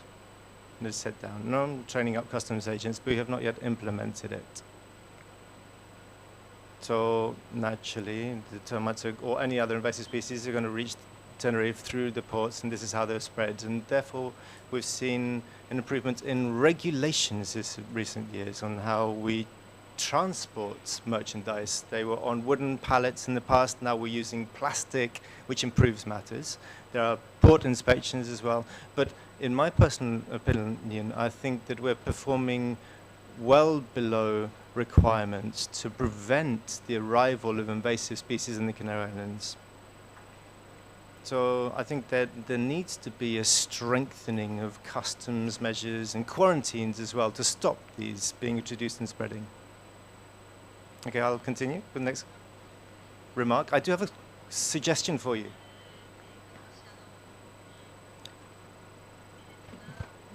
I think that, well, this is probably too influenced by the work that I've done, but my suggestion would be that you invest a lot more time and effort in training.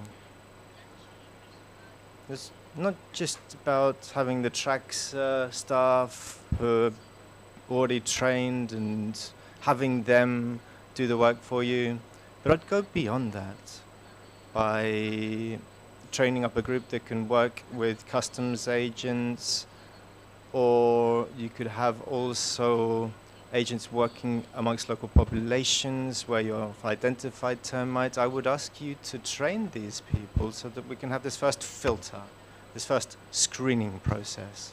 And then we can move on to control. And the control, obviously, will be undertaken by experts. But I think that at the outset, it's better to have a false positive, which might not necessarily mean any danger or threat. But it's better to have a false positive than having regrets because we didn't take this action in the first place. So I think, therefore, it is far more advisable to have trained people who are going to be in a position to be able to detect the threat at the outset. True, we have been delivering a lot of training programs. We've been training technical employees at the town council, the island council. We've organized talks with local people. But it is true that we've not actually focused on the ports, no? For pest control and ports. Certainly, the scale of the project has made this a little bit difficult for us because I'm sure you would have seen that it is an extremely large project with many different aspects coming together. And the other issue is that we're not importers of pests, but we're exporters. So we have to control outgoing goods and merchandise as well. Now, this is a clear detail that we need to focus on, so therefore we need to be able to work with the state-run ports agencies so that we can train up the port workers, the agents, the custom agents, and certainly this is an important part of the work that we need to do. David and I give 5 or 6 talks a year, so certainly we can build on that. Thank you for the suggestion. Now, what happened in Lanzarote is quite clear that they transported the termites, and this caused infestation. So we're talking about transport between the islands. Now we need to be able to create barriers to the transport of pests between the islands. And in fact, now we are talking about a large-scale project. This project is big enough with the island of Tenerife without having to then take the project to the other islands, Gran Canaria, Lanzarote, Fuerteventura, and all the other islands. No, this would be a major step in the work that you are doing at present. Yes, certainly true. So a bit further detail on the situation. The new detected infestations are not actually new infestations. And they've been around for a while. The latest one infestation we detected, we calculate that it's actually been there for between 7 and 8 years. And the problem is that on these islands, we had no idea that subterranean termites even exist. So how are we going to know that we have infestations? So what we're doing is we're kind of retrospectively managing what's happened in the past. So it's quite difficult for us to think about the present and into the future. So there are certain areas where we need to work more, and I think also there are certain elements that we might have missed along the way. Thank you. Making sure we prevent things from coming in and prevent things from going out requires training, expertise, and eyes on everything, which costs time and money. So how much training, how much money, how much time do you invest for how much return on investment, which is impossible to calculate? Because if you stop everything, you don't know, and if you miss one, then you lost everything. The issue with the transfer within the islands and among the islands is there's a delay between the time it's imported and by the time you detect it, which unfortunately means it's going to be harder and harder. So as we talk right now, there's probably a chance that there's other places on the island that are currently infested that you are not aware of it yet. And this is why I tend to be a pessimist that the infestation in Tenerife and in this area has been here for long enough to have permitted the exportation within and among the islands. This is why my opinion on eradication is rather pessimistic. It doesn't mean that it's not impossible.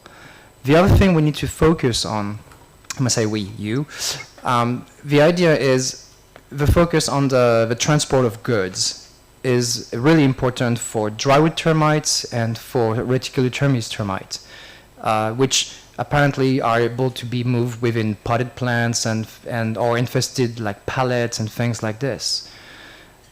One thing that you may also want to keep an eye on, with the climate you have in Tenerife, Coptotermes formosenus can absolutely survive here. And the way Coptotermes formosenus has moved around the world is through pleasure boats, private, expensive toys that rich people love to have, that have a lot of wood in there, and has allowed formosenus and Coptotermes gastroi to move around the world uncontrolled. My question is, you're not even allowed to inspect these vessels. They're private entities. They cannot be checked at port of entry for what's inside. I don't know if any training would do anything for this specific. Now, I don't know how much pleasure boats do you have coming in and out of Tenerife, but there's one rule that is true for all invasive termites. The more people, the more traffic of boats, the higher the chance a new infestation will come. So the question is, will we have more termite species coming in? The question should be, is when? Mm-hmm. And when it happens, this is where you have to be ready. Yeah, so the, to do everything, it's almost impossible.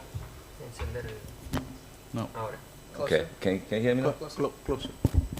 Okay, so to do everything is really impossible because everybody have a limited resources. So you need to focus on what you want to look for.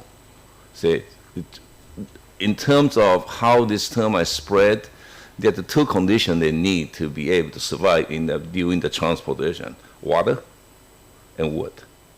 So if you look at some wet wood, that is really where they are going to harbor their initial infestation.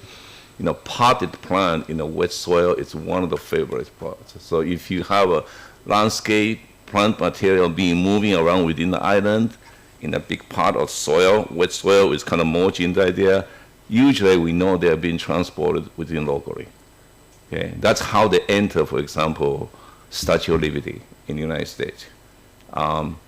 The other one is any kind of wet wood, including the boat. Boat have a lot of wet wood. And the pallet, if it's a dry pallet, most likely they won't survive. But if the pallet is being wet around all the way during the shipping, those termites survive. Remember, if you have one infestation coming in introduction, that means that many, many more termites probably arrived here before. They just could not survive. That's called protogill pressure.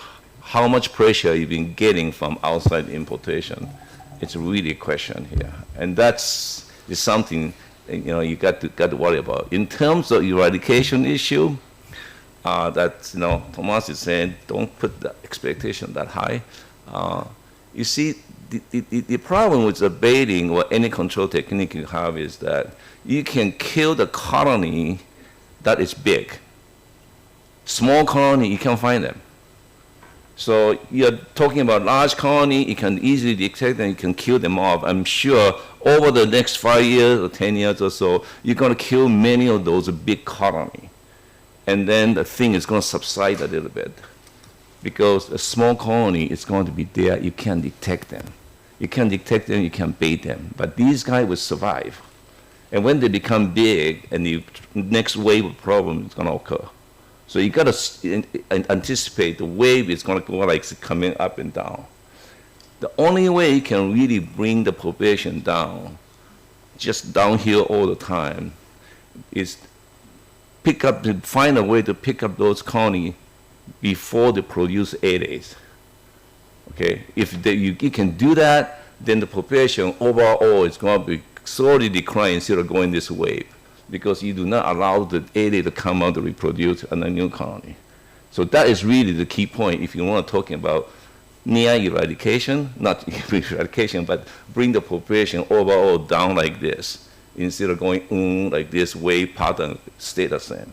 And that is really the curve you are looking for. It's a wave, but coming down slowly one by one. That's kind of a long-term picture you are looking for.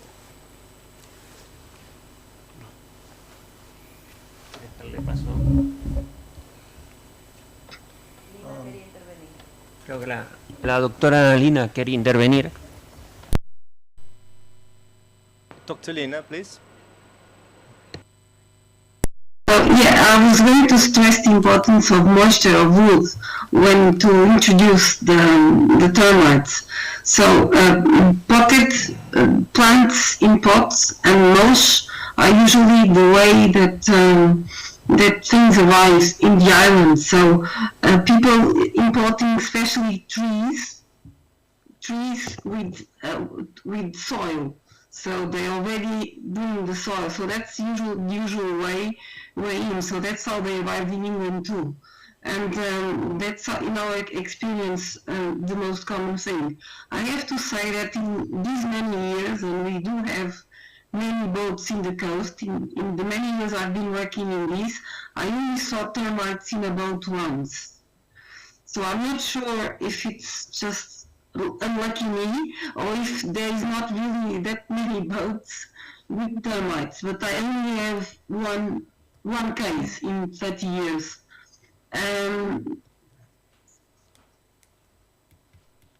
So maybe it was just because no one complained, it can't be. But if it was that easy to introduce subterranean termites, we would have more problems in the islands, because I know in Portugal, and I'm sure it's not that different in Spain, our authorities that certify the entry of goods are not that good in terms of spotting new things. So that's why we have a lot of invasions and we have a lot of problems in terms of agriculture. So I think we have less termites, or not that many termites, because they don't travel that well, especially subterranean. I'm not talking about dry wood. Subterranean termites don't travel that well, and so they need the moisture, they need the soil, and that only in some particular situations they will happen. So in terms of the ports, you have to be particularly careful with plants have these two components, soil and moisture. And of course, I agree that teaching people is also very important. I think you've already done it in terms of administrative people. I can only talk about the experience in the Azores. I think we had 5 different courses for different target people. Some of them were just from the 7 islands, so people from the different islands were invited to come and learn about termites. That was one way, or people from the mayor, the ayuntamientos, the divisions. Okay, so we just had people from all the islands, all the 7 islands, and then we opened 2 courses to everybody, so they could just come and learn about it. But it was really important. After that, everybody now knows what termites are. Whether they worry or not, whether they do something about it, that's different. Whether they try to hide it because their building will lose value, that's another question. But in terms of recognizing termites, I think everybody in the Azores now recognizes termites. So you might need to improve that also in the Canarias.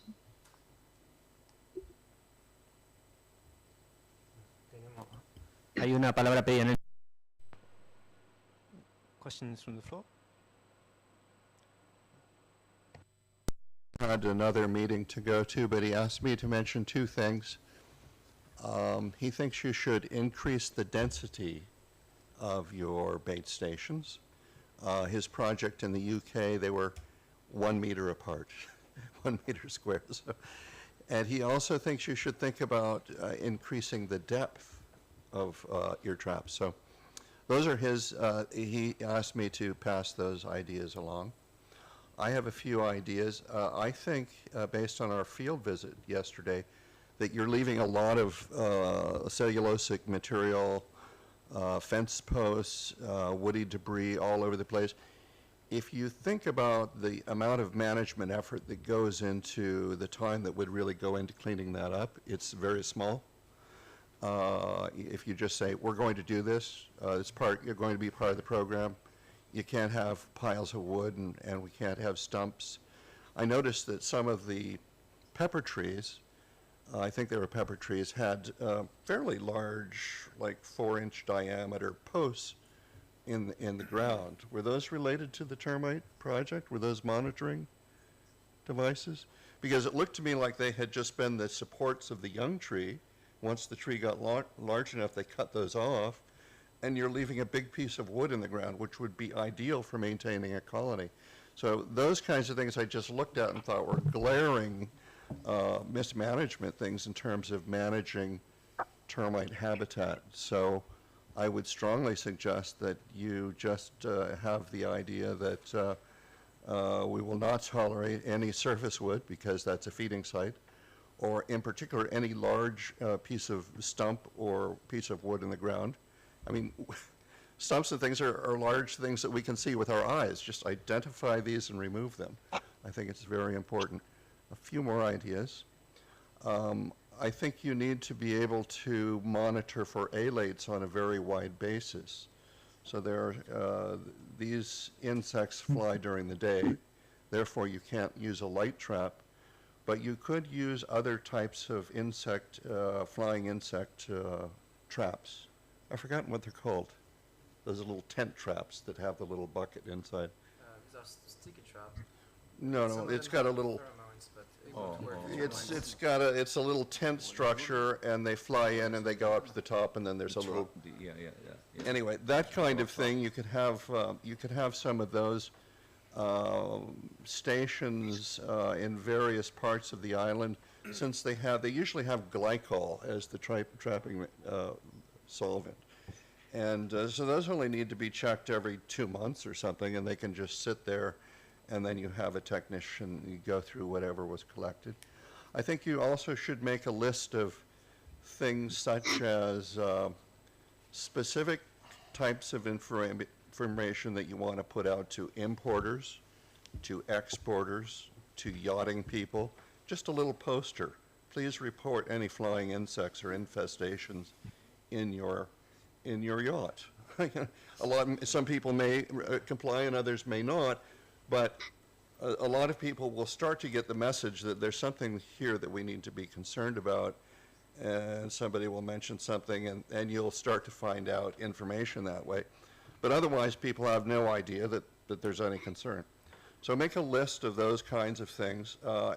Horticulture, again, as Nanya said, particularly where you've got a living plant in a wooden box or something, that's just an ideal means of transporting insects, termites. So you've got to specifically let the horticultural people know that there's high danger in what you're doing in transporting our termites to the other islands. So let's make sure that we don't do that. Also make a list of legislative needs that you need, where we actually need to have some legislative power. We need building codes. We need regulations about importation, exportation. We need to be able to enforce compliance in certain situations. Create the legislation that does this for you. Okay, those are my ideas. Realmente llevar a cabo ese cumplimiento para poder atajar el problema. Bueno, a ver. Okay.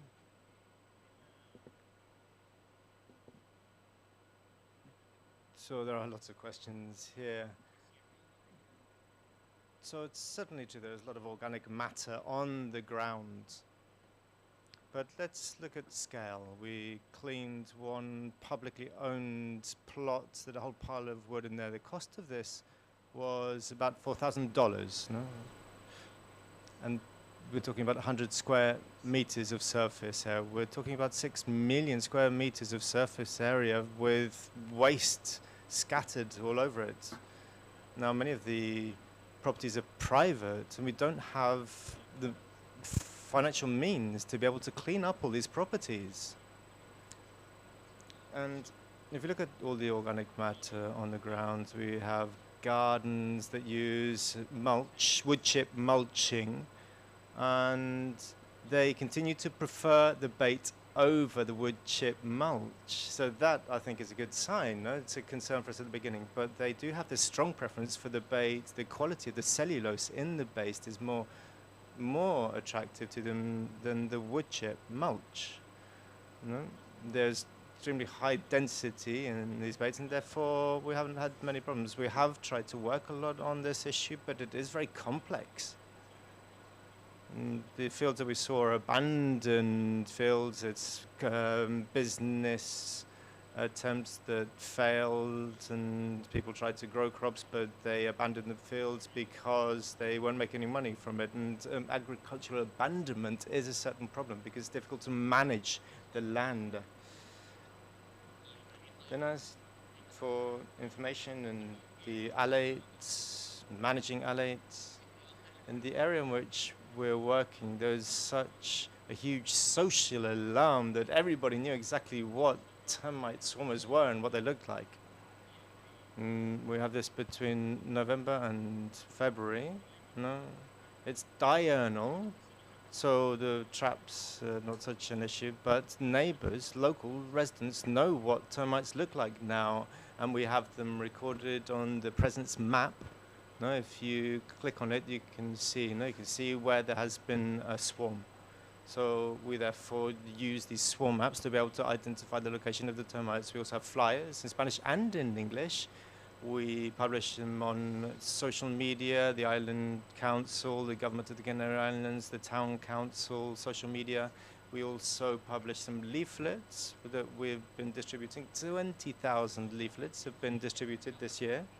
And we also have an updated website, and we also have interviews on TV, which I think is probably the best possible tool.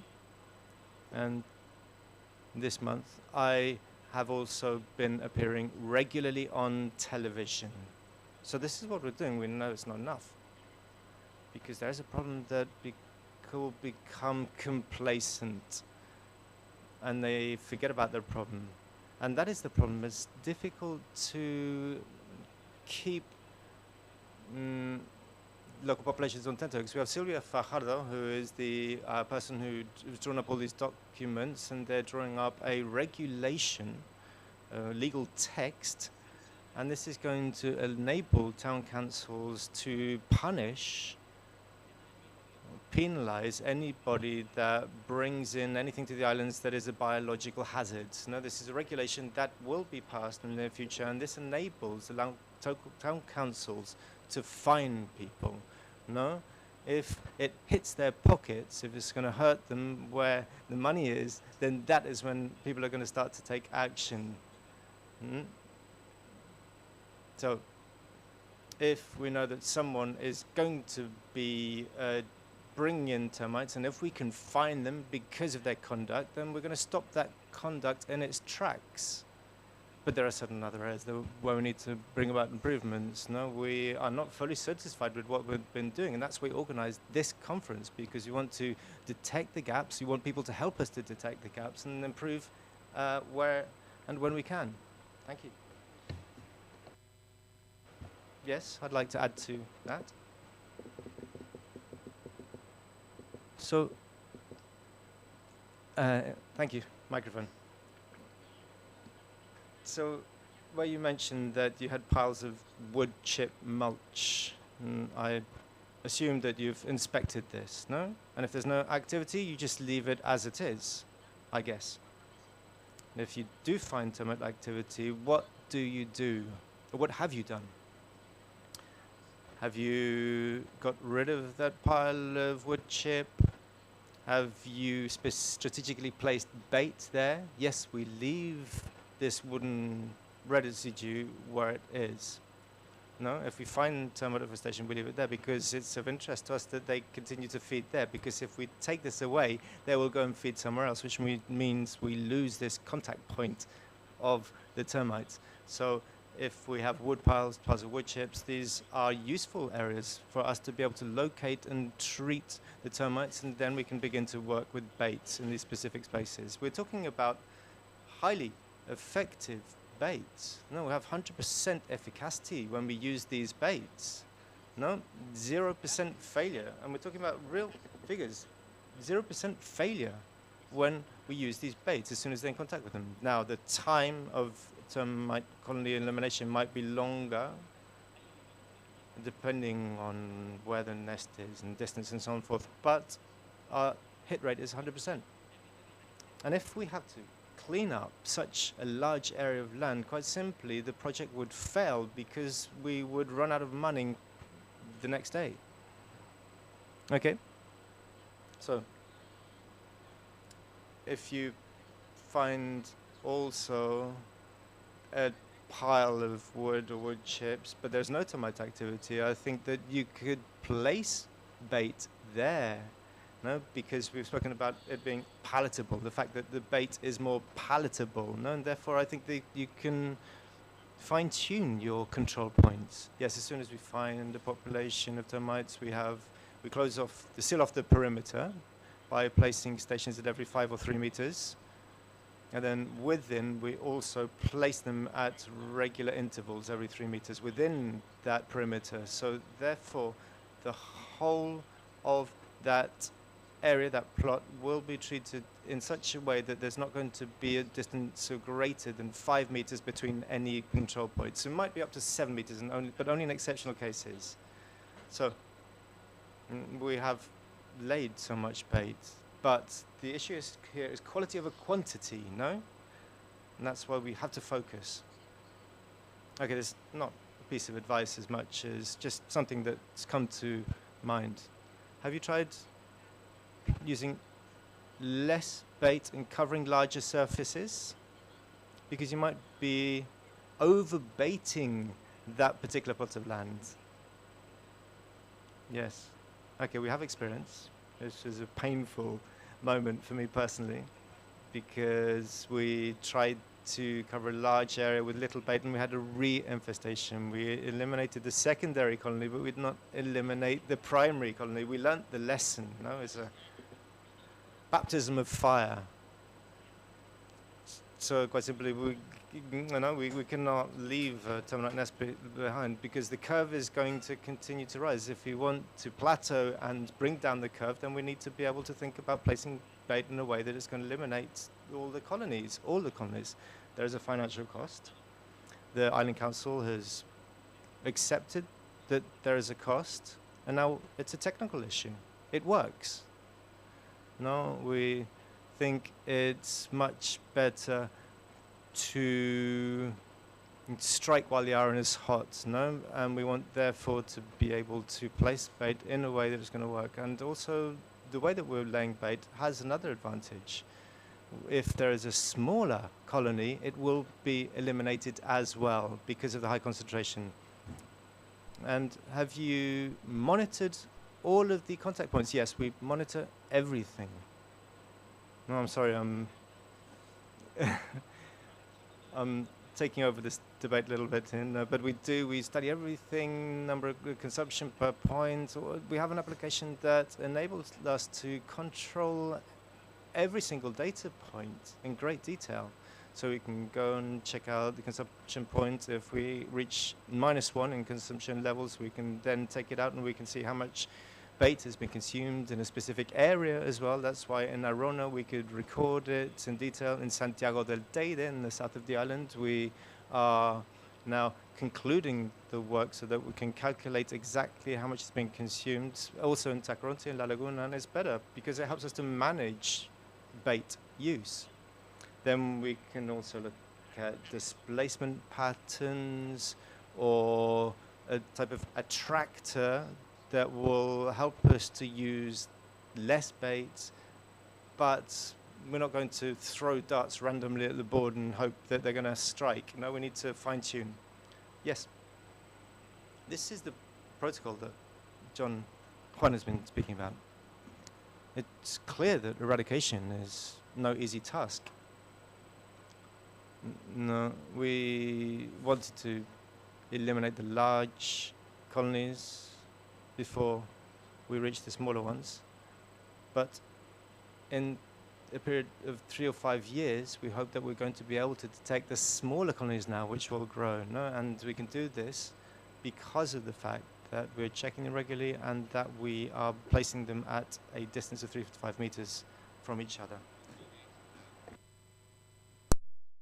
Kind of new piece of information for you is that once you eliminate the large colony and the bait is still there, do not remove the bait. Leave it there. Based on what we know is that if you're neighboring there another colony, they always, if there is one small colony Hay you una pequeña cannot detect colonia que no yet, puedan detectar they will aún. move in and try to take over the territory of the old Acabarán colony. And volviendo this is the e point. intentando They ocupar el territorio de la antigua colonia. Utilizan un tema de túneles y si hay un cebo ahí, van a acabar encontrándolo y van a acabar muriendo por sí sola. Al final lo que están haciendo es conectar los túneles uno a otro.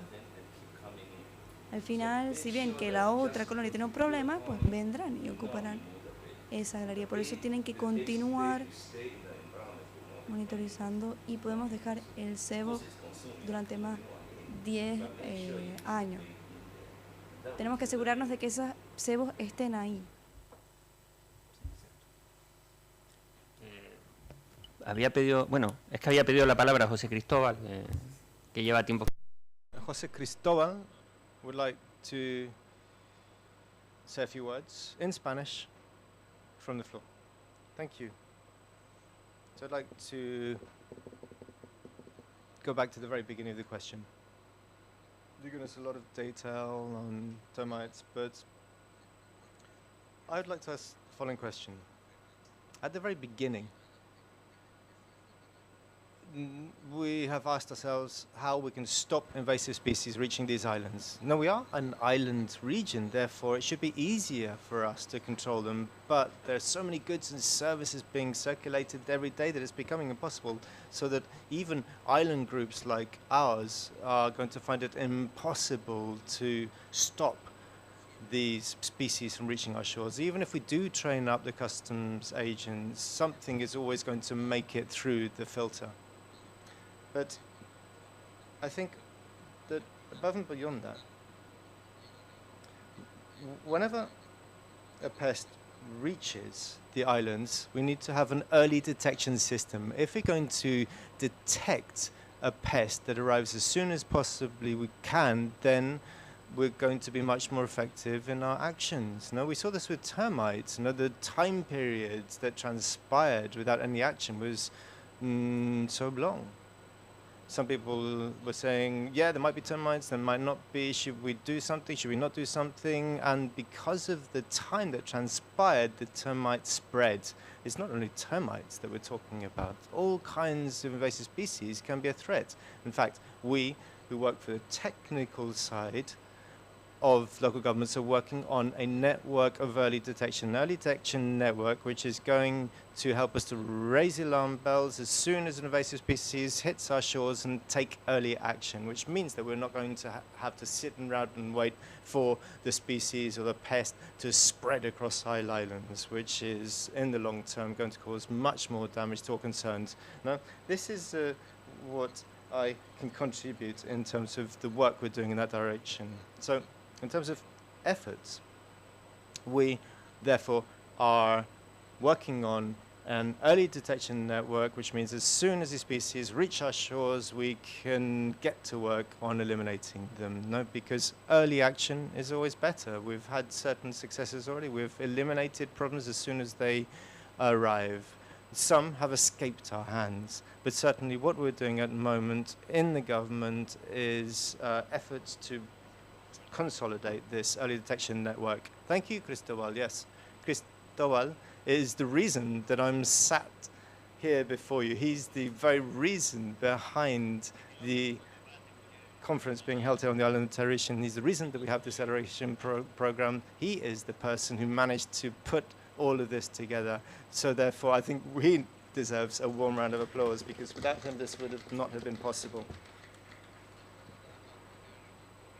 No, come on, come on. It was the team.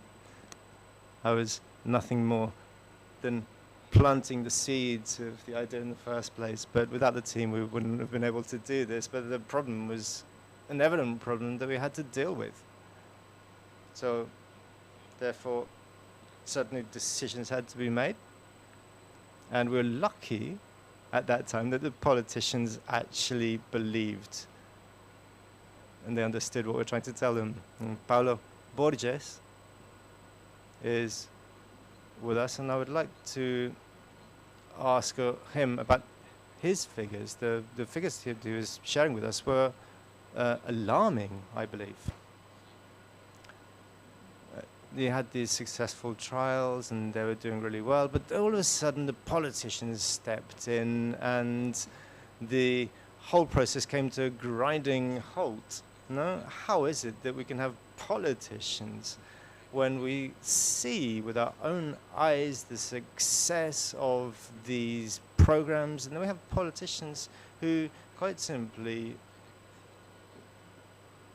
cancel the whole program? I don't know why they can do this. Here on Tenerife, we're going to have the technical services and we're going to have the political will, and I hope that we're never going to have any problems in terms of resources. We're always going to be ready and willing, but politicians, I believe, in many places are like a tumor, but if we reach metastasis, then we're really going to be in dire straits, no? So we need to be able to tackle these problems. We need to have political will. We need to have consensus and agreement. This is a problem that could end up being an island-wide problem. It could affect every single house on the island. Then what are we going to do? What products are we going to use? It's a question of human safety and security, because people, if they're going to be attacked by these termites, they're going to head off to the shop, they're going to buy illegal products, highly toxic products, quite simply because they want to get rid of the termites that are attacking their houses and homes. So therefore, we need to realize that we need to be working together. We need to have a program that fully takes into account all of the implications for the economy, for personal safety, personal health. So thank you. Thank you to you.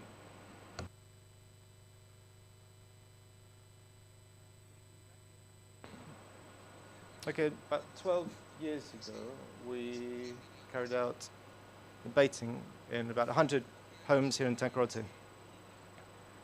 And over this period of time, some have never had termites again. Others have been infested again by termites. And this is because in Tacoronte, we had small colonies, but also, I'm speculating here, we have a colony of 80,000 square meters. No? So if we place bait there, we're not going to eliminate the 80,000 square meters altogether. So we're talking about this termite colony that has branched out over a huge area and that they're all interconnected. So there are certainly risks here. Now we need to maintain the baits in this huge area over time so that we can actually affect the entire colony and all of the interconnected colonies at the same time. Is the key. I want to go back to the comment and the reality, and we've seen this with the situation in the Azores, that every attempt to eradicate this termite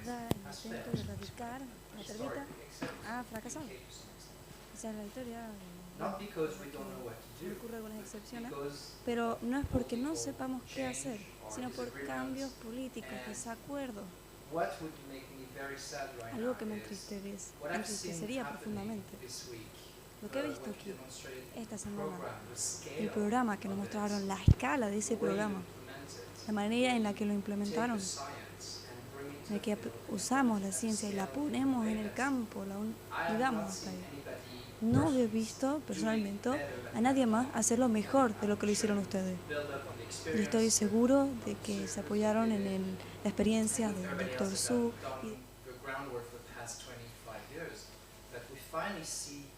This coming to the best it's been from our perspective.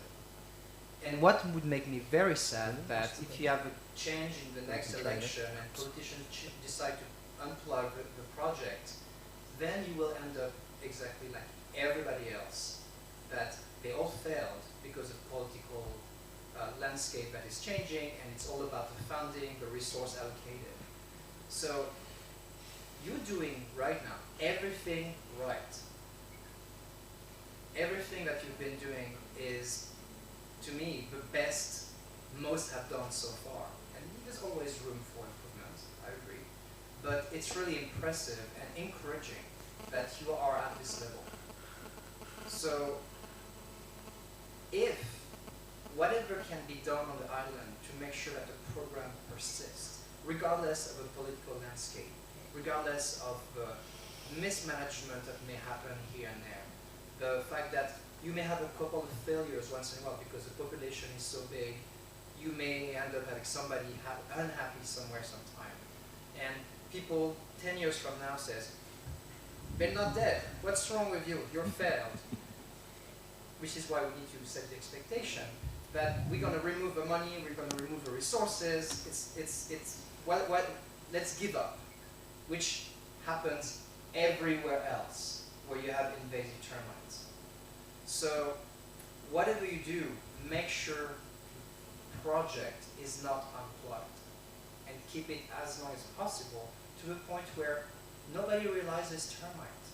They may still be around, pockets, but the point where people learn to live with it in a way that is not inconvenient anymore. And that may happen 10, 20, 50 years down the road. And keeping that money and that resource going for 10, 20, 50 years is going to be hard because we're living in this political world. Can I interject a question there?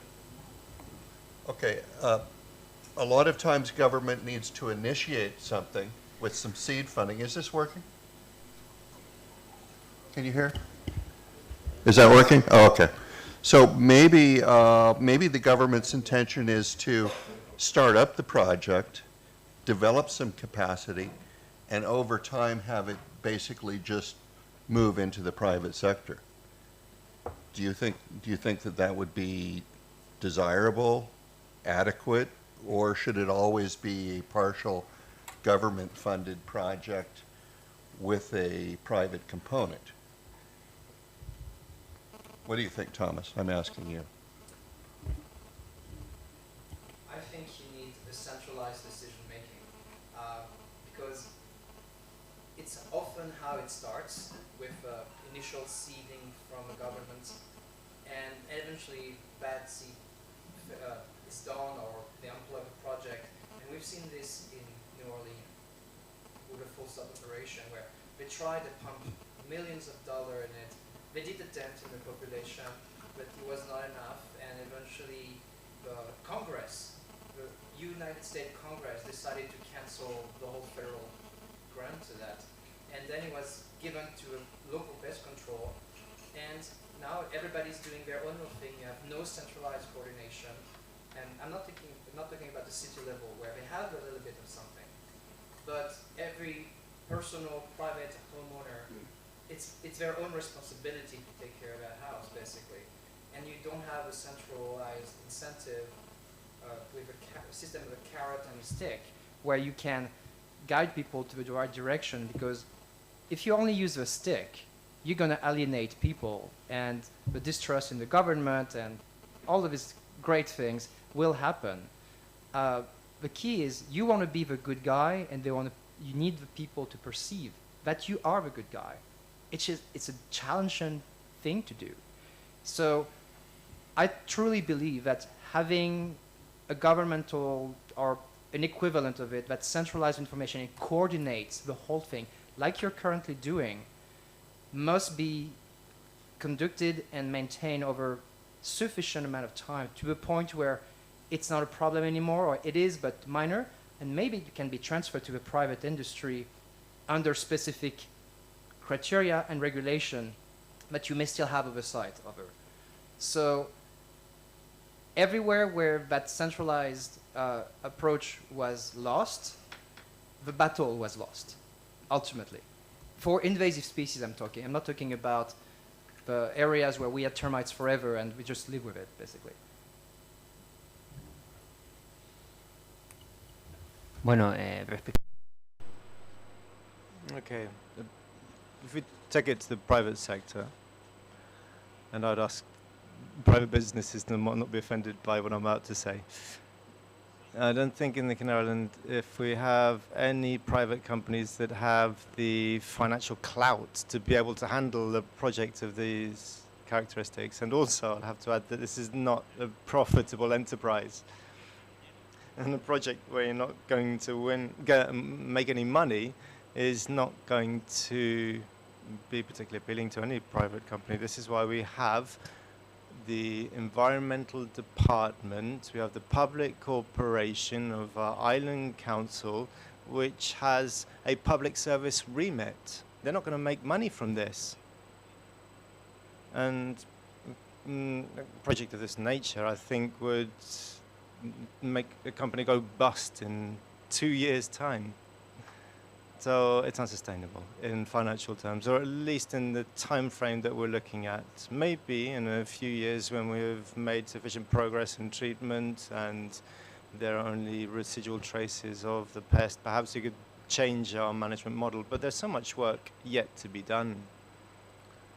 Now we are at a good moment and we've installed a lot of bait, but the amount of bait that we're going to be using is going to decline over years as the project advances. So it will become less costly for government and also become less costly in human resources. In fact, the real quality aspect of our project is the staff, the people working in together. No, I think that we're talking about 300,000 euros in total is the cost of human labor. All of the rest of the money goes into treating baits, equipment.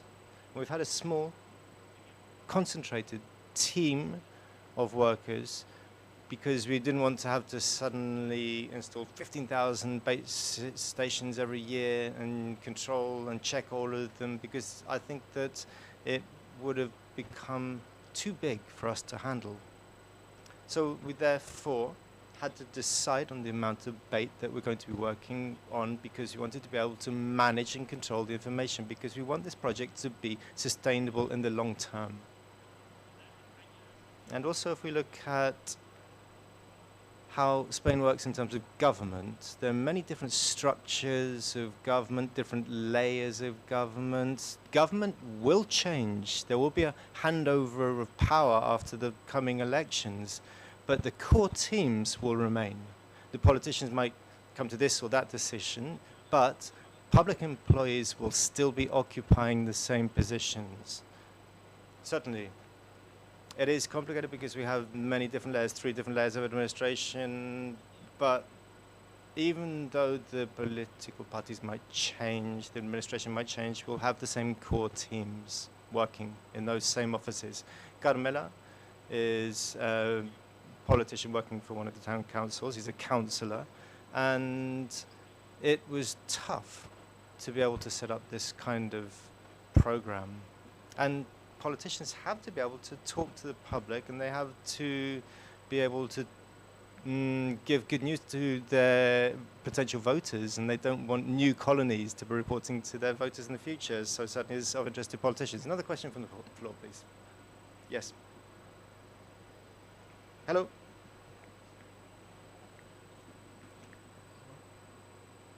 Question for Thomas and for Timothy.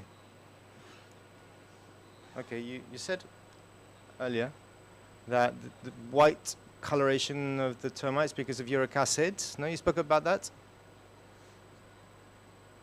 So could you talk to us about the uric acid and the crystals and the ingestion of IGR, exaflomeron, and so on and so forth? Can you give us more details about this? So the formic uric acid mechanisms, are they related also to the uric acid systems in humans as well? Acid is a way for the termites to recycle nitrogen. Nitrogen is key for colony growth. So no nitrogen, no colony growth. So they need to acquire nitrogen, which is a very limited element for termites, because as they feed on wood, wood is 0.05% nitrogen. It's a tiny number of nitrogen. It's mostly carbon. It's fuel. They eat this for fuel. The nitrogen, they acquire it through symbiosis and also from feeding from the soil layer that are rich in dirt, basically. But the primary way for the termite colony to keep growing is also to recycle the nitrogen inside the colony. Therefore, you can look at a healthy termite colony, you will never find a dead termite, because termites cannibalize themselves immediately, even before a termite is dead. So the way they do it, as they cannibalize, the nitrogen from the dead body is sequestered in the body of the worker, in the fat body, under uric acid as a storage solution. So the more dead body you have in the colony, the more uric acid is going to be produced and accumulate in the fat body of the workers.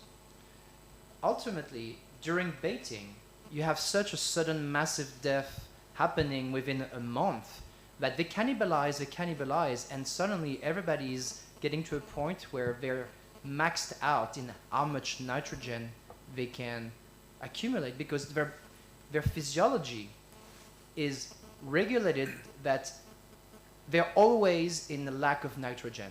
There's never a situation that they have too much nitrogen. So suddenly, when you bait, you have a surplus of nitrogen and their physiology cannot compensate. And as a result, when you open a colony that is in the process of dying, they're all full of uric acid because it's their natural mechanism to sequester that nitrogen. And as a result, they look like white and marble texture. This is just a byproduct of a baiting that just tap into the natural biology and physiology of a termite. Ultimately, these workers, as they sequester nitrogen, they feed it back to the queen so she can lay more eggs.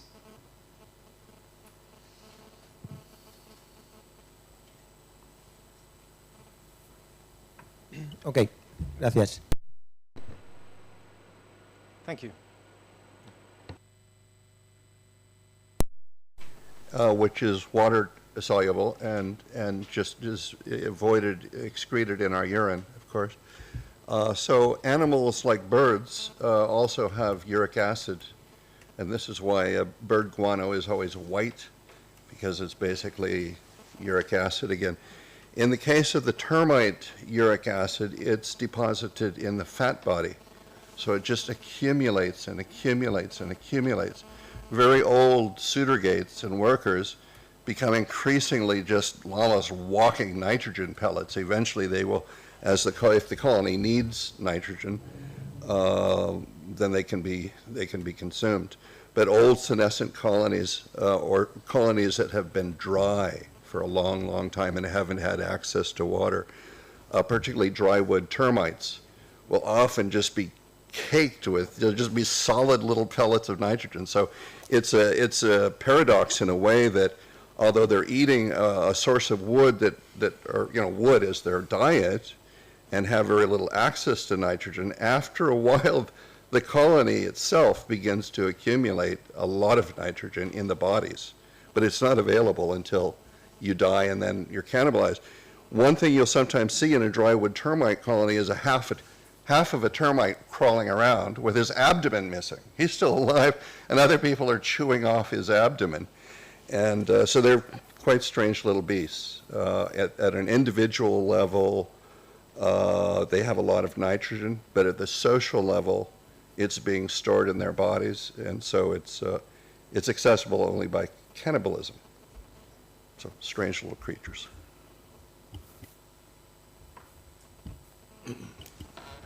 Tenía una A second question for you, Thomas.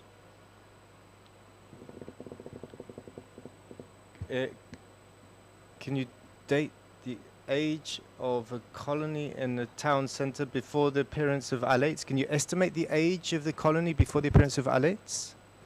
in a town? This is a question I have often, but there's very little we can do to have a true estimation. We know that if a colony does not have elates or does not produce nymphs, depending on where you are, I mean, in very north territory they don't produce elates, so it changes the rules a bit.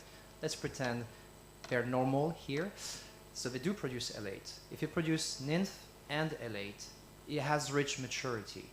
And everywhere in the literature and on our own experience and talking with colleagues, we all agree that 5 years, give or take, is about the time when the colonies are able to produce elates for the first time. And after that, they will produce elate forever until the colony collapses. So when you see a colony that is swarming, you know that unit is at least 5 years old. At least. More than that, we don't know. It could be 5, 10, 20 years. But if it does not have elate, you know it's less than 5 years old. So when you have a dispersal flight and people, oh no, there was no termites here ever, I've never seen them, you know that they've been here at least for 5 years. And that's the rule. That is, of course, based on the healthy colony, normal healthy colony. Mm-hmm. But if a colony is very stressed out, they will all of a sudden produce a bunch of elates. Okay, can you hear me now? If you have a very healthy colony, that's a normal story like that. But if you, for example, when you do the baiting, and colony is dying, sometimes you will see many individuals try to become elate and fly out of there. It's like a rat abandon the ship type of thing. Okay, so and also, I have seen a colony on the rooftop, and the building is less than 2 years old, and they're already producing elate. So that's a 2 years old colony maximum, and they're producing elate. Why? Because the resource is not there. It's not a lot of food for the colony to go anywhere to become bigger, and all of a sudden everybody become elate and try to get out.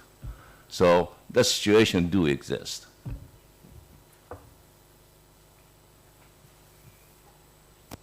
Buenas tardes. Bueno, como Good afternoon.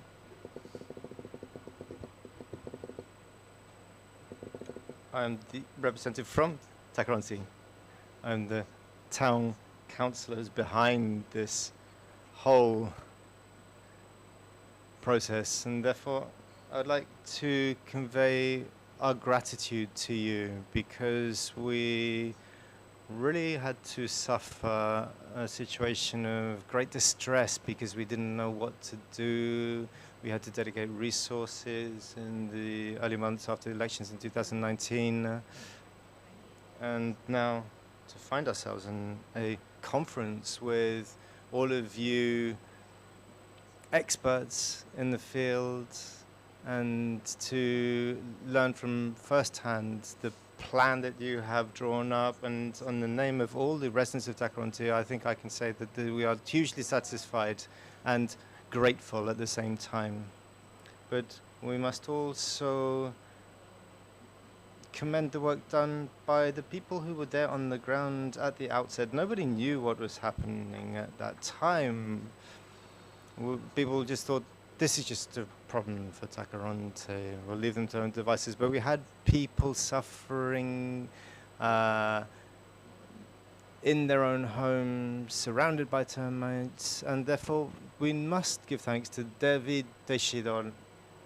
And you were there at the very outset, surveying the lands in and around Takaransi to locate these termites, and Agustin Aria as well, who's no longer with us. He's retired, but he is the person who really began to speak out loud and clear, and Ms. Gomez as well, who's working at our local town council, who is incredibly concerned by this. In fact, they were so worried that it was contagious. Arsenio as well, and David Mora as well. Certainly, we really must mention David Mora because I think that he was our guide, our spiritual guide through the entire process. I remember when we spoke to Dr. Cahou. No, I remember picking up the phone and speaking to them day after day. And then we were fortunate enough to be able to get in touch with Cristobal.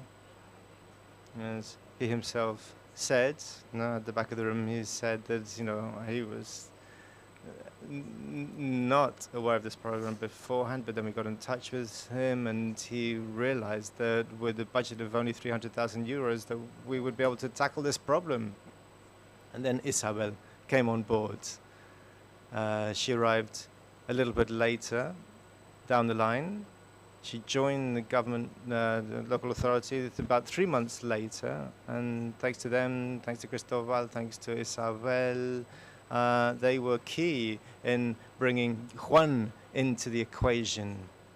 And then I think that was a game changer. The minute that Juan joined the team, I think that really things began to happen. And therefore, we could allay our concerns. Basically, we would only have to meet up and talk about the problem when they called us to technical meetings on every 2 or 3 months. So therefore, thank you for easing our concerns. Thank you for taking care of us. We do understand how imperative it is that we remain on our tenterhooks because this is a problem. We've seen the fact that these termites can spread beyond the boundaries of our town. We are convinced that there are going to be more infestations in our islands, but we now have an early detection system, and as soon as a new infestation is found, it is eradicated. So really, all that remains for me to say is thank you, because we can finally take a deep breath of complete relief. Thank you for all the work. Thank you to you, Carmela. We do have a question online, an online user. This is going to be a slightly controversial question for us to answer, but I think that the question has been asked, so therefore we must answer. Jorge Morales asked us, why do we criticize the difluenceron so much? No? Nobody's heard me criticizing difluenceron as a chemical molecule that I don't have personal knowledge of, no?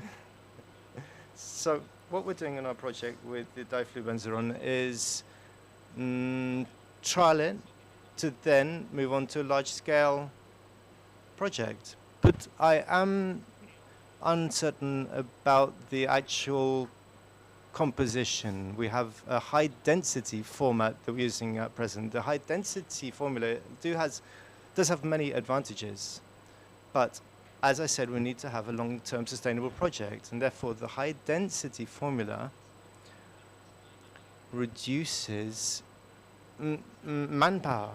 No? Quite simply, you take out the bait, you put it in the bait station, all the work is done, we use the GIS, and therefore the high-density formula enables us to have sufficient quantity of bait that is going to work in the long term. And it is also sealed within the bait station, so it's not going to leach out into the surrounding terrain. And it's active as well, 24/7, all year round. It's active, and this bait is going to be consumed by termites. And if it takes me 36 or 72 days to change this, I know that the bait will continue to work. But if we do not have high-density formulations, then there's a risk that they're going to consume all of the wood, and then when we come back to the bait station, and this has happened to us, we have to inspect them on a more regular basis. And if we lose touch of them, then we're going to lose all the work we've done. So if we need more bait, more regularly, more often, we're going to have double our manpower needs. We're going to have more installations. We're going to have to install bait stations on a more regular basis, refill them on a more regular basis. So quite simply, it's a question of manpower. And we're talking about public money. We cannot keep inflating that balloon, because the balloon will pop in the long term. So we have public money from the council, and they are betting on the long-term sustainability. We're talking about public money that has come out, and it has to be spent wisely. This is money that comes out of taxpayers' pockets, and I don't want to mismanage taxpayers' money. So, diflubenzuron, we have no problems with. There are certain technical issues at stake. Yes, we are going to trial it. We're going to continue with our trials. We're going to try to use a different matrix of diflubenzuron. And we're going to, therefore, using this new matrix, we hope that we'll be able to have different results. I have no problems with using 2 active ingredients. We could have 7 active ingredients. We're going to look at the mixtures of different substances. And I think also, if we think about resistance in the long term, it's very important that we have other options. Now, I'm a public employee, and if we have to spend 50,000 euros on bait, then it's only going to make sense if it's going to work in the long term, if it's going to be sustainable. If we're going to use diflubenzuron, and if we have it in solid state, and if it has high density, then certainly I think that this can be a viable option for us. Now, we have a protocol, and we have not fully evaluated the concentrations of active ingredients, no, in terms of chemical compositions, so on and so forth. So what we need to do right now is we need to conclude the trial. We have 1,000 bait stations, and then when we're finished, we can talk about active ingredient, we can talk about the capabilities, depending on the formulation and all these chemical aspects. So from a business point of view, financial point of view, from an environmental point of view, we need to think about high density baits, because this is the formulation that's going to work for us sustainably and in the long term. Well, I don't think we're going to have much time for debate, because we have to draw this to a close. So thank you for so stoically and steadfastly putting up with us. Thank you for putting up with me. I wouldn't say the same for these wonderful speakers, because they've contributed so much. So therefore, I would ask you to go back home with your lessons learned, and to keep those alarm bells ringing. And as soon as you see those flying ants that are not ants, and begin to worry, because I think this is a problem that should worry all of us, regardless of where you live, in Chile, Canary Islands, mainland Spain. It is a problem that is going to affect all of us, and it's a problem that's going to worsen with climate change. We only see the point of the iceberg, the tip of the iceberg right now.